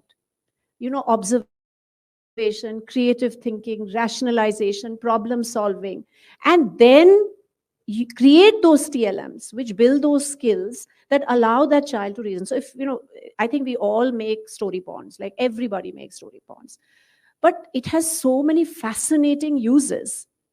Then you allow the child to, again, in our thing, play we cannot be judgmental. There's no right or wrong. Many a times our education, the way we are teaching is there's a right and there's a wrong. So you get it right or you don't get it right. But when that child is progressing, they may, like articulation is a problem. I may mispronounce a word. I may come up with my own pronunciation for a word. How do you take the child on that journey? I think this is where, as educationists, sometimes we falter. The eagerness to get it right, the eagerness to finish a curriculum, the eagerness to sort of get the job done versus inculcating a lifelong learner. So I think when I come back to play, and where you said, let's sort of deconstruct the word play, I think it's the easiest term. Children do it naturally. It's for us to see how we can inculcate it. So whatever training learning material we create works through the child's natural, I could say, what comes very naturally to the child. And that is where play becomes most effective. And I think that's where we can then test the product, or test the book, or test the thing. And last point I want to make, play is always experiential, and therefore the learning is progressive. And that is the most critical thing for us to understand and play. So you in an Anganwadi or something where there is a multi-age classroom. So you have a 3-year-old, you have a 4-year-old, you have a 5-year-old. And then how does that that progression really pan itself out. So I think that's where I would say for us, when we look at play, how do you really make it meaningful for each age group? How do you make it work to the child's most natural predilection that the child will do? And that, therefore, your tools, whatever you're introducing into that sort of ecosystem, the test is that. And I think where I'm sort of taking this conversation is moving away from the football, and that the child is doing the physical activity and all, but bringing it into the classroom, into learning, and particularly reading. I think a lot of times children, will have fear of reading also, like just as much because you're putting so much pressure on the child to articulate the word, like abhi ye, chote akshar seekho, chota sentence padho, and then the child just does it through it. Absolutely. So I have been given a chit which says 5 minutes more. And since they have pointed it twice, I'll take that as 10. And I don't give way so easily. So wait. So here is a question that I want to ask Sonali, but with Sonali, I would want to ask everyone, because I think this is one of the major gap areas in the early learning that I can see very clearly, which is on assessments. What kind of assessments? So whenever we look at assessments for grades 1 and 2, you see a fight between how can we shred literacy into, benchmark into 20 words in grade 1 and 40 words in grade 2, which make no sense actually. But well, I mean, it's just a caricature of the global proficiency framework. But I mean, that framework is fine. But we often shed it not knowing what we are shedding. And then we can also see the kind of formative, continuous assessments that happen in early childhood years, which are very difficult to scale up. Is there a way to have some sort of a convergence between these two domains of assessment? I mean, just think about it, and anybody, please, Suniti ji, anyone. I think this is a tough one. I think as a parent, as someone who is now, heading Sesame, as all of us, I think, and going through life being assessed all the time, I think it's the most fearful thing that you're going to be assessed, unless you're, of course, top of class. So just to say, I think coming back to the more serious matter of assessment, I think we are a little wary of the word assessment for the younger children. I mean, that is a given. I mean, we're talking about holistic assessment, and then we're talking about all kinds of things.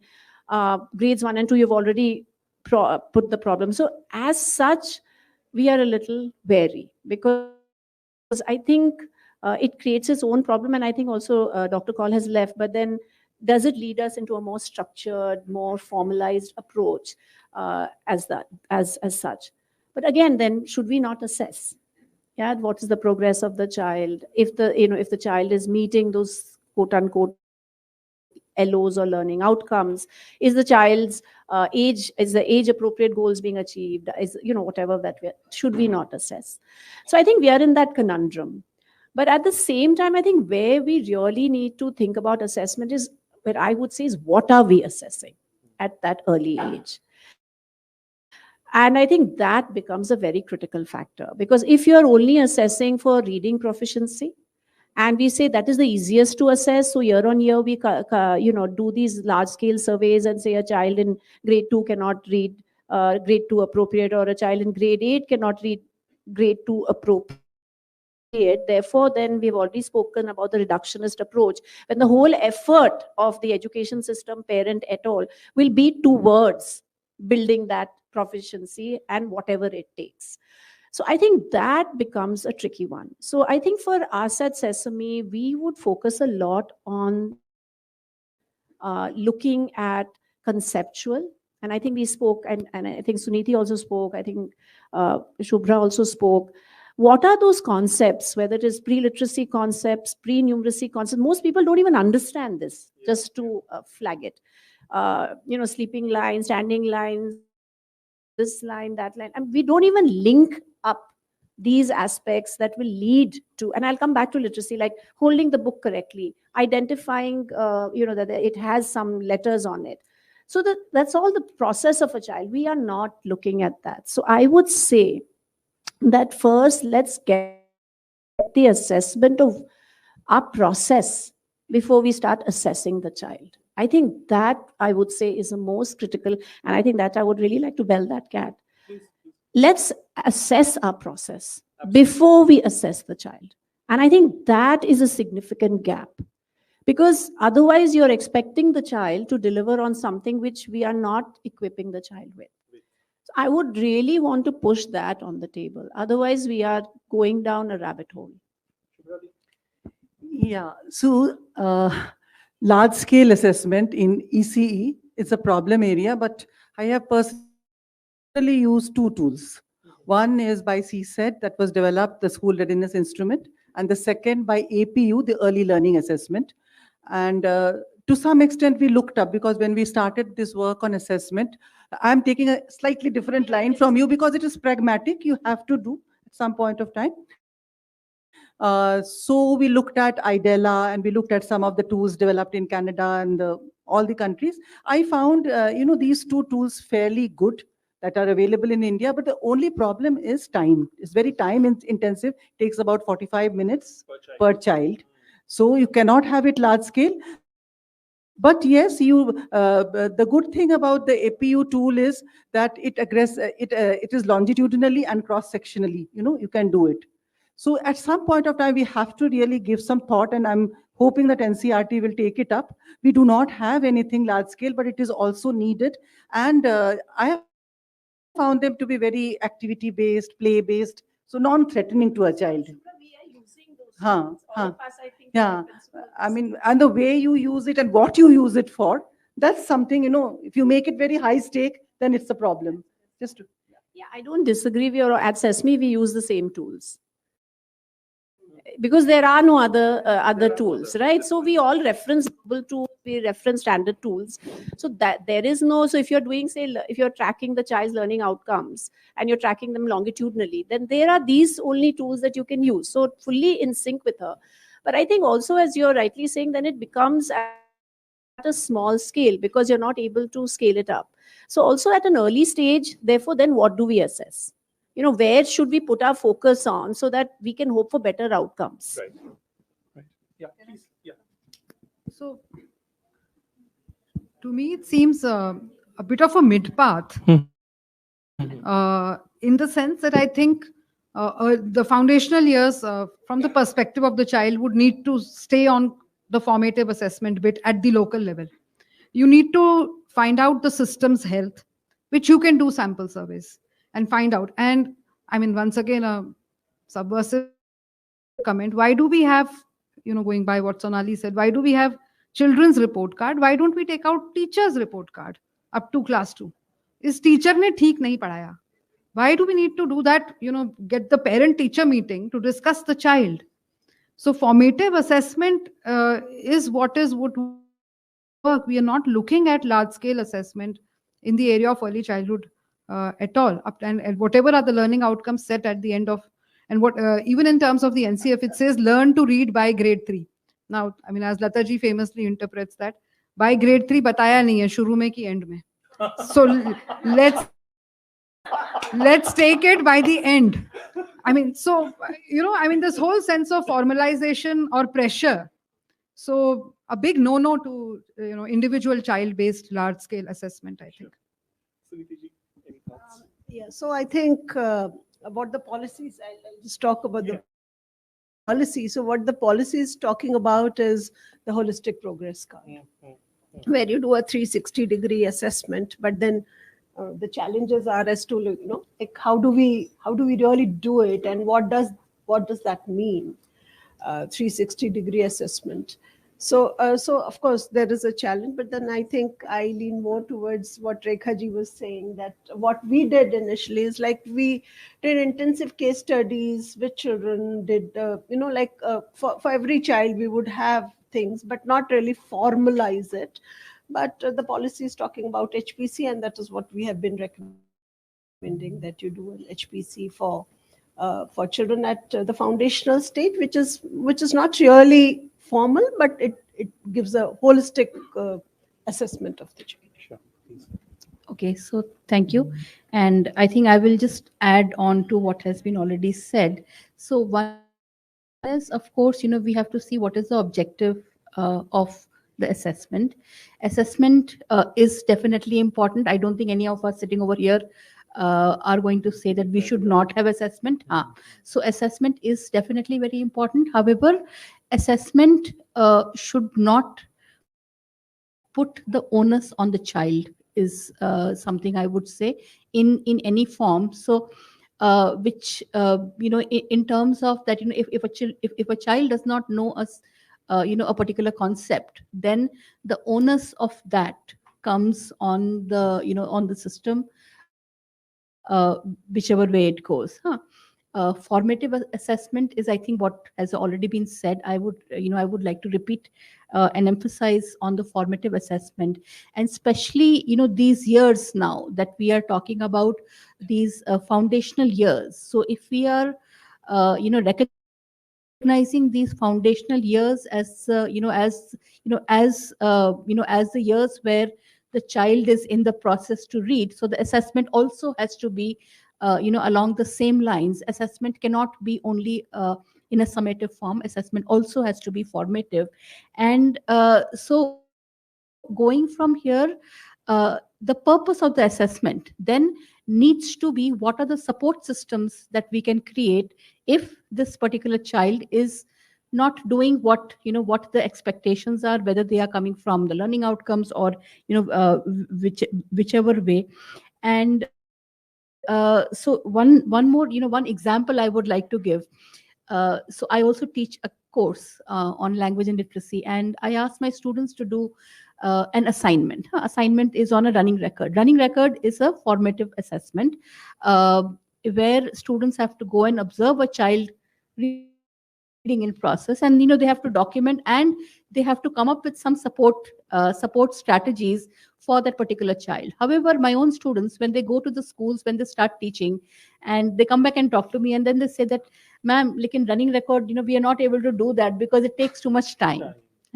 So one thing I just want to emphasize one thing, and I think this is something Professor Kaul also said, that we have to emphasize that if we want to focus on early literacy, emergent literacy, it does take time. And whether it is training, whether it is assessment, and I think this is something, if we could emphasize all the way up, onus goes to Suniti ji sitting over here.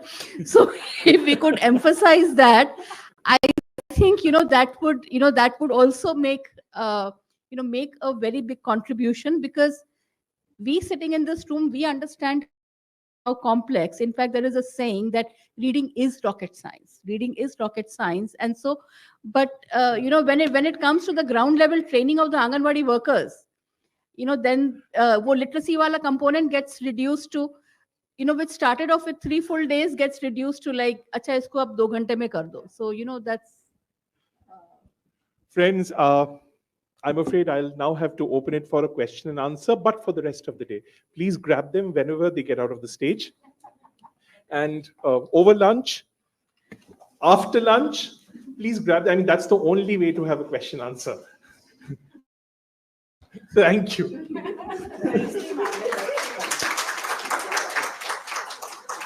Thank you to all our esteemed panelists for sharing such valuable insights. It has been an enriching discussion, and your experience and expertise have certainly given us much more to reflect on as we work towards creating supportive policy landscape for literacy continuum. I now request Mr. Sen to felicitate our esteemed panelists.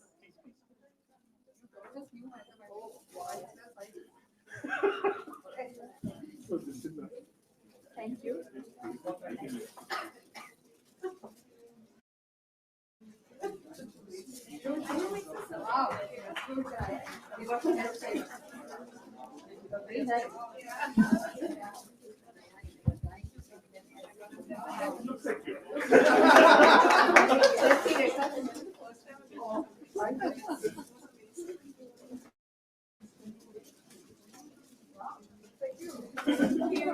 We request everyone to step forward for a group photograph as well.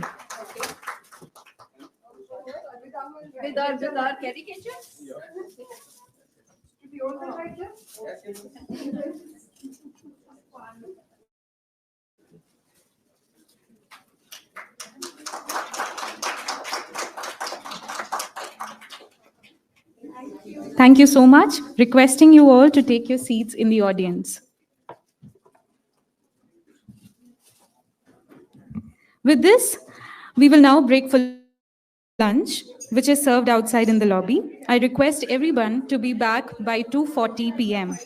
for the next session. I also remind everyone to engage with a special display kiosk outside in the lobby. Thank you so much. Anupama, over to you.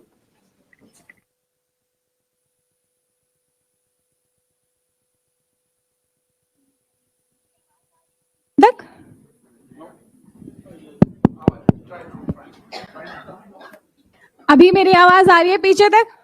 Thank you. हम सब settle हो गए?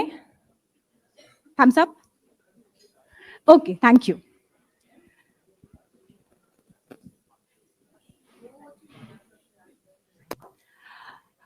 लीलवा, नाम लिख slate पर. ल दीर्घिकार ली, ल कर ला, लीला. लीलवा, एन्ने उन्ने तो क्या घिसती रहती है? लीलवा, नाम लिख. लीलवा, नाम लिख ना. पूरा घर भर दी है आरा टेढ़ा अक्षर बना के. लीलवा, नाम लिख ना. पेश है विनोद कुमार शुक्ल की कविता टेढ़े मेढ़े नक्शे. टेढ़ा मेढ़ा नक्शा, टेढ़े मेढ़े द्वीप, टेढ़ा मेढ़ा समुद्र, टेढ़ी मेढ़ी नदियां, इधर उधर तक फैला और छोर आकाश. टेढ़े मेढ़े होंगे उसके कोर किनार. टेढ़ा मेढ़ा है सब, चार दिशा सब कोनों में, कहीं अनंत कहीं अधिक अनंत. छोटी बच्ची का गढ़ा हुआ सब, कहता था एक बूढ़ा संत. शुक्रिया.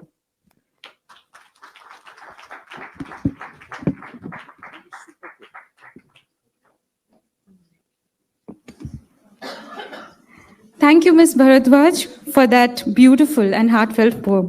Your words truly resonated with all of us. Before we go on to the next session, we would like to inform you all that we are running behind schedule, and there's a slight change in the schedule itself to accommodate everyone's time. This year, we have witnessed a significant rise in state participation and innovation contributions to our reading campaign, marking a new chapter of progress and collaboration. To offer deeper insights into this remarkable journey and state's pivotal role, it's my pleasure to invite Mr. Rishi Rajvanshi, Director, Innovations and Donor Engagement, Room to Read India, to the stage. Let's warmly welcome him as he takes the session forward.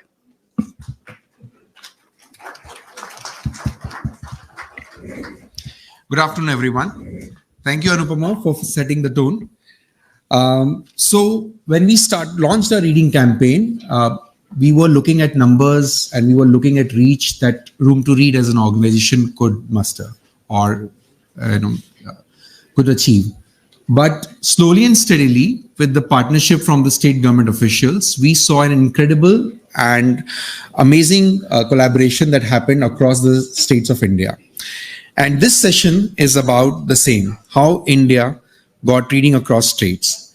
The first part of this session, I am very excited to share, is about a distinct reading campaign that took place in the state of Jharkhand, which was made possible through the collaborative efforts of key coalition partners, including KPMG, USAID, UNICEF, and IPL.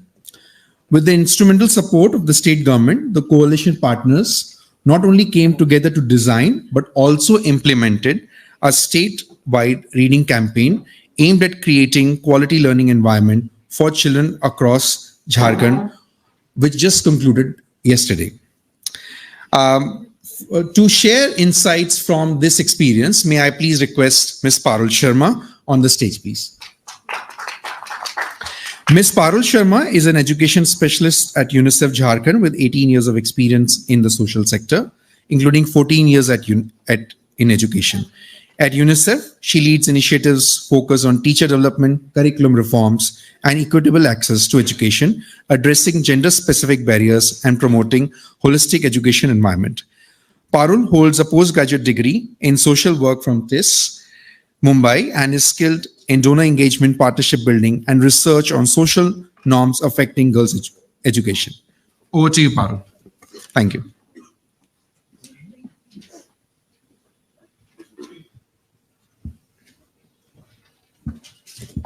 A very good afternoon to everyone, and Johar as we greet in Jharkhand. I'm very happy to be here amongst the distinguished guests. And thank Room to Read for giving us an opportunity to share the perspectives from the state and also how UNICEF looks at it. So reading is a cognitive activity, and as we understand, it is also a social emotional activity. We do come across a lot of conferences and discussions which focus on the importance of reading. But reading in classrooms is one of the most neglected activities. If we look at an average classroom in a government school, the focus is on writing. The focus may be on recitation, but not so much on reading. And reading beyond textbook is something which is not often seen, unless there is an intervention which is looking at it in a very focused manner. We don't see when we are meeting the government officials any kind of discussion which is centering around learning, and which kind of talks about the fact that number of children who are reading, number of books which are being borrowed, number of or experiences where teachers can share that children were narrating stories from their the library books they have accessed. So that part is completely disconnected, not existing in the discussions related to quality learning. We want to know that how many words a child can read in a minute, but we don't want to know whether the child enjoyed reading a book or whether those books are accessible to the child or not. The campaign which we are going to talk about, Room to Read, every year plans a campaign, and there are partners and different people who collaborate in that process. And this time it was done in a more vibrant manner in Jharkhand, and UNICEF, Room to Read, IPAL came together, and we decided to kind of work with the government to do it in a very focused manner and to ensure that it reaches the last nook and corner of the state. The way it was planned, it was while it was an overall reading campaign, there were different activities which were decided to be kept on different days.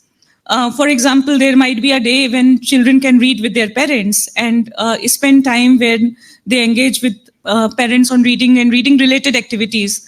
There would be a day when they can draw, they can paint, they can be inspired from their books and do certain activities which help them reflect on what they have read. There will be loud reading sessions, there will be paired reading sessions, and nudges will go to schools for facilitating these sessions across these 15 days from 27th to 27th August to 9th September. There were various steps which were already discussed with the government, that there will be training of MTs, there will be orientation of teachers, and different partners will be responsible for nudging the communities and teachers in different pockets wherever they are present. Of course, this campaign was not an even success. There were pockets where there was more participation because there was presence of civil society agencies, and there were pockets where there was limited participation, but there was no pocket which was zero or untouched. How this campaign helped? First of all, the question which comes to someone's mind is that why a campaign? Why focus on a 15-day activity for promoting reading? Why it is not a part of the daily activities within a school schedule? Why it is not being promoted like that? One of the major barriers is the measurability. we all know that there is shortage of teachers, there are systemic gaps and lot of different issues. But reading for pleasure is something which the administrators feel that it cannot be measured, it cannot be kind of quantified, which is not true. If you want to, you will be able to. But as of now, there is this thing that it cannot be seen. There is limited hand-holding which is available at the local level. These are all the challenges. And in this situation, how a campaign helps? First of all, campaign removes the guilt. Whenever you are working with teachers and going to say that, we have to work throughout the year to make this happen, they will start saying that, we are 3 teachers and there are 8 classes and we are managing it. And it will be very difficult for us to do this on a regular basis. And they will always, there will be always the fear of assessment. The previous failure will dissuade them from pursuing the later success. But campaign kind of insulates you from this guilt. And you have decided that for 15 days, okay, I can do this. So that was one of the factors on which we counted on. The other factor is that the number of stakeholders who participate becomes more, and this kind of removes the responsibility and accountability on a single person. So now the state officials, the parents, the communities, SMC members, teachers, everyone becomes partner of this journey. So and also the hierarchy gets broken down, because in a typical academic activity or intervention which is being planned for, say, 3 years, each one will be responsible and for certain things, and there will be some people who will be monitoring, there will be some people who are reporting, there will be some people who are acting. Now campaign frees them from this burden and everybody is together there clicking pictures, doing this activity. So that is another merit. What we also saw is that lot of material, because of Nipun, one thing which has been addressed is that there is lot of material which is available in the school for reading.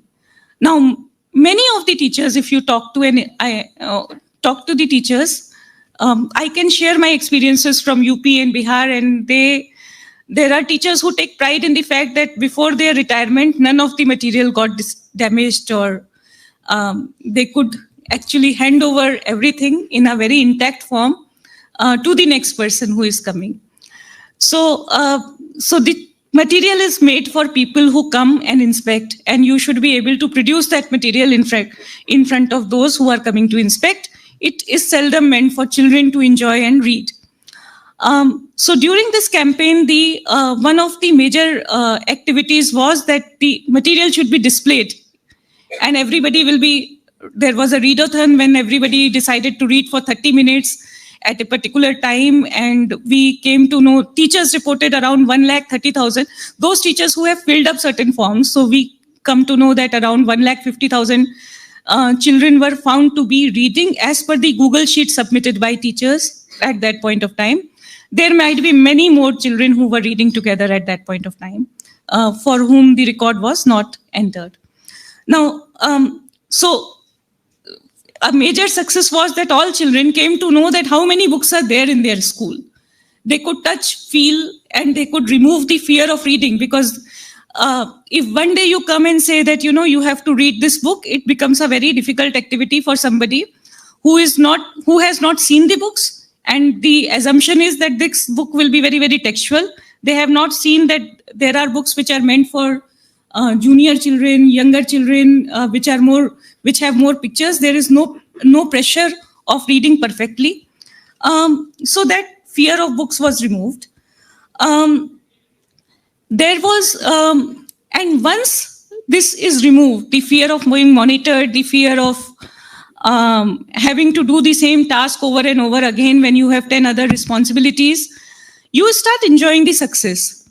And various teachers started reflecting on the fact that, this was not so much of pressure, and perhaps they could at least do something like that they can allow children to take books, return them in a manner. There are library committees in all schools There are a lot of different institutions which are there. There are different mechanisms which are there to preserve books from getting lost.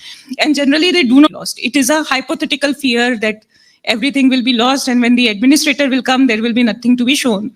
So that has been one of the success of the campaigns. There have been lot of limitations as well. For example, inclusive education is something which we have not been able to look into despite our plans during this period. Coming back to the very act of reading. So Nipun Bharat program is working in Jharkhand. There has been, the supply of material has been one of the success stories. The training of teachers from teachers and government officials has been another success story. The other fact has been that the learning focus has shifted to the primary grades and the early grades rather than centering around the later grades. I have been working in Jharkhand for last 6 years, and last 2.5 years I am seeing there is much more focus on the early grades. Apparently, civil society was always talking about the early grades, but when we used to be in the executive committee meetings, we would always see the administrators prioritizing the number of children who are completing grade 10th or grade 12th. Resources were being distributed in a manner that they will prioritize schools which have secondary grades. And they were saying that, by number, those bigger schools have 500 or 600 children. And hence we want to give this additional resource which is there to these schools which have more than a particular number of children. There were management consultants who were working with governments to optimize the distribution of resources, and they were also prioritizing these bigger schools. Whereas large chunk of population goes to these smaller schools. And in the bigger schools, generally the child who manages to reach grade 10th is also the child who is coming from socio-economically relatively better off section, and is having access to out-of-school opportunities for tuition, for other things. Whereas in case of children who are in grade 1 or 2, only a small number of them might be having other support systems, but they are usually the one who are coming from the poorest sections. And at grade 1 or 2 level, there are also private schools, and hence richer children are going to these paid private schools. Now, the status of these private schools may also not be very good, but at least they have access. But the secondary schools, because there are limited private schools in the secondary and the middle and the secondary level, most of the children who are going to private schools also reach the secondary schools. And hence they have disproportionate number of better off children than in comparison to the primary schools which are grade 1 to 5 or the elementary school from 1 to 8. So now the entire needle has shifted towards the junior grades, which is a big success for our initiatives. But despite this success, there are a lot of challenges which we are facing. One is that still prioritization of teachers who can work in the elementary grades and the primary grades and the foundational grades is not happening. The enthusiasm around co-location of the Anganwadi centers and the schools outweighs the emphasis on planning and thinking about bringing these two departments closer. And you need not be there in a particular geography to be able to have a package which kind of links the preschool grades to the elementary grades. We have done a small insight study kind of thing, which was only done in 300 households in West Singhbhum, one of the districts in Jharkhand. And it was very revealing that in these 300 households, probably less than 5.5% had any book other than the textbook. So materials are not available to children in the poorest household. If similar study is also done in middle class families, perhaps the result will not be very different. There may be a lot of textbooks, there may be a lot of reference material, model test papers, but books for reading may not be there. Another challenge has been what kind of books and resources are available. Now, Pratham, Eklavya, different kind of room to read, different kind of agencies exist, which do provide access to children's literature, but there is still a gap on literature which looks at children currently now, uses their own narratives, uses their lived experiences while designing the books and material. I came across one of my friend whose daughter was around 3 or 4, and the proud parents were showing the big books which they have purchased. And these big books were related to which kind of help children develop the concepts around opposites and similar and all those things. And we saw that, for counting, they had shown a number of high heel sandals they had kind of printed in the book, and you have to count and arrive at a number that, these. I just wondered what a 3-year-old or 4-year-old has to do with high heels. And there were bags, very flashy bags, handbags, which were there for counting. And what was more interesting was that there was an example related to thin and fat. And now the person who was shown, the picture which they used, the image which they used, there was a middle-aged, rich-looking man with coat and a hat and something like that, and who was standing next to a very slim young lady. And this was written that and he was holding her in the arms. And it was written, the man is fat, but the woman is thin. Now, looking at that image, it makes you think that indirectly you are teaching a lot of things to children. That one, somebody who is rich and powerful can have access to younger women. These are the gender images which are being going through these books, and which lot of middle class families are consuming. So the quality of material continues to be an issue, and I think it should move beyond the discussions within the converted, but it should also kind of engage a lot of publishers, lot of different agencies which are coming up and publishing children's material. That we look at the gender stereotype, we look at the representation of people with disabilities in the books, we look at various other things in the books, whether the appropriate examples, appropriate images are being used or not. Coming back to how, one is the quality of material, and how and why and what can be the process of using materials within the households. Now, teachers, schools, institutions is one aspect. The major aspect is also related to engaging home and families. Let us democratize this process and let us have more parents, more families accessing these books and materials. And we have been working very closely with Room to Read to engage with parents, not as a substitute to teachers, but with their own spirit, with their own originality, where they can make homes as learning spaces. Homes are already learning spaces, but how we can equip and empower them to have reading as a family activity where everybody enjoys, and there is no pressure of doing it in a correct manner. And I often use this example that sketching and drawing are two different things. Drawing is a complete product. Sketching is something which you do as an activity, and sketching allows you to be as artistic, as flexible in your approach as possible. So let us look at reading as a process where you have the freedom to make mistakes, do a lot of things. An eloquent, efficient reader will be a product. And this will be after a lot of failed experiences, lot of different kind of experimentation and going back and forth, that thing will be achieved. But our schools, unfortunately, are only looking at outcomes and not at all these processes. And I think together with different agencies and governments, we are also trying to change this approach, and we are trying to engage more with parents, more with communities on the process of reading itself, rather than only looking at the proficiency which is the end product. Thank you. Thank you.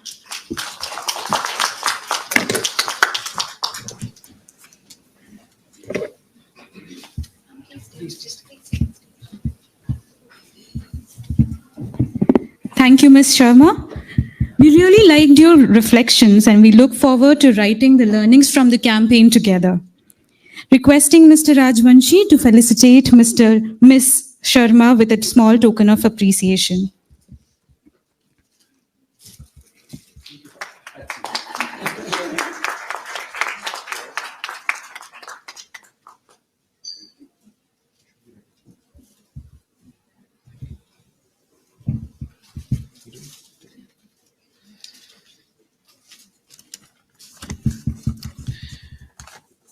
Thank you, Jis. And as I was, I think Jis has also shared that, Parul, after listening to all your insights, we really feel we should be writing our learnings from these campaigns for everyone to read, critique, so that the next campaigns can be better and plan better. So that's a learning for us. Thank you for sharing all that. So now to the second part of the same discussion, how India got reading across state. Now we will have some presentation by state government officials. We have today we have privilege of 3 distinguished members from the state governments of Telangana, Karnataka, and Rajasthan. Each of these states have successfully planned and implemented the reading campaign. First up, we have Ms. Om Prabha, Deputy Commissioner SMSA and Rajasthan School Shiksha Parishad, Jaipur, Rajasthan, who is joining us virtually. Has ma'am joined? And may I also invite on stage Ms. B. Karunashri ma'am, the Extension Officer, Women Development and Child Welfare Department from Telangana. On the stage, please. A round of applause for her.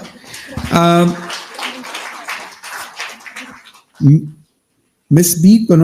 Karunashri specializes in early childhood care and education. She holds multiple degrees, including an MSc in child development, and is pursuing a PhD in the same field. With over 14 years of teaching experience, including 12 years in pre-primary education, Ms. Karunashri has been instrumental in developing Telangana's preschool curriculum. Since 2013, she has trained functionaries on ECC and monitored program implementation across the state through both online and offline platforms. Ma'am, please take a seat. We also have Ms. Pramita Adoni, Program Officer, SSK Karnataka. Ma'am, if you can please join us. A round of applause for her. Ms. Pramita Adoni leads key education initiatives in the state, including Nali Kali, FLN Early Year Program, and PM Shri Schools. She was central to designing and implementing the Kalika Chatrike program, which was nationally recognized for addressing post-COVID learning gaps. Ms. Adoni represents the Education Department in national forums on foundational literacy and curriculum design and is a member of state's ECC task force. Her expertise in early childhood education and curriculum development is widely acknowledged. Thank you, ma'am. Do we have ma'am from Rajasthan? Okay.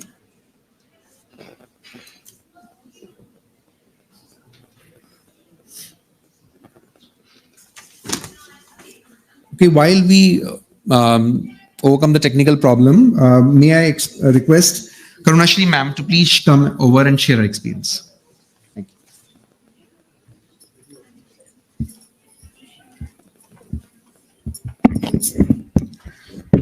A very good afternoon to all the education specialists, educators, and the people working for the cause of the learning, be it pre-primary or the primary education. And first of all, to begin with, we talk of inclusion on paper. For the first time, we have seen here in the Room to Read program, where the trio, the 3 people who have been relentlessly translating our words into the sign language. Yeah. Since morning, listening to all the sessions, it's like, my personal view is that it's like reading standardized reference textbooks. That's how beautiful the sessions have been going on. A very great learning. Thank you, ma'ams and sirs, for all such lovely sessions. And thank you, Room to Read, for giving me this opportunity to present in this national seminar about our department. To begin with, the Women and Child Welfare Department has major objectives with the nutrition. But later on, with the restructuring of the objectives, the ICDS, it is a preschool education that has come to the forefront, taking the core from the standard, from the SDGs, Sustainable Developmental Goal 4, National Education Policy, NCFFS. The department has taken the core objectives and has revisited the curriculum.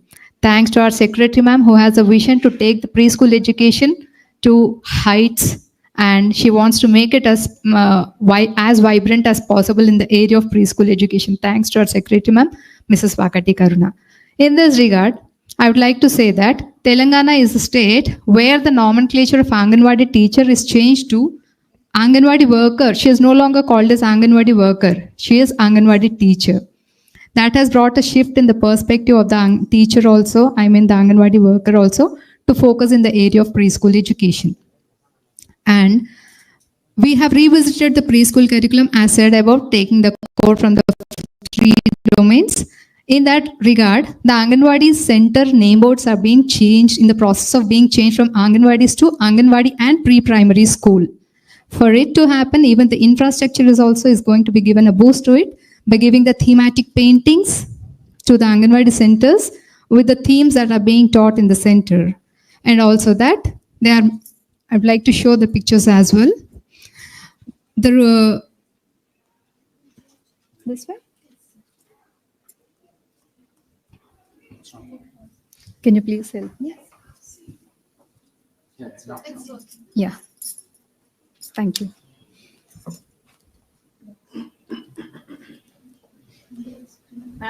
This way? You can see. I just want to move on to the next one. You can do it. Sorry for the interruption. So the curriculum is revisited with the experts of a state with the partner NGOs. For this to be translated into the practice, the preschool books were also supplied in the form of the TLM, teaching learning material, wherein all the TLM books are supplied to 35,700 Anganwadi centers. I would like to thank Room to Read. This is where they have come into the picture of the Department of Telangana State. We have 20 storybooks. The title storybooks are being printed and been supplied to all the Anganwadi centers across 35,700 centers. The Room to Read storybooks. And for these things to be put into practice, recently the program has happened, the Room to Read program. 1 week schedule has been planned, wherein we had a program called Poshan Bhi Padhai Bhi. That Poshan Bhi Padhai Bhi, we have a schedule. In that, we have pitched in this 1 week-long reading activities program, starting from 9th. In fact, on 3rd September, we had a wonderful program called Readathon, as you all might be knowing. And that was so beautiful. We have supplied the books to the centers. How to bring that into usage? That was the platform. So that 11 to 11:30 on that day, all the Anganwadi teachers have taken out the books from which we have supplied. They have read out the stories aloud, bringing the parents also into the picture. The community members they have also taken part. It was a huge success, and that what else can we expect? A beautiful way of presenting the books to the community and to the children as well. So that was a huge success, and we have many other programs scheduled into that Poshan Bhi Padhai Bhi program, wherein the pre-literacy skills has to be there. A teacher has to do the read aloud program. The children should be able to say the pictures and see the pictures and tell the story, etc. So the same thing will be continued with the same spirit along. Next, please. Next slide. Yeah, next, please. So this is the Anganwadi and pre-primary school. That is the name board going to be hereafter. Next, please. These are the thematic paintings. You can see the Anganwadi centers. Like in the co-located Anganwadi centers, initially we thought of starting it, but wherever possible, budgets are being released, wherein these thematic paintings are happening. You can see the print-rich environment. In the teaching learning material, we have sent the posters also with respect to the content what we'll be teaching. Next, please. The paintings, actually, thematic paintings. Not that all 35,700 centers are painted this way, but there are a couple of centers which are being changed to these kind of centers now, and they are still in process. The next, please. These are the revisited Anganwadi books, curriculum books which have been developed for the children, and that is named as Priyadarshini. And you can see the design of the book which reflects the culture of our Telangana state. This is one of the paintings called Cheriyal paintings, which is popular in Telangana state. To bring that into the picture, our secretary ma'am has insisted that such a cultural background has to be brought onto the textbooks. This will be having weekly schedules, and thereby Next one, please. We have supplied a guidebook also to the Anganwadi centers, to the Anganwadi teachers, wherein they can see how to take ahead of the programs. The transaction of the preschool education will be done with this Purva Pradhamika Vidya Deepika. Next, please. And I would like to say that all these books are supplied to all 35,700 Anganwadi teachers, including the 20 storybooks. In addition to that, we have 10 more books which were included from some other organization. On the whole, a set of 30 storybooks are sent to the Anganwadi centers. In this regard, I would like to say that we are also supplying the book racks to be kept in the Anganwadi centers to display the books so that they'll be within the reach of the children to handle it, to use it. And we have suggested the learning corners, as you all know, wherein a reading corner also would be there. So these books will be displayed in that reading corner. And next, please. And on this revisited curriculum, the training was imparted through the master trainers to all the Anganwadi teachers across the state. Next, please. These are the books supplied to these are the books which were supplied. I was talking about the 20 story books taken from the room to read and supplied to all 35,000. Next, please. And those storybooks contains various themes actually: animals, human beings, friendship, colors. Lovely storybooks they are all. And you have to see the quality of the books and the pictures and everything. Children loves watching, flipping through it. Next one, please. See, this is a readathon where teachers also have kept the posters writing it as readathon, and the community is involved. Children are enjoying that reading things. Next, please. Next. And this is the schedule wherein we have incorporated the Room to Read program into the Portion B Padai B. Yes, please. Next. Promoting the all the pre-reading, writing, and the numeracy things in like drawing, emergent skills, all the skills. There is room for it in the Anganwadi centers, running blackboard, etc. Next, please. There is the Literary Club website, which has been released by our director, ma'am. And way forward, we are looking at so much of collaboration is going to take place with Room to Read, wherein the flashcards, storybooks, etc. further will be developed, and also the training orientation on how to use the storybooks by the Anganwadi teachers would be happening soon, and especially the wordless picture books are also going to be incorporated into the system. And I strongly believe that, to conclude my thing, I really strongly believe that no organization can do any work on such a large scale alone. It has to work in collaboration and hand in hand with many other organizations. Room to Read is one such beautiful organization which is really working into the literacy component, especially through the beautiful way of stories. What more can we ask for? Thank you.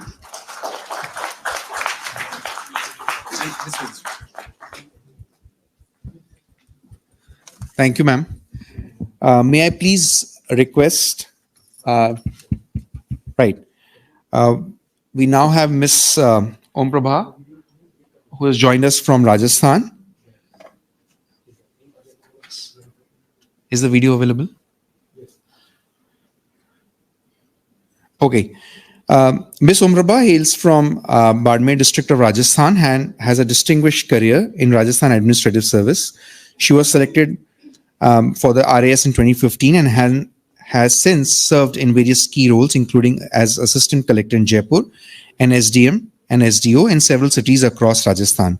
Before joining the RAS, Ms. Prabha had a strong background in education, having worked as a teacher and headmistress in secondary schools. Her experience in education sector continues to shape her work in her current role as Deputy Commissioner, where she plays a pivotal role in driving educational initiatives across Rajasthan. Over to you, ma'am.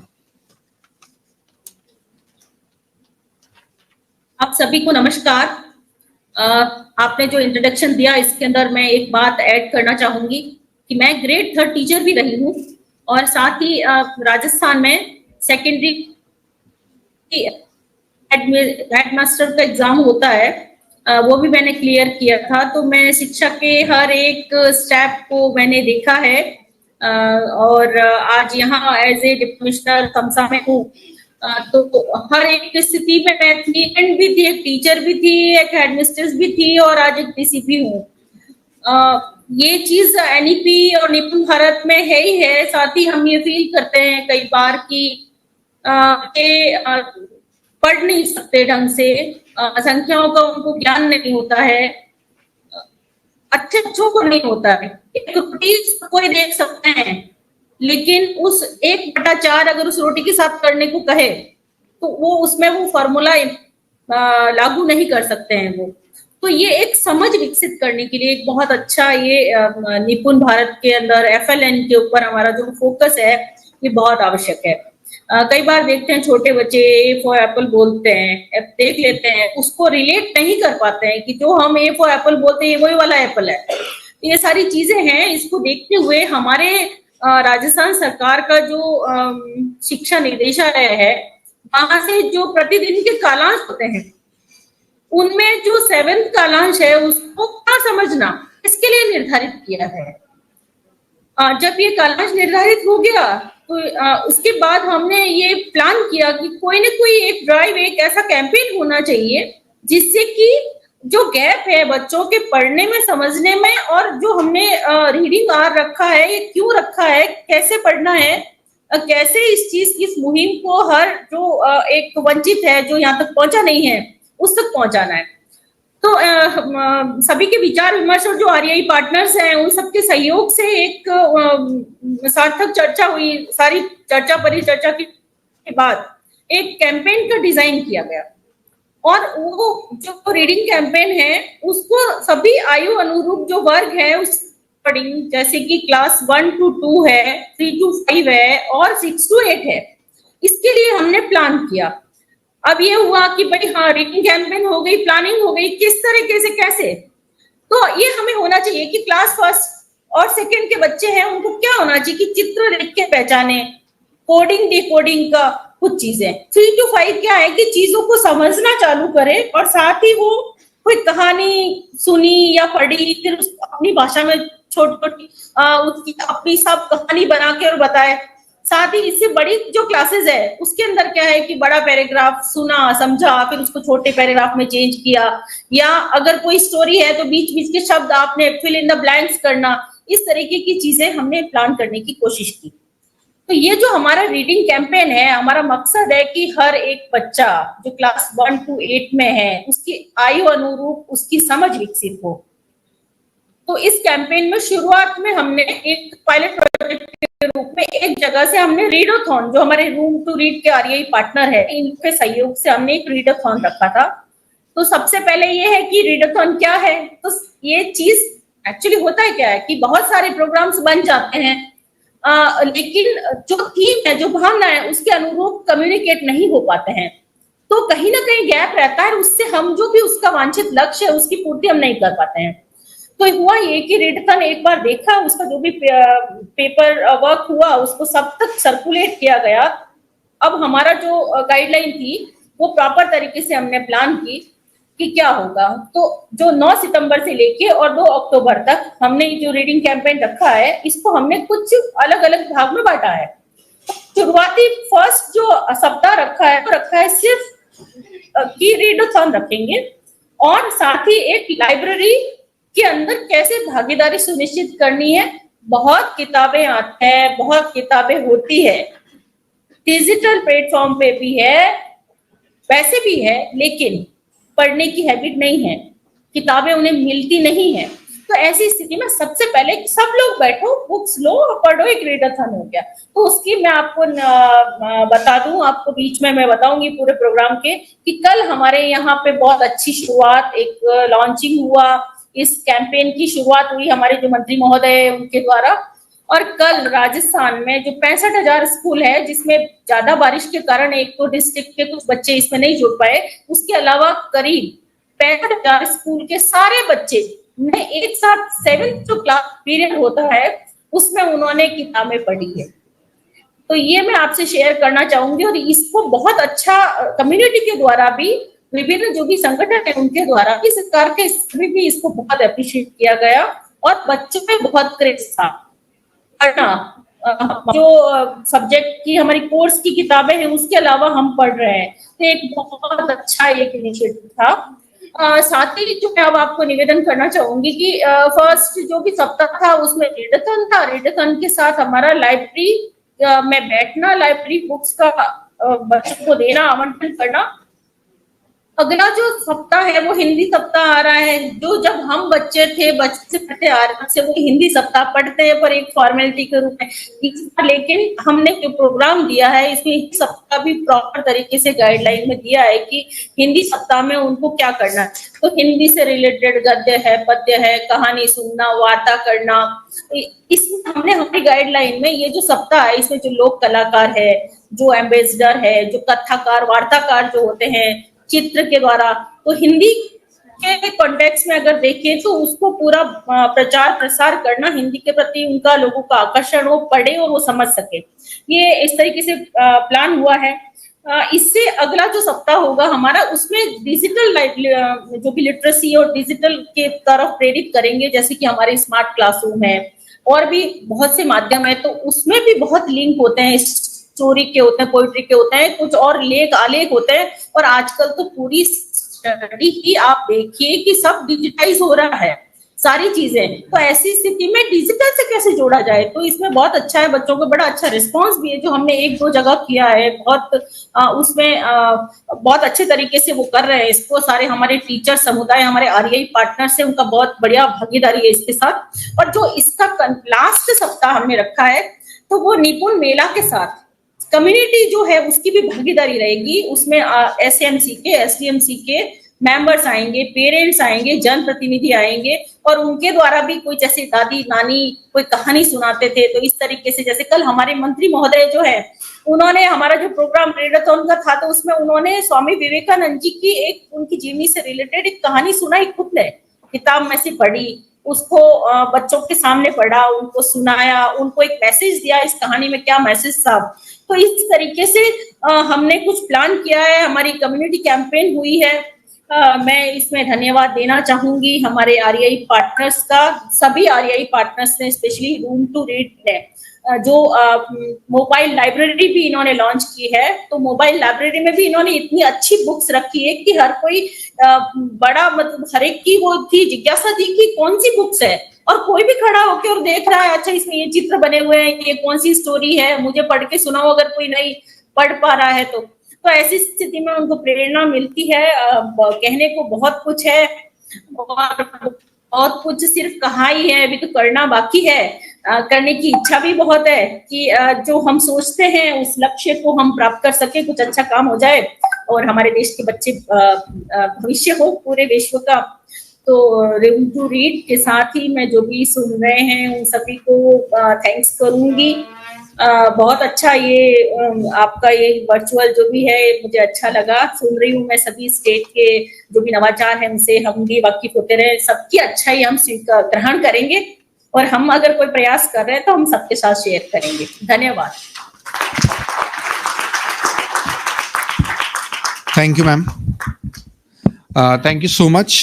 Prakhar Rajasthan, as the campaign is called in Rajasthan, has just got started and it will be going on across the schools of Rajasthan till 2nd of October. And as ma'am has said, that it will reach out to all 65,000 schools of the state. So ma'am, we are with you and in making this campaign a real success. Thank you for your insights. Now may I request Ms. Pramita Adhuni, ma'am. Please, ma'am.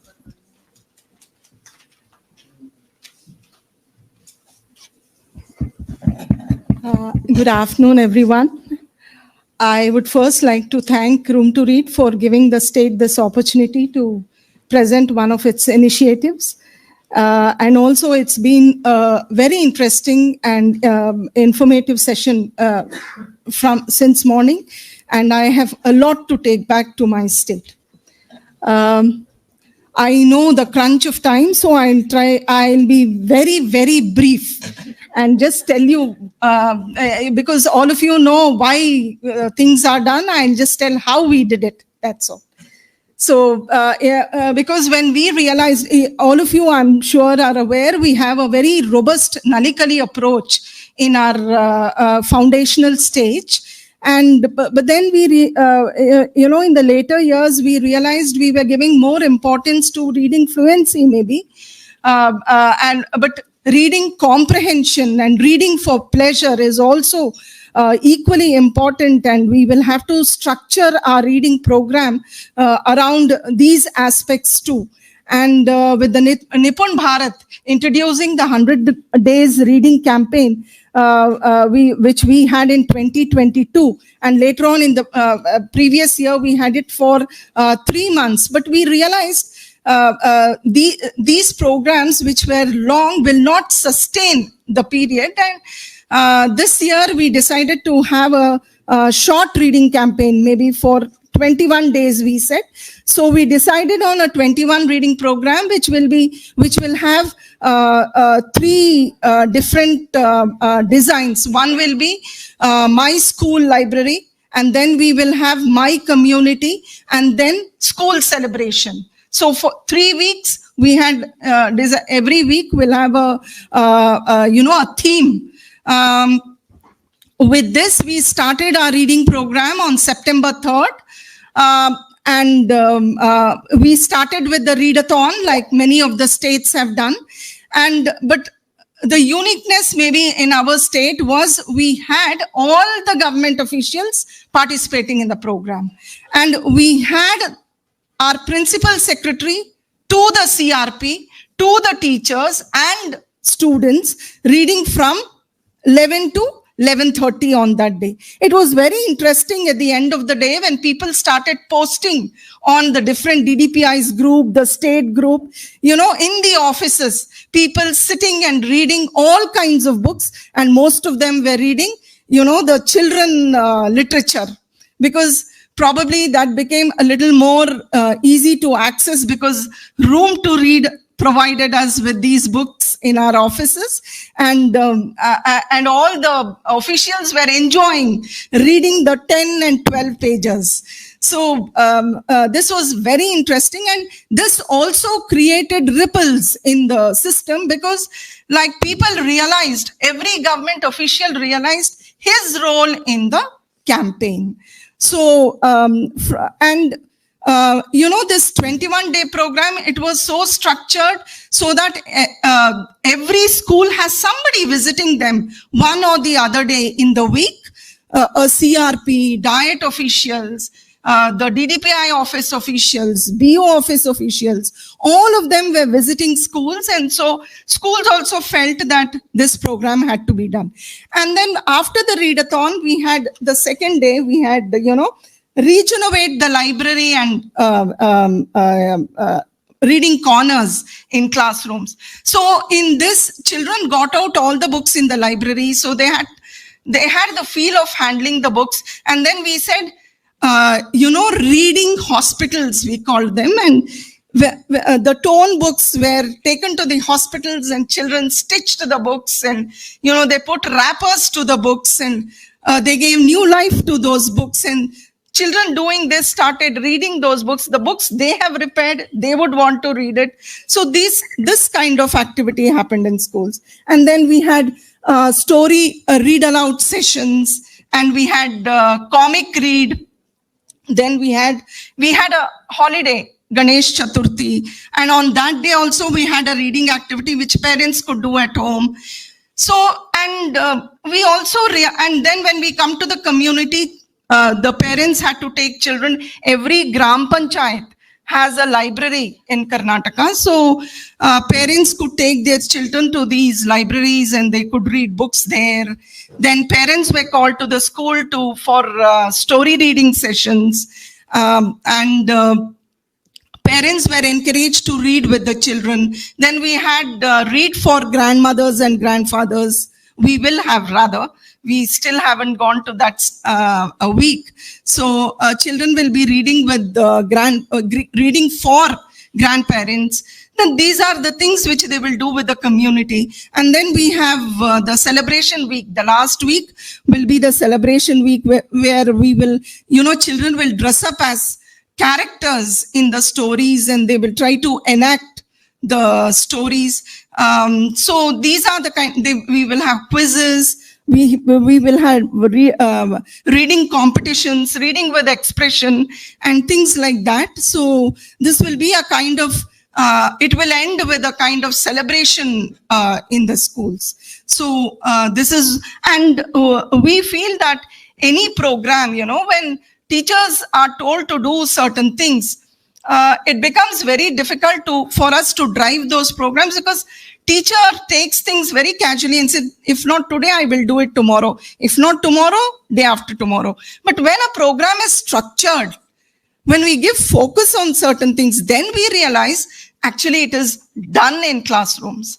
So structuring becomes very important, and this reading campaign gives a chance for us to give the schools a structured program. And I'm also very happy to say that we are working with Room to Read to develop our own stories, because we realize that we do not have enough Kannada literature in those years, for that age group, 1 to 5 classes. So we had a workshop 2 months ago, and Simi worked with our resource team, and out of around 20-25 stories that our teachers have picked up, written, the team, Room to Read team has selected 15 of them. So we are really happy. At the first stage, teachers were able to do this. And we also have the parental calendar that we are doing with Room to Read, where for the 365 days, we have activities for parents. And we hope, and we've taken this, we are taking this across all schools, all the government schools, for parents from classes 1 to 5 to about 26 lakh parents. And we hope at least 1 lakh parents will be able to engage with the children in the first year. So with all these programs, we hope to bring the small ripples in this foundational stage will become bigger waves in the near future.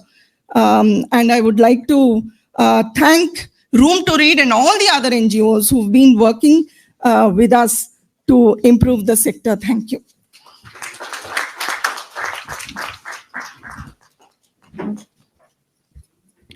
Thank you to all the speakers for sharing their experiences with the reading campaign.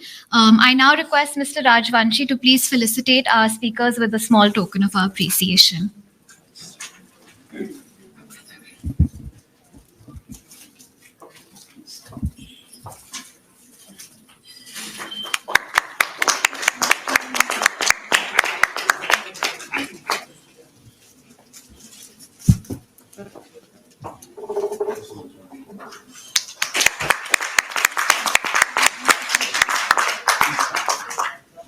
Requesting our speakers to please step forward for a group photo.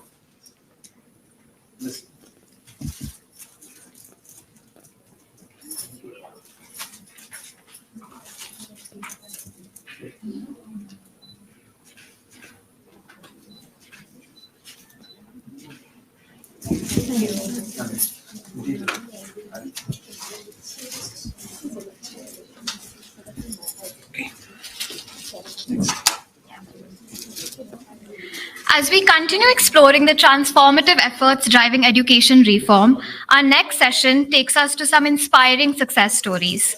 We're about to listen to case studies that showcase the power of statewide reform achieved through collaboration, innovation, and a strong commitment to foundational literacy. For this, we would like to invite on stage Dr. Kaushlendra Kumar, Director, Research, Monitoring and Evaluation, Room to Read India, on stage to take the session forward.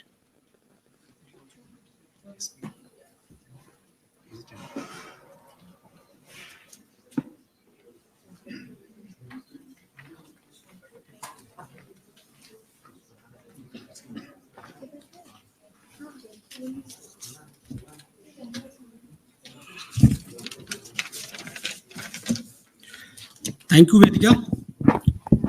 Good afternoon, all. Namaskar.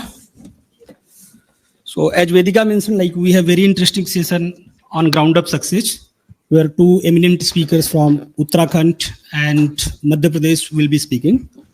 So, in recent years, we have seen the tremendous impact of statewide reforms in foundational literacy, basically driven by collaboration, innovation, and a deep commitment to improving education outcomes. Today, we are privileged to hear from 2 key leaders who have been instrumental in this transformation. First, I would like to invite Dr. K.N. Vijalwan sir on the stage. Sir, please join us.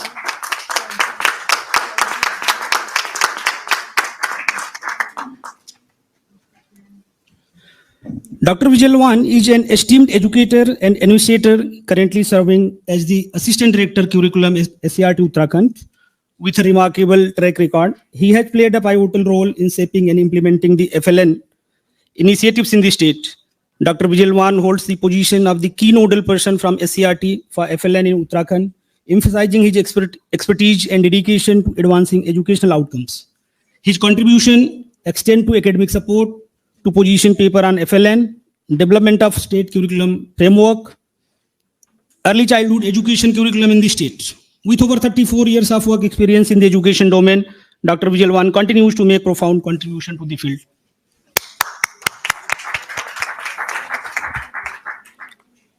So joining him, I would like to invite Dr. 𝙀𝙖𝙧𝙡 𝙀𝙖 from Madhya Pradesh. Sir, please join us.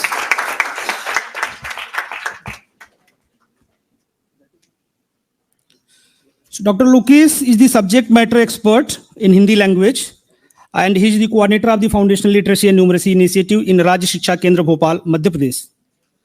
Dr. 𝙀𝙧 is leading the planning, management, general administration, and development of different initiatives and policies related to the Hindi language in foundational literacy and numeracy in the state of Madhya Pradesh.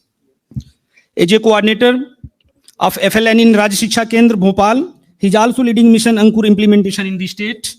Dr. 𝙀𝙧𝙧 has been working in Rajya Shiksha Kendra from last 18 years. He has also provided new dimension to the children magazine, Gullak as an editor of the magazine, and Mission Ankur is a state initiative of Madhya Pradesh to implement Nipun Bharat in the state. So please join me, just welcoming sir. So I would like to Dr. Vijalwan sir now to present the insights. Sir, hand it over to you. Please. Thank you, sir.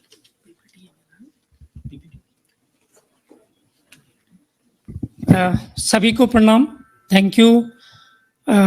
ये मेरा सौभाग्य है कि आप सभी के बीच में कुछ इनिशिएटिव जो हमारे स्टेट ने कोलैबोरेशन में किए हैं with WC department, education department, room to read and some other NGOs, तो उसकी एक थोड़ी सी झलक आप लोगों के बीच में है. आप सभी एक्सपर्ट्स हैं और मुझे लगता है कि FLN और ECC से संबंधित बहुत सारी चीज़ें आप हमसे बेहतर जानते भी हैं और करते भी होंगे. बट इन उत्तराखंड किस तरह से हमने कोलैबोरेटिव वे में काम किया है आफ्टर NEP, उसकी थोड़ी सी एक झलक आपके सामने. Thank you. शायद ये फर्स्ट या थैंक यू. सबसे बड़ा चैलेंज जो आता है जब भी डॉक्यूमेंट या न्यू पॉलिसीज आती हैं, और NEP 2020 में जो सबसे बड़ा FLN का NCF तो बाद में आया, उससे पहले जो गाइडलाइंस आई थी उसमें ये देखा गया हमारे स्टेट में कि अगर कोलैबोरेटिव वे में हम काम नहीं करते हैं तो जो अचीवमेंट के प्रोसेस में भी हम आगे नहीं बढ़ पाएंगे. तो हमारे यहाँ education department with the apex body of SCRT, then WCD department, and one of our DIETs, which is Center of Excellence in ECCE, pre-primary schooling, तीनों का कोलैबोरेशन से हम लोगों की जर्नी आगे बढ़ी है. उसी पर हम बात करेंगे. Next please. Thank you.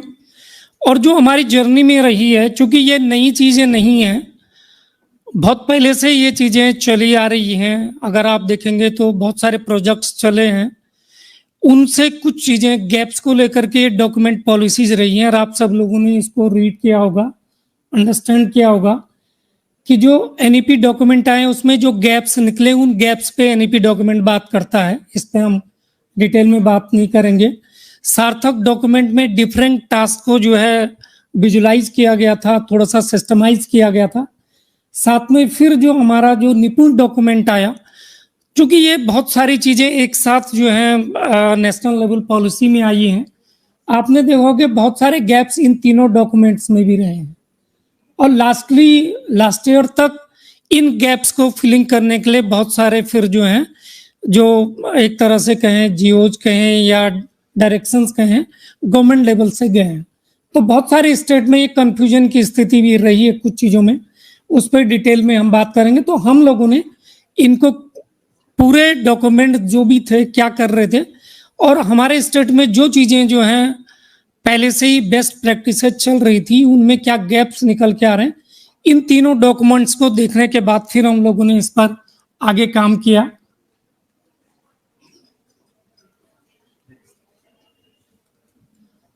Thank you.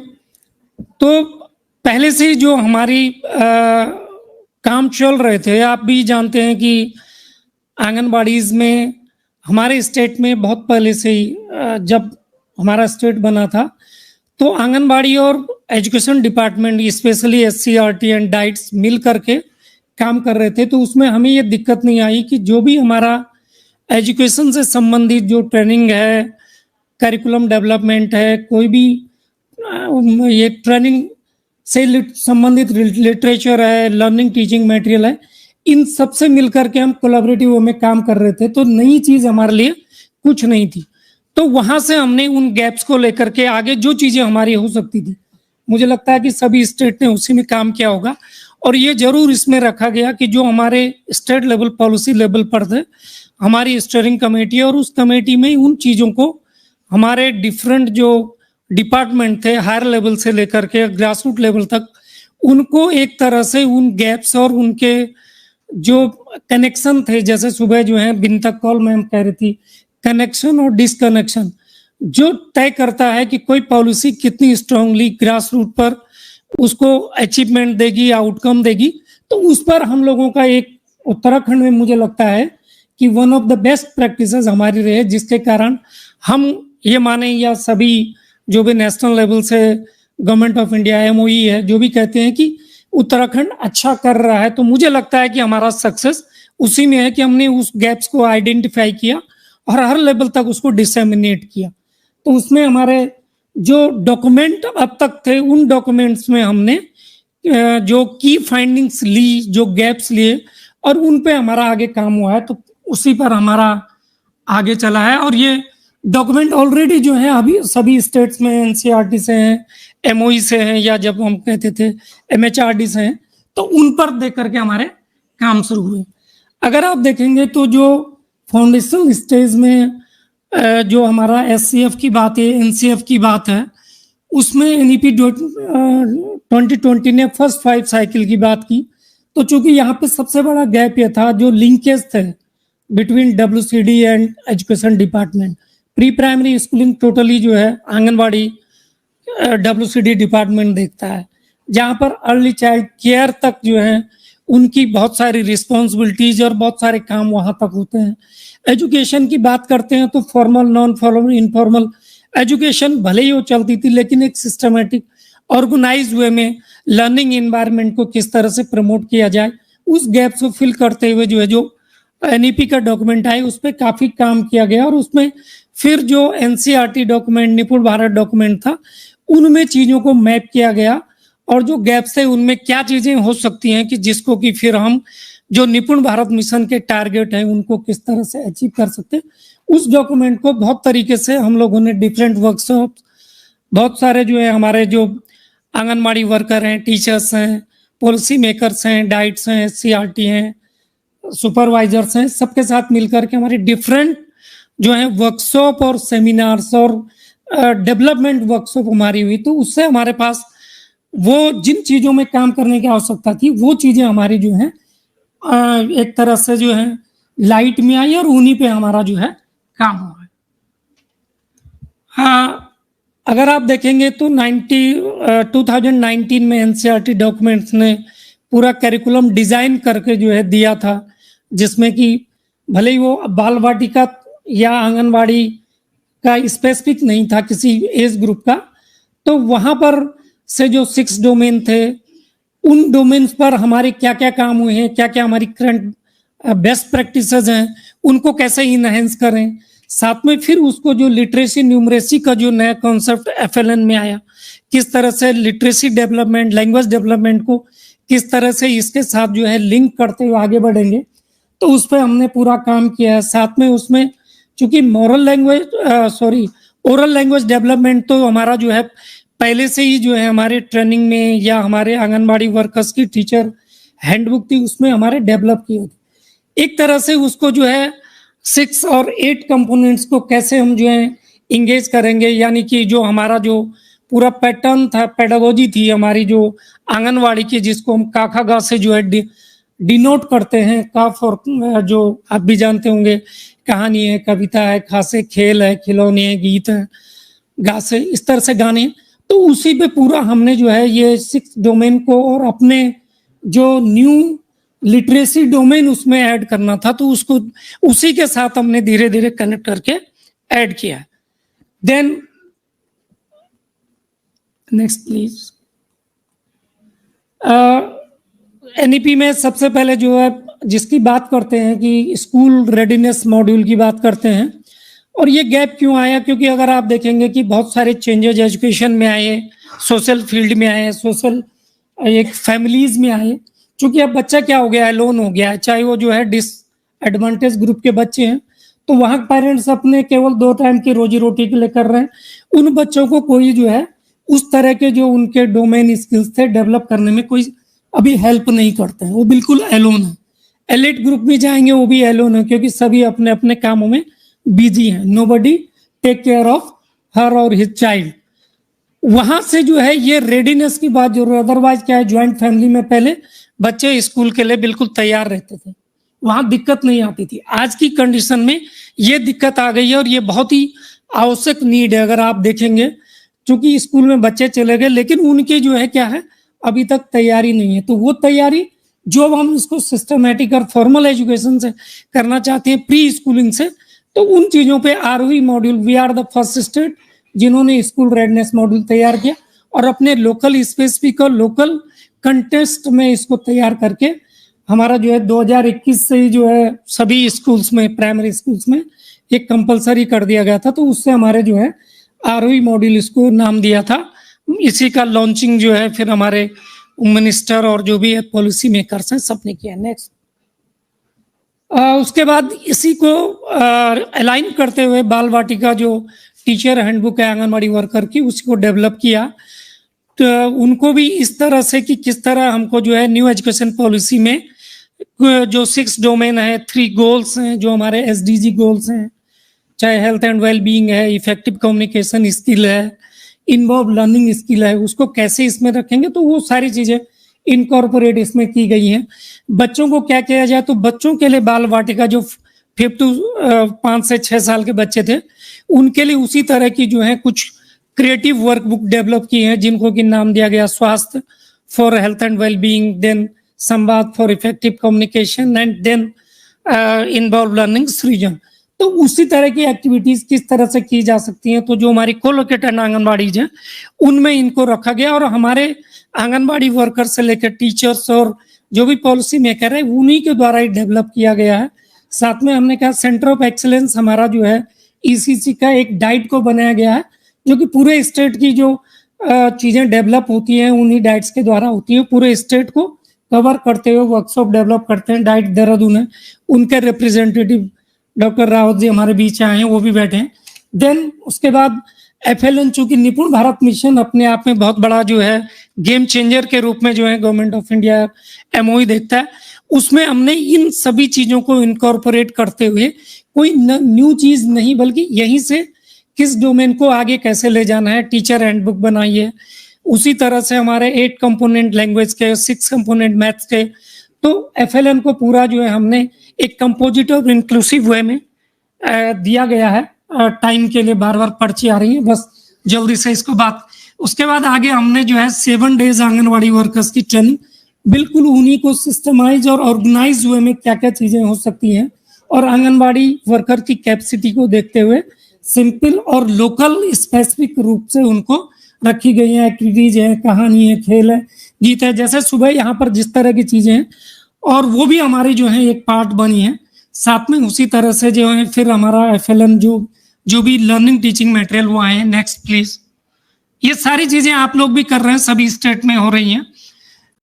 एक सबसे अच्छा एक रहा है कि बच्चों के लिए पिक्चर बुक और लर्निंग एनवायरनमेंट एक तरह से जो है प्रिंट रिच कैसे हो, तो वर्ड्स लेस बुक्स जो है बनी है, और ये हमारे टीचर्स और इलस्ट्रेशन हमारे टीचर के द्वारा किया गया। जैसे तिकोनी का जन्मदिन है, बच्चों के रिलेटेड चीजें हैं, इसमें कोई वर्ड्स नहीं है, शब्द नहीं है, अक्षर नहीं है, बच्चे अपने हिसाब से अपनी कहानी जो है डेवलप करते हैं, और ये प्रिंट होकर के सभी आंगनबाड़ी वर्कर्स में इवन इन क्लास 1 और 2 जो हमारा स्कूल्स है उनके लिए भी इसको जो है प्रोवाइड किया जा रहा है।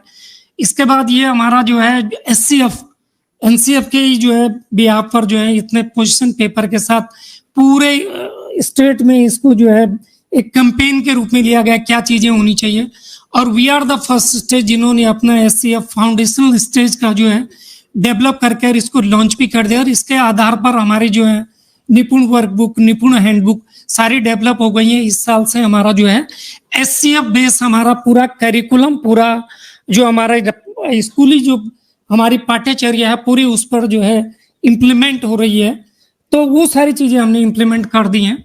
ये हमारा SCF का लॉन्च प्रोग्राम है जो कि हमारे DG मंत्री सर हमारे हैं, सभी लोग इसमें काम कर रहे हैं। नेक्स्ट, ये इसी तरह से असेसमेंट की बात आई थी, तो मुझे नहीं लगता कि बहुत फॉर्मल असेसमेंट हम कहते हैं उसमें उन्हीं तरह की चीज़ों को इसमें इनकॉर्पोरेट किया गया है कि बच्चे अपने जो है हैबिट डेवलपमेंट में किस तरह से आगे बढ़ रहे हैं, उनकी स्किल किस तरह से प्रमोट हो रही है, उन्हीं चीज़ों को इसमें देखा गया है।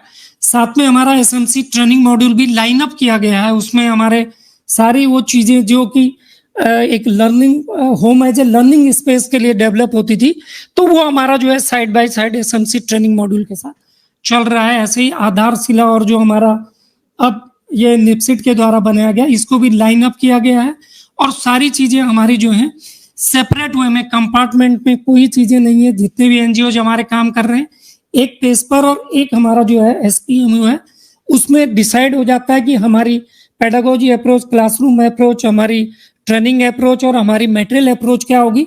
सेपरेट अप्रोच कोई भी ना तो NGO देते हैं और ना कोई जो है डिपार्टमेंट देते हैं। उससे हमारे को जो है आसानी रही है कि टीचर्स हैं, आंगनबाड़ी वर्कर्स हैं, सभी जगह ये कंफ्यूजन की स्थिति नहीं आती है कि ये कह रहे हैं अब हम क्या करें, जो सुबह अभी पैनलिस्ट में बात हो रही थी। तो हमने शुरू से इसको जो है, इसीलिए हमारा कोलैबोरेटिव वे जो है ज्यादा अच्छा लग रहा है। और हमने अपना जैसे NCERT का जादुई पिटारा है, ऐसे ही उत्तराखंड ने अपना स्टेट स्पेसिफिक जादुई पिटारा डेवलप कर दिया है।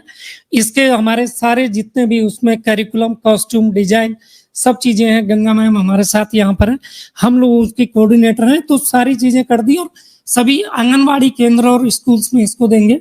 और ये हमारे 3 to 8 ग्रुप के लिए जो करिकुलम है, जैसे टॉय बेस्ड पेडागोजी कहते हैं, स्टेट स्पेस, लोकल स्पेसिफिक, जैसे अभी सुबह एक स्टोरी पे बात हो रही थी, ऐसे हमारे स्टोरी कार्ड बिल्कुल लोकल बने और उसी को डिजिटलाइज करके, और कुछ तो एक तरह से इसी रूप में जो है हम उसको ट्रेनिंग पैकेज के रूप में भी जो है आंगनबाड़ी वर्कर टीचर्स को दे रहे हैं। Thank you very much. मुझे लगता है कि बहुत सारी चीजें सभी स्टेट्स कर रहे हैं, बस ये है कि कोलैबोरेटिव वे बहुत ही बेस्ट वे है, और मुझे लगता है डिफरेंट वे और कंपार्टमेंट में हम काम करेंगे तो क्योंकि स्टेक होल्डर हमारा सिंगल बच्चा है, चाहे वहाँ 8 लोग काम करें, 8 NGO काम करें, 8 डिपार्टमेंट काम करें, सिंगल स्टेक होल्डर बच्चे, उसके बेनिफिट के लिए हम कर रहे हैं। तो हमारे स्टेट का सबसे अच्छा ये है कि सभी एक पेज पे और एक विजन से और एक अप्रोच से जो है हम बच्चे के बीच में आ जाए। Thank you very much. थोड़ा सा ज्यादा ही हो गया, टाइम ज्यादा लगा। Thank you so much. Thank you, Dr. Vijayalwan, for sharing the insights from the state of Uttarakhand and highlighting the experience of collaboration. There is clear takeaway from the presentation that interdepartmental collaboration makes an impact. So that is a message from the presentation. Thanks again. Now I invite Dr. Khare for sharing the insights from the state of Madhya Pradesh. Yeah.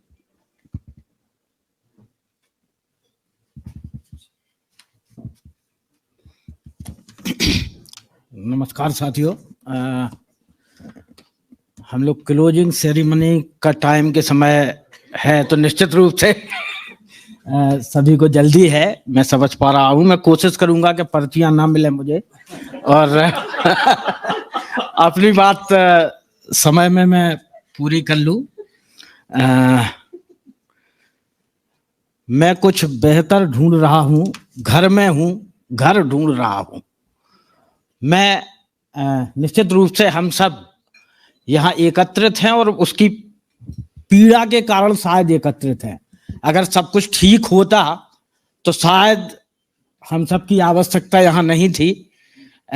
हम सब कुछ और कामों में अपनी energy लगा रहे होते, लेकिन सब कुछ ठीक नहीं है। इसी चिंता के कारण आज हम लोग यहाँ हैं। बहुत सारे काम सभी स्टेट कर रहे हैं, कुछ काम मध्य प्रदेश ने भी किया है और मध्य प्रदेश ने बहुत सारे काम ऐसे हैं जो रूम टू रीड के साथ मिलकर के किए हैं। रूम टू रीड की जर्नी मध्य प्रदेश में बहुत लंबी जर्नी है। हम लोग मुझे याद है जब 2005 में मैं ज्वाइन किया था राज्य शिक्षा केंद्र को, उस दौरान भी 2 जिलों में बैतूल और टीकमगढ़ वहां रूम टू रीड काम कर रहा था। तो एक लंबी जर्नी हम लोगों ने रूम टू रीड के साथ व्यतीत की है और उनके अपने अनुभव हैं, उनके अपने कौशल हैं और उसका लाभ हम लोग लेते हैं। तो मैं जल्दी से स्टेट ने क्या क्या किया है वो एक बार गो थ्रू करता हूँ। Please next. ये मध्य प्रदेश का एक सिनेरियो है। टोटल 83,000 प्राथमिक विद्यालय हैं, लगभग 45.5 लाख बच्चे हैं, 2 लाख शिक्षक हैं, 55 जिले हैं, 322 विकास खंड हैं, 89 ट्राइबल ब्लॉक्स हैं और मध्य प्रदेश में लगभग 26 भाषाएं इस समय हैं। नेक्स्ट। ये ईसीसी में हम लोगों ने जो काम किया है, ईसीसी जैसा सभी लोग जानते हैं कि डब्ल्यूसीडी के साथ मिलकर के काम करते हैं, लेकिन हमारे यहाँ कोलैबोरेशन इस तरीके से है कि वो भी जो काम करते हैं वो एकेडमिक कोई काम होता है तो उसका वेटिंग राज्य शिक्षा केंद्र को देते हैं। तो हम लोग मिल करके बाकी वो आंगनबाड़ी केंद्र अपना संचालित करते हैं, लेकिन जब भी एकेडमिक्स कुछ होता है तो उसमें हम लोगों की मदद जरूर ली जाती है। तो एक ये सहज और उसके वो बनाए हुए थे कुछ, एक हम लोगों ने कंटेंट जो बनाया हुआ है, समग्र प्रगति पत्रक जो डब्ल्यूसीडी के साथ मिलकर तैयार किया है, उसके पिक्चर्स हैं। नेक्स्ट, जल्दी कर देंगे। ये एक डाइट में हम लोगों ने हर डाइट में एक ईसीसी रूम डेवलप किया हुआ है, उसकी एक पिक्चर है। ये हम लोगों ने कुछ जो एनईपी कह रही थी उसके अकॉर्डिंग हम लोगों ने कुछ काम किए हैं, वो आगे आएंगे तो उस पर बातचीत हो जाएगी। ये सहज अभ्यास पुस्तिका के साथ हम लोगों ने जो अलग अलग कक्षाओं में 1, 2, 3 सहज वर्क बुक ईसीसी के लिए डेवलप की हुई है, वो है। ये कुछ वर्क बुक ऐसी हैं जो हम लोगों ने थीम बेस्ड वर्क बुक भी तैयार की हुई है। ये कुछ मिशन अंकुर की है। अगर आप देखेंगे तो ये 3 तरीके से हम लोगों ने इसको डेवलप किया हुआ है।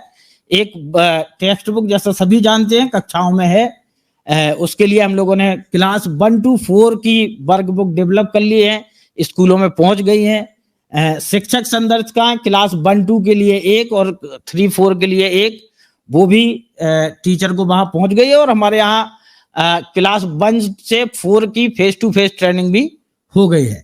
कुछ हम लोगों ने अतिरिक्त सामग्री भी बनाई है, उस पर भी आगे बातचीत होगी। ये अंकुर अभ्यास पुस्तिकाओं की कुछ टीचर्स गाइड है, उसके पिक्चर्स हैं। नेक्स्ट। ये अभ्यास पुस्तिकाओं के पिक्चर गाइड हैं, पिक्चर्स हैं, वो आपके सामने है। ये पुनः चूंकि विषय बार बनाई हुई है हमने, 3 और 4 में 4 विषय हो जाते हैं, तो उनके साथ हम लोगों ने काम किया हुआ है। ये कुछ लक्ष्य जो एनसीईआरटी ने हमें प्रोवाइड कराए थे, उसको हमने अपने स्टेट की लगभग 10 क्षेत्रीय भाषाओं में, गौड़ी, सहरिया, भीली, कोरकू, इन भाषाओं में हमने उसको अनुवाद करा के स्कूलों तक भेजा हुआ है। ये उसके कुछ पोस्टर हैं। एक FLN मेला हम लोग करते हैं, जो अभी पिछले साल 2 बार किया था, इस बार उसको 3 सेशन में 3 बार करने का विचार है। हमारे यहाँ जो व्यवस्था है FLN में, वो 1 to 4 में जो अभ्यास पुस्तिकाएं हैं उसमें 10वें सप्ताह, 20वें सप्ताह और 30वें सप्ताह में एक आवधिक आकलन वीक है। तो उस आवधिक आकलन वीक के साथ हम लोग FLN मेले का आयोजन करते हैं। इस मेले के लिए हम एक अलग से रिपोर्ट कार्ड भी बनाते हैं और वो रिपोर्ट कार्ड हर बच्चे को पहुंचता है और पूरे स्टेट में लगभग 17 लाख बच्चे एक ही दिन में वो FLN मेला उसी दिन आयोजित होता है और उसमें पेरेंट्स और समुदाय का बहुत बढ़िया एंगेजमेंट होता है। उसको हम लोग वो भी करते हैं। एक ये स्टेट का इनिशिएटिव है, ये आप देख करके समझ पा रहे होंगे कि ये एक सांप सीढ़ी है। इस सांप सीढ़ी में आपको कुछ अजीब लग रहा है क्या? लग रहा है क्या? अजीब लग रहा है? वहीं पे सांप है। तो ये जो अजीब है बस यही हमारा इनोवेशन भी है, बाकी सब आपने खेला हुआ है। तो ये जो अजीब है ये क्यों है वो मैं थोड़ी सी बात करना चाहूंगा। ये हमने अभी तक खेल और जब भी हम खेल की और एजुकेशन की बात करते हैं तो शायद खेल अलग छूट जाता है और एजुकेशन अलग छूट जाता है। तो खेल और एजुकेशन को जोड़ने के लिए हमने ऐसे हम लोगों ने 10 खेल तैयार किए हैं। उसको हम लोगों ने थोड़ा सा विजुलाइज इस दृष्टि से किया कि खेल को एजुकेशन के साथ कैसे जोड़े। यहाँ जहां आप सांप और सीढ़ी देख रहे हैं, वहां जब बच्चा पहुंचता है तो टीम का दूसरा बच्चा उससे कुछ क्वेश्चन पूछता है। अब आगे की प्रक्रिया आपको समझ आ गई होगी कि क्वेश्चन का आंसर सही तो सीढ़ी, क्वेश्चन का आंसर गलत तो सांप। तो इस तरीके से कुछ गड़बड़ियां करके ठीक ठाक किया है एजुकेशन में। तो ऐसे कुछ और खेल हम लोगों ने, एक क्रिकेट का खेल आप लोग देख रहे हैं। इस क्रिकेट के खेल में वही जो भी टर्मिनोलॉजी क्रिकेट में यूज होती है वो सारी टर्मिनोलॉजी इसमें हम लोगों ने यूज की हुई है। 2 रन है, 4 रन है, 5 रन है, 6 रन है, वो सारी की सारी टर्मिनोलॉजी, इंजर्ड होता है खिलाड़ी, वो हम लोगों ने किया हुआ है।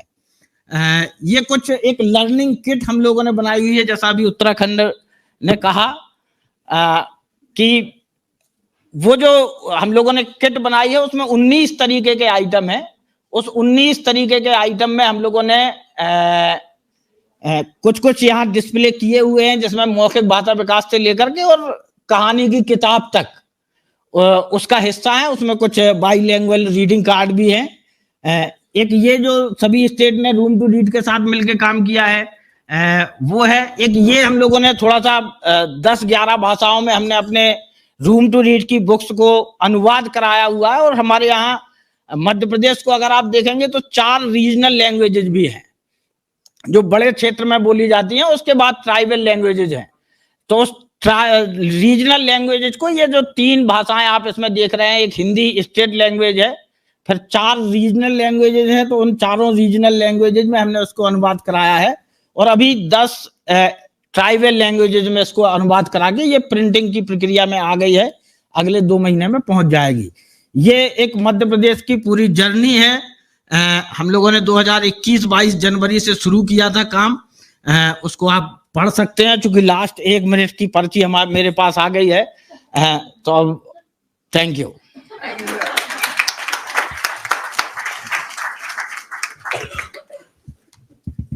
Thank you so much. Requesting Dr. Kumar to felicitate the esteemed speakers as a mark of our deep gratitude and appreciation.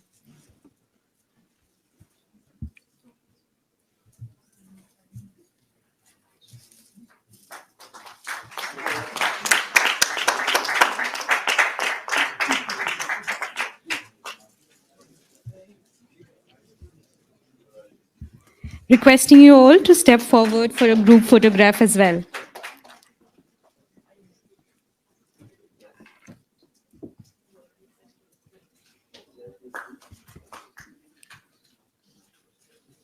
Thank you. Requesting you all to please take a seat in the audience.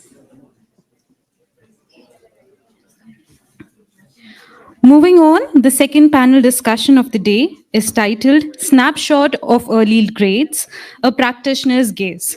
For this panel discussion, we are joined by Dr. 𝙈𝙖 𝙠𝙚, Director, Program Operations, Room to Read India.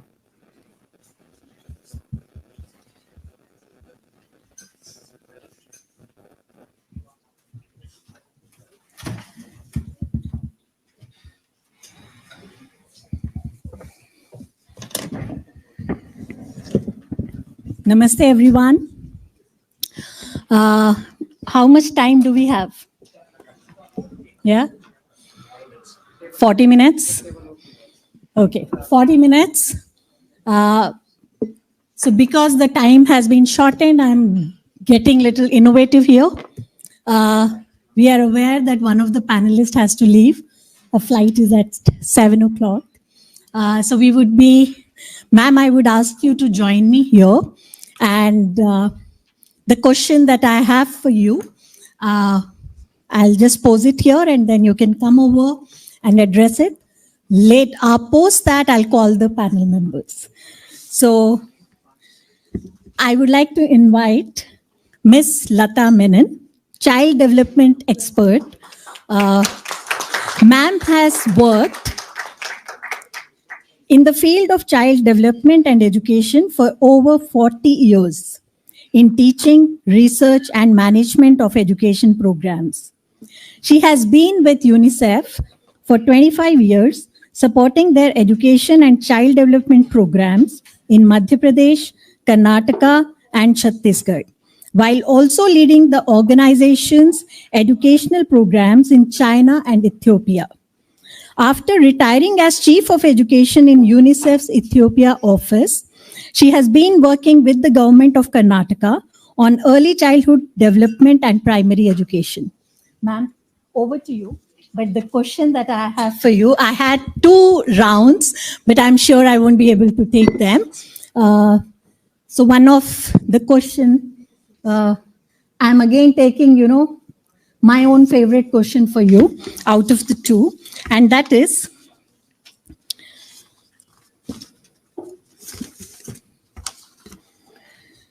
ma'am, there has been an ongoing debate around the appropriate age for introducing phonics, especially in the context of Indian languages.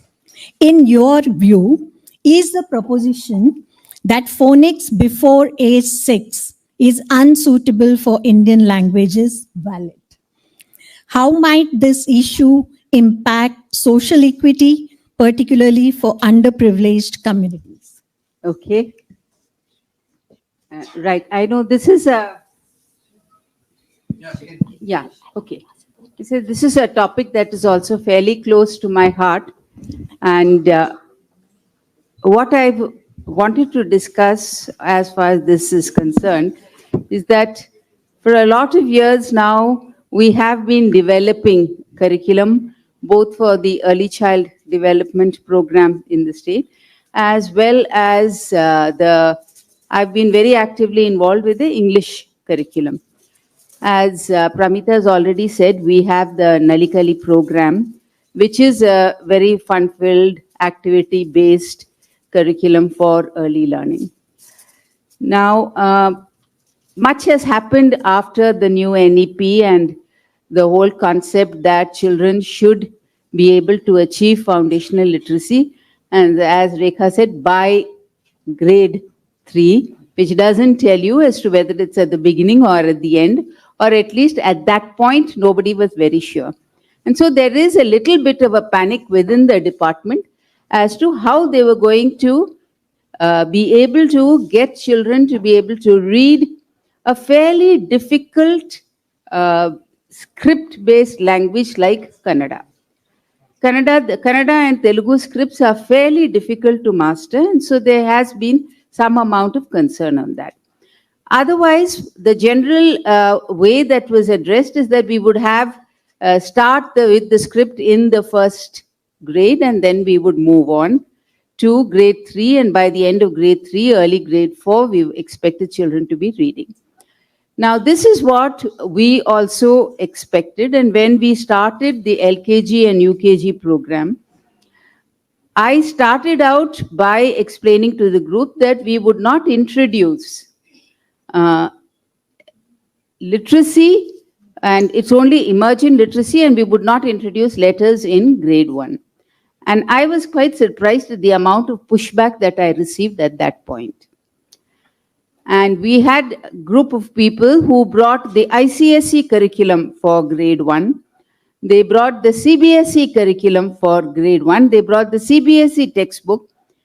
And the question they asked me is, these are children from rich families, so they can learn? Our children do not come from such families. So for them, we start only from grade 1. If you are in an ICSE school, you should be reading by the time you are in grade 1. If you are in a government school in Karnataka, you only start the alphabets and expect them to read only by the time they are in grade 3. And though I explained to them that, okay, these are children who are coming from deprived backgrounds, we need to have a larger period of time to be able to get them to pick up these emergent literacy skills and to get them ready for reading before we start on the letters. But this has been something that has, sort of kept me thinking, and that was one of the questions that I also posed to Room to read. That is our reasoning wrong? Are we now saying that instead of saying that we have an early childhood curriculum that would make up for the deprivation at home and have a far more enriched program in the preschool years, rather than do that, we are kicking the can down the road and saying, okay, these children require more support, so let us use the entire preschool period to support them. And then they will start reading from grade 1, whereas children who come from more privileged backgrounds have already started reading from grade 1. And this has been a question that we have been discussing within the department, and we've been discussing amongst ourselves, both for English as well as for Kannada. That yes, Kannada is a difficult language, but is there a point or is there a limit? I won't say limit, but is there a point at number of letters that we can sort of say that children can learn by the time they have completed up UKG? Nobody has much expectations of the ICDS, which I think is unfair, but at least, where the education department has control, would it be possible for us to do this? Now, I have been discussing with a number of people, and there is a general feeling that even for children who are coming from deprived backgrounds, if you have a good enriched program, it is possible for us to introduce letters. It is the only thing is you're not going to be able to introduce the entire Varnamala. 52 letters and the Swarachinhas, etc. are not going to be possible. And so my question really, what I had expected and hoped that, we would be able to have a discussion, is that with our understanding, just how many letters do you think is reasonably possible for us to actually introduce children to at between the ages of 5 and 6. Now, I have spoken to a number of people who have been working with these children in NGO settings and slightly more privileged, affordable schools. And though many of them actually do work a lot more in English rather than Kannada, the number that has sort of been floated around is anywhere between 7 and 15. But this is something that, I don't have time now at this point. It's very unfortunate, I do have to leave. But I think this is something that all of us need to really look at. Are we really saying that if you are privileged, you get to learn the letters earlier? If you are not, come from deprived backgrounds, we use the entire preschool program to make up for that. We kick the can down the road and start only there. But come the NAS in grade 3, regardless of whether you are in a private school or whether you are in a government school, you are all measured at the same level. And then we say the government schools are not performing. And as a result of that, there is tremendous unhappiness and heartburn among the teachers, because they feel they're already working at a disadvantage, and on top of that, in spite of their best efforts, they are they're really getting the raw end of the deal. We are not saying to have a program that, makes children unhappy. Nalikali is not a program that makes children unhappy. If you've got a good enriched program, is it possible for us to at least start the program in the early years? That's the question that I really wanted to leave the group with. And exactly, ma'am, and I don't think so. We have the answer, but if anybody has any thought, you can share and then. Yeah, I mean, I would definitely like to hear a few of the comments. Rather, the question is quite poignant, and I'm sure we are all thinking on, what could be the answer for this, because this is something which is definitely a question to ponder on.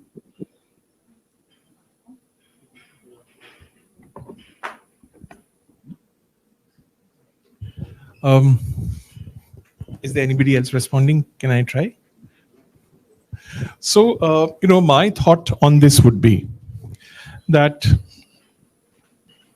I wouldn't strictly try and ascertain a number of aksharas that need to be taught at that particular age. I know it's not going to be all I know is that it's not going to be the entire 52. That's number one.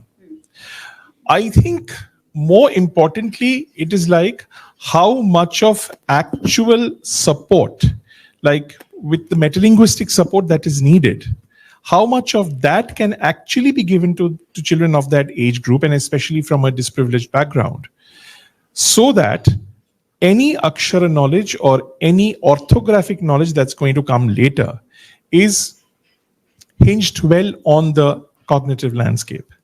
So that's going to be my second point. कि metalinguistic awareness के जो जितने सारे points हैं, whether we have enough orality, whether we have phonological awareness, whether we have enough storytelling and all of that, we will put everything like that needs to be put in place to be able to say before that how many aksharas need to be taught. And apart from that, aksharas also need to be taught in various ways. For example, depending on the script, like Hamare South Asian scripts, in spite of all of them are alpha syllabaries, they come with a certain amount of variety of visual complexity. So with the amount of visual complexity that the script is dealing with, then you will have to see, like for example, if it's going to be a CV or a CCV combination, what is the kind, or I mean, if there is a visual complexity involved at the moment there is a matra, then how do you deal with that? What is the simplest form? What is the most simple phonemic form that needs to be placed? Needs to be thought through. So these are decisions that will be very, very language and script based. And I think number 4 is going to be, in case the child will be facing a home language, school language difference. Then, the practice time for children to reach automaticity for any number of aksharas is going to grow, and we'll have to give that time. So once all of this is decided, once we know the premise of the language and the script that we are dealing with, then, I mean, you can decide whether it's 7, whether it's 8, whether it's 15, or, it can be decided that way. Whether you do the swaras first, then you do the vyanjanas first, vyanjanas later, or you start putting a vyanjana and a swara combination, then just for playfully breaking it down, what level of akshara knowledge are you going to present also becomes very, very important. So that would be my response. Yes, a lot of what you have talked about in terms of what we should prepare the children for are the arguments I've also sort of put forward to the group, that yes, we would need to prepare them. But then I think that has been the point, that yes, we should prepare them. But we can't use that as an excuse for not starting the letters. So I think, but your point, and what is also more important is what do we introduce and how do we go about introducing it is equally important.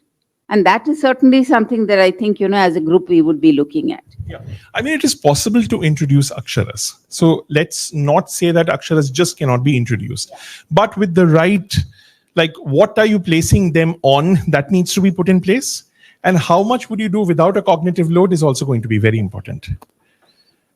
So that way, I also don't have a number to that.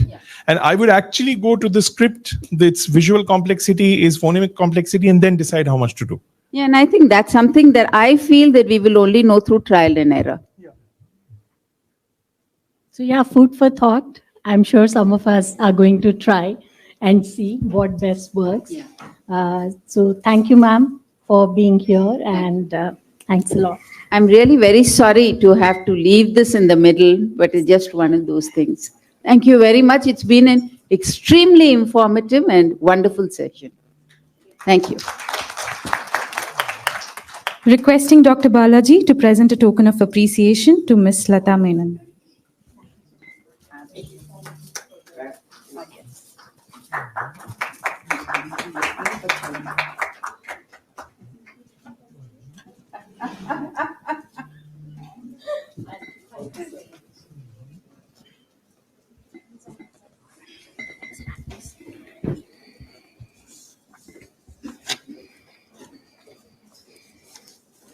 So now I begin the panel discussion, and it is titled Snapshots of Early Grades, a Practitioner's Gaze. I am honored to be joined by an esteemed panel of experts who bring years of experience in shaping early learning programs across different contexts in India. Joining me today, Mrs. Bandana Garbyal. Ms. Bandana Hyanki Garbyal is a seasoned educationist and administrator in Uttarakhand with over 25 years of experience. She has held various leadership roles, including senior lecturer at DIET, district and chief education officer, additional director Kumon, and director of primary education. Currently, as Director of Academic Research and Training, she guides SCERT and CMAT in achieving the state's education vision. Known for her empathetic leadership, Ms. Garbyal remains dedicated to exploring innovative trends and driving positive change in Uttarakhand's education system. Welcome, ma'am. And the second panelist with me is Dr. Ritika Dabas, Senior Lecturer, Division of Curriculum and Pedagogy, SCERT, Delhi. Dr. Ritika Dabas is currently serving as a Senior Lecturer at SCERT, Delhi, where she oversees parental involvement through school management committees and is the nodal person for the foundational and preparatory stages in the state. Under her guidance, various content for these stages has been developed. She has coordinated the Delhi government's parent outreach program and has been actively involved in capacity building for SMCs. Her work also focuses on enhancing parental involvement during the foundational years. Additionally, she is a member of various committees as SCERT and has conducted research on SMCs, compiling best practices in Delhi. Welcome again. Ms. Samyukta Subramaniam, Program Lead ECCE, Pratham Education Foundation.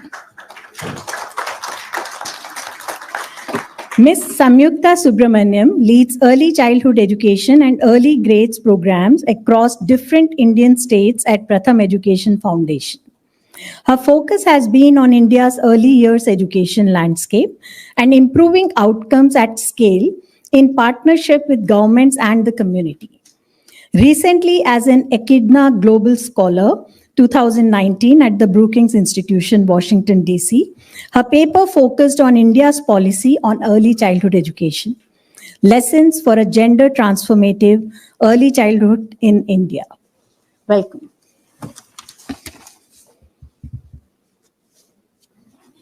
So well.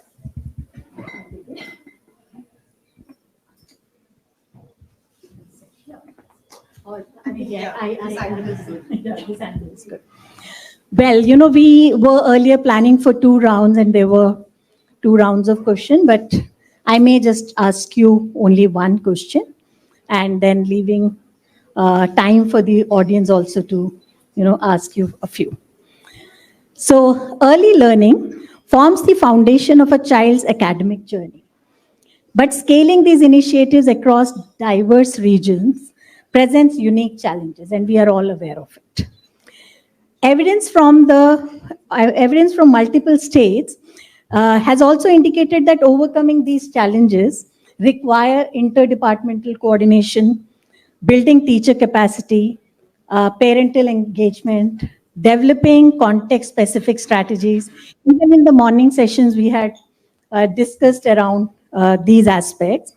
And since you all have first-hand experience in scaling early learning initiatives, so I would like to kind of explore your insights on these topics. And the question that I would like to ask Bandana ma'am. Uttarakhand has made significant efforts in early learning. आपके सारे department की coordination अभी Bijalwan sir ने भी यहाँ आकर बताया, और बिना उसके काम करना भी मुश्किल है, ये भी हम जानते हैं। क्योंकि आप इस रोल में और इतना डाइवर्स आपके रोल्स रहे हैं और एक्सपीरियंस रहा है उत्तराखंड में, तो मेरा जो प्रश्न है वो ये है कि आपके लिए मोस्ट सिग्निफिकेंट चैलेंजेस जो रहे हैं स्केल करने में अर्ली लर्निंग प्रोग्राम्स को, वो क्या हैं और आपने उन्हें कैसे एड्रेस किया? आपके चैलेंजेस को जरा हमें बताइएगा, क्योंकि चैलेंजेस हम सुबह से सुन रहे हैं, बहुत हैं, मल्टीपल हैं, बट आपने एड्रेस कैसे किया उत्तराखंड में to scale early learning? Thank you so much. सबसे पहले तो रूम टू रीड को थैंक यू, जिन्होंने ये अपॉर्चुनिटी दी मुझे। हम लोग को पूरे उत्तराखंड से हम लोग WC डिपार्टमेंट भी आया हुआ है और स्कूल एजुकेशन भी आया हुआ है। Thank you. ये बहुत अच्छी बात है कि हमारा जो कोऑर्डिनेशन कोलैबोरेशन है वो बहुत अच्छा है। दैट्स वाई अभी हम ऐसा बाल बाटिका को हम शुरू कर पाए हैं। अभी KN विजलवान जी ने जर्नी आपको बता दी है, कैसे हमारी जर्नी ECC शुरुआत से, जबकि हमारा NEP 2020 अभी शुरू भी नहीं हुआ था, उससे पहले मैं देखती हूँ जब लोग हम लोगों ने जब उत्तराखंड में ज्वाइन किया था, तब भी मैं एज सीनियर लेक्चरर डाइट थी, तभी से ये ट्रेनिंग्स हम लोग देते थे डाइट के माध्यम से, तो तभी से हमारा कोलैबोरेशन बहुत अच्छा है। तो अभी हम लोगों को इसलिए अभी हमें दिक्कत नहीं हुई है। FLN में भी बहुत अच्छा काम स्टेट गवर्नमेंट कर रहा है। इसमें चैलेंजेस मुझे लगता है कि जो मॉनिटरिंग पार्ट है हमारा वो है, क्योंकि डिपार्टमेंट्स हमारे 2 डिपार्टमेंट्स हैं, एक तो WC डिपार्टमेंट है और स्कूल एजुकेशन है, और जो बाल बाटिका हम लोगों ने लगभग आंगनबाड़ी हमारी लगभग 20,000 आंगनबाड़ी हैं और लगभग 6,000 आंगनबाड़ी जो कोलोकेटेड है हमारे स्कूल्स में, उनको बाल बाटिका में हम लोगों ने इस्टेब्लिश किया हुआ है। फेज 1 में हमने 5,5,4,5,7 हम लोगों ने इस्टेब्लिश किया था। अब लगभग हमारी 6,000 हो गए हैं। तो हमारी पूरी कोशिश है उसको करने की और सफल भी हुए हैं। आपने बताया कि हमने मटेरियल डेवलपमेंट किया है, एक्टिविटी बुक्स बनाई हैं, गाइडलाइंस टीचर गाइडलाइंस बनाई है, उसके अकॉर्डिंग हमारा चल भी रहा है।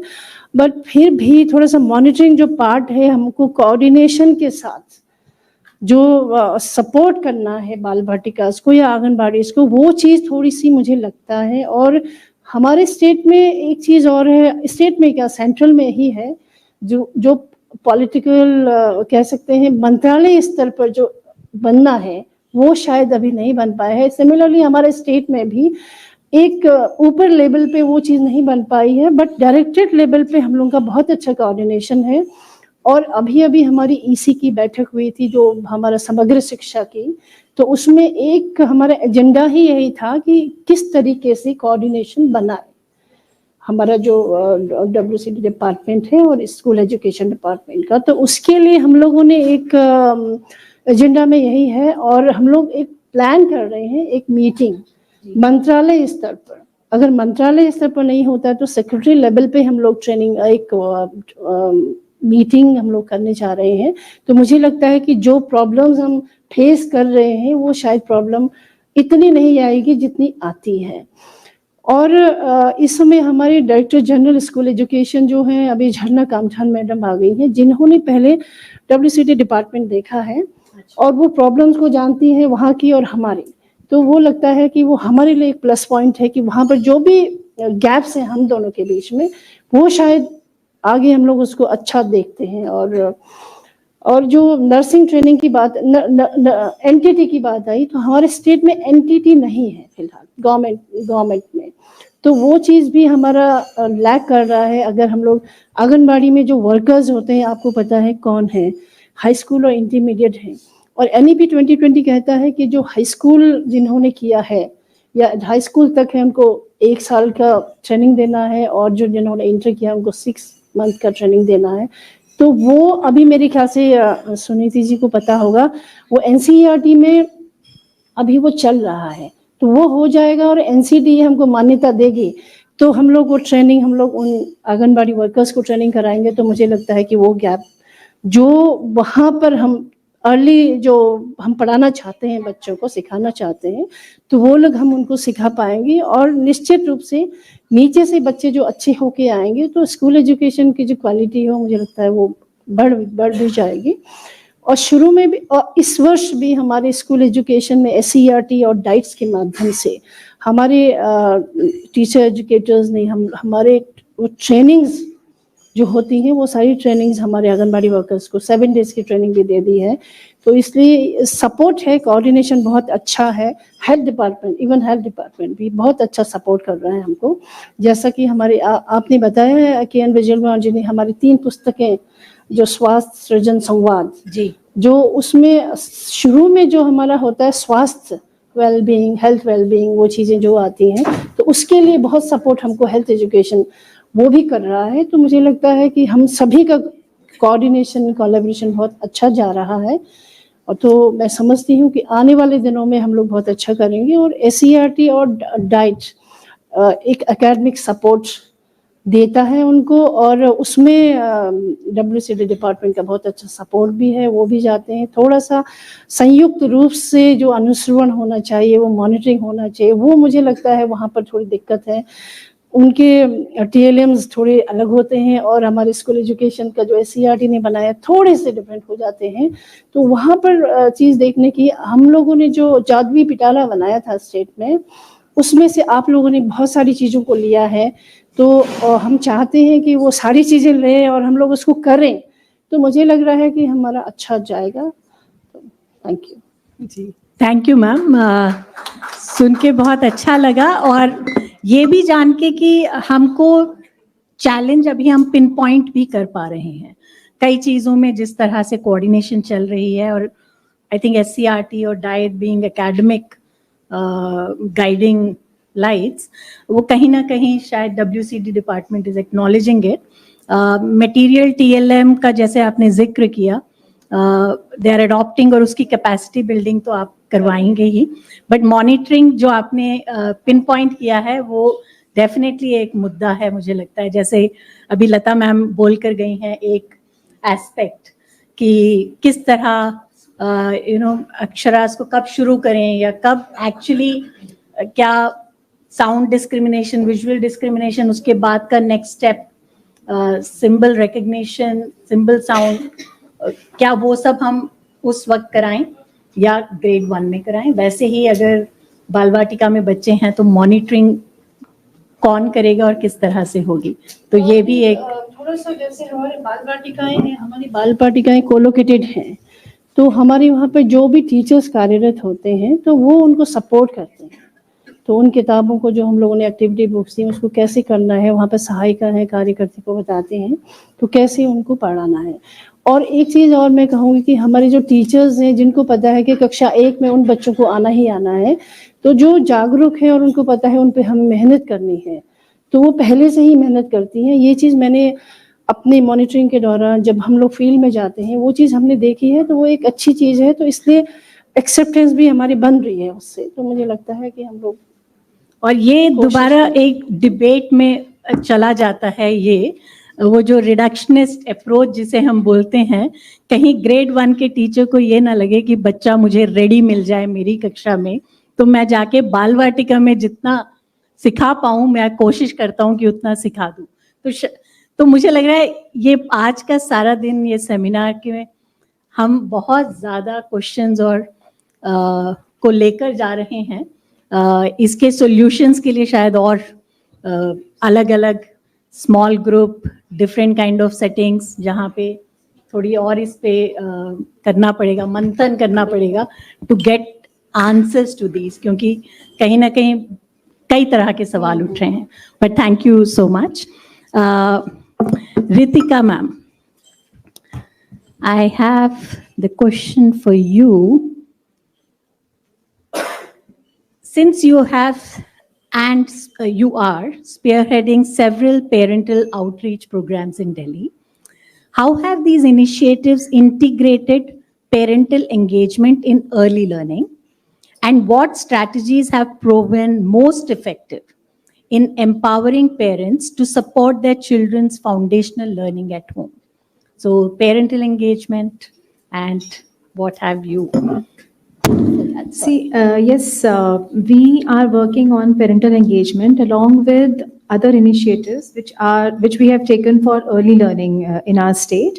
And with respect to early learning, we have done a lot of interventions, as I have been hearing from other states also, that they have also developed so much of material and conducted trainings and also conducted researches. So similarly, Delhi has also done, and along with it, this parental engagement program that has helped us a lot. Like we have, along the material which we have developed, that has scope for parental engagement also, and the teachers, they are being, we are having interactions with the teachers on how they can involve the parents. Means whenever the parents are visiting the schools, what all questions they have and how you are answering them. So some sessions we are including on the kind of communications you can hold, and we have developed a module on mega PTM also, that how to conduct effective mega PTMs. So in that also we have discussed certain strategies, that whenever the parents are coming, they have a number of questions, and how you can discuss and what all needs to be shared with the parents. We have developed the posters on parental engagement, which we have distributed to all our states, to all our schools, including our directorate and NCD schools. And also we have capacitated SMCs on this. So for SMCs, we involve the CRCCs as master trainers, and these CRCCs further, they conduct trainings for SMC members, wherein they conduct sessions on parental involvement. And these SMC members, they go to the community, they talk to the parents in the community, and they discuss on the kind of activities they can do at their home, means making the home as a learning space. And these kind of activities are being conducted in the state for parental engagement. How effective have they been? Like any experience that you have, because the cascading model that you have adopted, how effective do you think it is? It like at what stage you would say? In fact, involving parents, it's a bit challenging. We see what the effectiveness which we can see is that the kind of bond which the school and SMCs have, that's quite great, and that is very visible. And the struggle is that these SMCs reaching to the parents, there we are still working. We have undertaken a number of initiatives for that, but here we are facing little challenges, and we are still working on it. We have planning strategies for this particular year, some online videos are being shared on parental awareness, on awareness regarding likes and the parents, how they can spend quality time with children, how they can know about the likes and dislike of their children. So these kind of activities we are still doing. So means a channel has been created wherein we are involving SMCs and means the school and SMCs, they have a good bond. Now SMCs reaching out to the communities, that is still we are working on it. Sure. And any one success that you would like to share? Success, yes. When we means the activities which are being done at home, means in last to last year we developed a poster, and that poster was basically on the time which the parents, that what time they spend, how much time they are spending with their children. and what all activities they are doing. It was like distributed to all the SMC members, and they further distributed to all the parent members. And they were supposed to take it to their homes and paste it in their school, in their homes, and just note it down. So from there, SMCs, our SMCs and our CRCCs, they gave us a number of incidents. They told us that how parents are getting involved, and this was like we also felt that yes, we can reach out to parents. Such small initiatives can be undertaken. Right. No, thank you so much. I'm sure, you know, with all the strategies that you are doing, and there would be all these best practices which can again get shared amongst other states as well. Thank you. Thank you for sharing that. Yes, Samyukta. So, of course, you know, you have been leading early childhood programs at Pratham across various states and for so many years now, right? So what are those key learnings from a practitioner's perspective on scaling early learning, particularly when it comes to building teacher or Anganwadi worker and caregiver capacity to address children's learning needs? And I would also like to add here, I was just having discussion with, you know, some of the members who are attending here, their experience from the Anganwadi. In one or two states where they mention, Anganwadi, we know their qualification of, you know, earlier it used to be just 5th grade, 8th grade, and then now I think most of them have become 10th grade pass out. But the fact remains, and what the experience has been, that when we are creating some material for them and giving it to them, that okay, aap ye cheez kariye, but they themselves are not able to read or comprehend it. So now it poses another challenge, that अगर वो खुद ही नहीं पढ़ पा रहे और उनसे अगर हम expect करेंगे कुछ पढ़ाना लिखाना, तो how are we going to go about it? So your experience, I'm sure, is spread across so many states. So I would like you to, you know, bring those insights. Sure. Okay.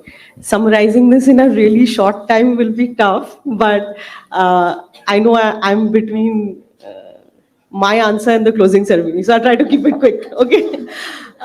So I think there are multiple challenges and there have been multiple learnings across different states. At Pratham, we work both with the pre-primary sections within schools as well as the Anganwadis, and somewhere I think in the middle are the co-located Anganwadis which are actually in school and so on. And I think one of the biggest learnings for us has been that we often, many of us, we get papers today which we aren't able to get through. If you get a video today, you'll see the video in 1 second, right? Similarly, if you listen, it's useful, but if you practice, it's even more useful. And so one of the things that we've learned is that when we train, what needs to follow is actually practicing what the training is on. तो अगर प्रशिक्षण है, अगर पांचों domain पर है और मैंने आपको ज्ञान दे दिया कि what is it about, उसको अब मैं जाकर क्लास में करूं, है ना? जब एक टीचर मुझे बताता है कि कहानी कैसे होनी चाहिए छोटे बच्चों के लिए, तो वो अक्सर बहुत एजुकेटेड, और यहाँ पे मैं ये पॉइंट बताना चाह रही हूँ कि over education is also sometimes a challenge when it comes to little children. मुझे याद है कि we did a training with this person told us a beautiful story which ran for about 4 pages. And then we said आप इसको class में करके देखिएगा, है ना? क्लास में तो 2 लाइन के बाद बच्चे रो रहे थे, कोई कहीं और भाग रहा था, बच्चों को हम पकड़ ही नहीं पाए, छोटे बच्चों को. So the thing is that experience of actually learning with children goes far beyond the capacities that we all have. So what we call building leaders of practice, I think, is a big part of and should be a big part of any training. आज के दिन अगर हम देखें तो school में आज तक काफी स्कूलों में ग्रेड 1 से हम शुरू करते थे. आज हम कह रहे हैं कि प्री प्राइमरी होगा, और प्री प्राइमरी के भी 3 एज ग्रुप होंगे, और प्री प्राइमरी के जैसे आपने कहा हर एज ग्रुप के लिए अलग टीचर तो है नहीं, तो वो टीचर कैसे संभालने वाली है छोटे बच्चों को, वो भी 3 एज ग्रुप्स के.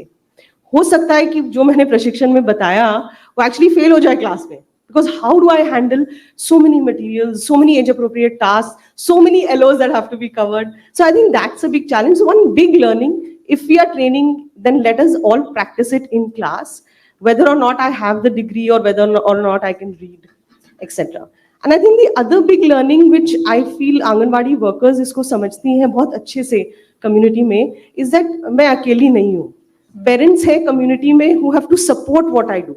So we've often heard this line, it takes a village to raise a child. So there's a teacher who's trying in class, and then there are so many more hours outside class where the child is with the parent. So वो ये जो अभी आपने बात कही about parents and working with parents, it's essential because the children are with the parents. And what are children learning while they are with the parents? Bringing about awareness around what children need to know at this age group. प्रथम में हम ये school readiness MELAS करते हैं. FLN मेला जैसे हमने MP में किया हुआ है, हरियाणा में किया है, बहुत सारे states में हम school readiness मेलास करते हैं. वहाँ पर हम parents को बुलाते हैं so that they can take part in all the activities for the different domains that children should be learning खेल खेल में. So play-based activities which can be opened out for parents to actually see and experience and say, अरे ये तो मैं भी कर सकती हूँ. So I think that confidence that मैं ये कर सकती हूँ and the understanding that I need to do it with young children in order to learn how to work with them are two big learnings that we've had. Yeah. Samita, just on this one, what is that one thing जो आपको लग रहा है बहुत quickly can be done and is going to really help in this continuum that we are talking about? Quickly पूरा साल है और फिर 3 to 8 years है तो quickly I don't know but I do know that children learn very quickly. तो मतलब हमें time लगता है but बच्चे ऐसे grasp कर लेते हैं. So I think one or two things that we should quickly do is spread the word.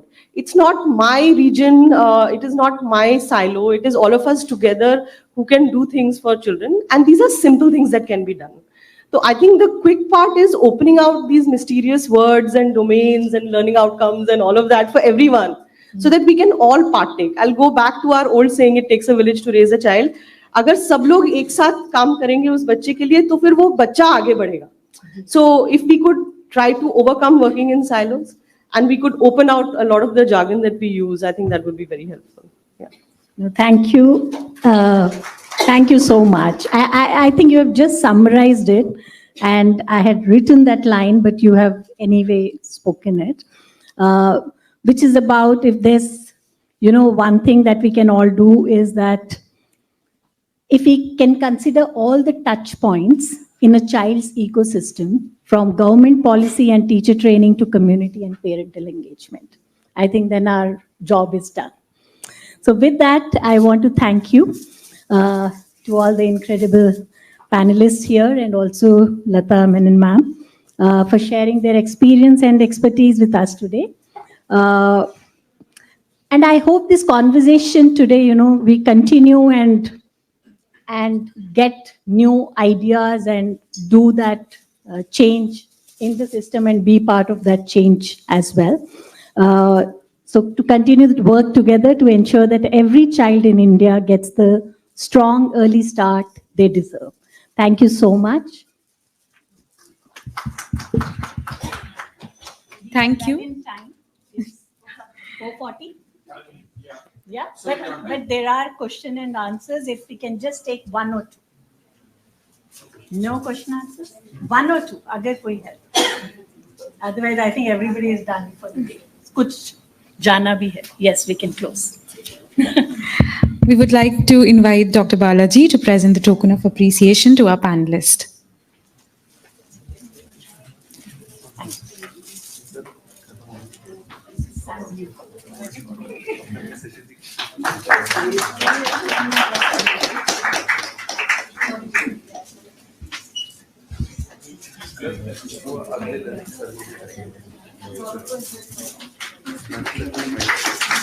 We would also request you all to join us for a group photograph.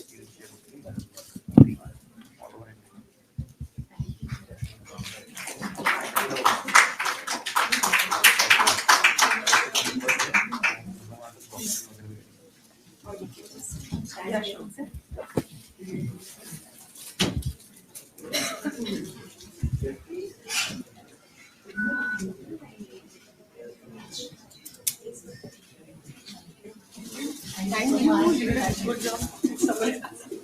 Thank you. I think this is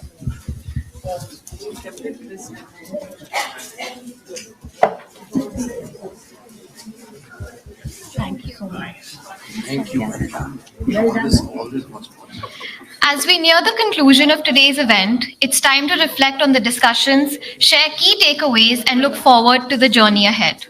Please join us in welcoming Mr. 𝙀𝙧𝙧𝙀𝙧 to offer closing remarks, felicitate our sign interpreters, Mr. Atul Kumar, Ms. Preeti Sapra, and Ms. Manisha Sharma, and bring our event to a meaningful conclusion.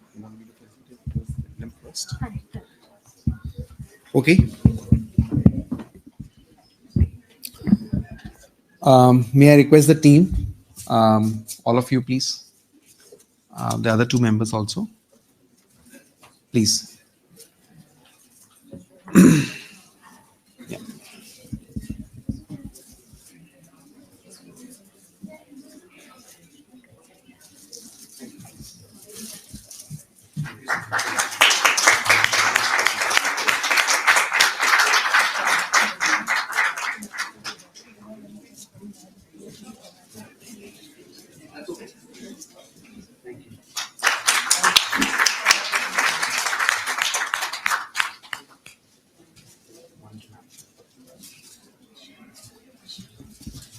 Okay, so we are at the end of India Gets Reading 2024, and which also means that we will be starting thinking about India Gets Reading 2025.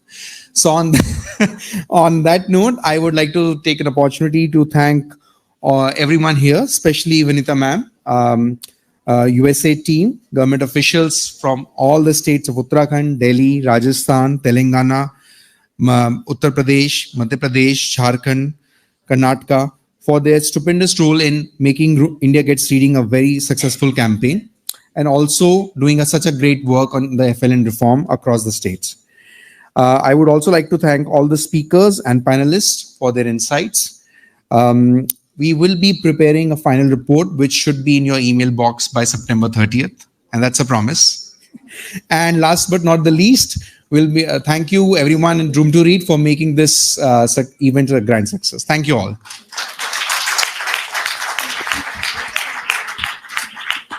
Thank you, Mr. Rajvanshi, for beautifully capturing the day's discussion. With that, we come to the end of Make Room for Early Learning National Seminar, organized jointly by USAID and Room to Read India. We look forward to seeing you next year for India Gets Reading 2025. Thank you and have a pleasant evening.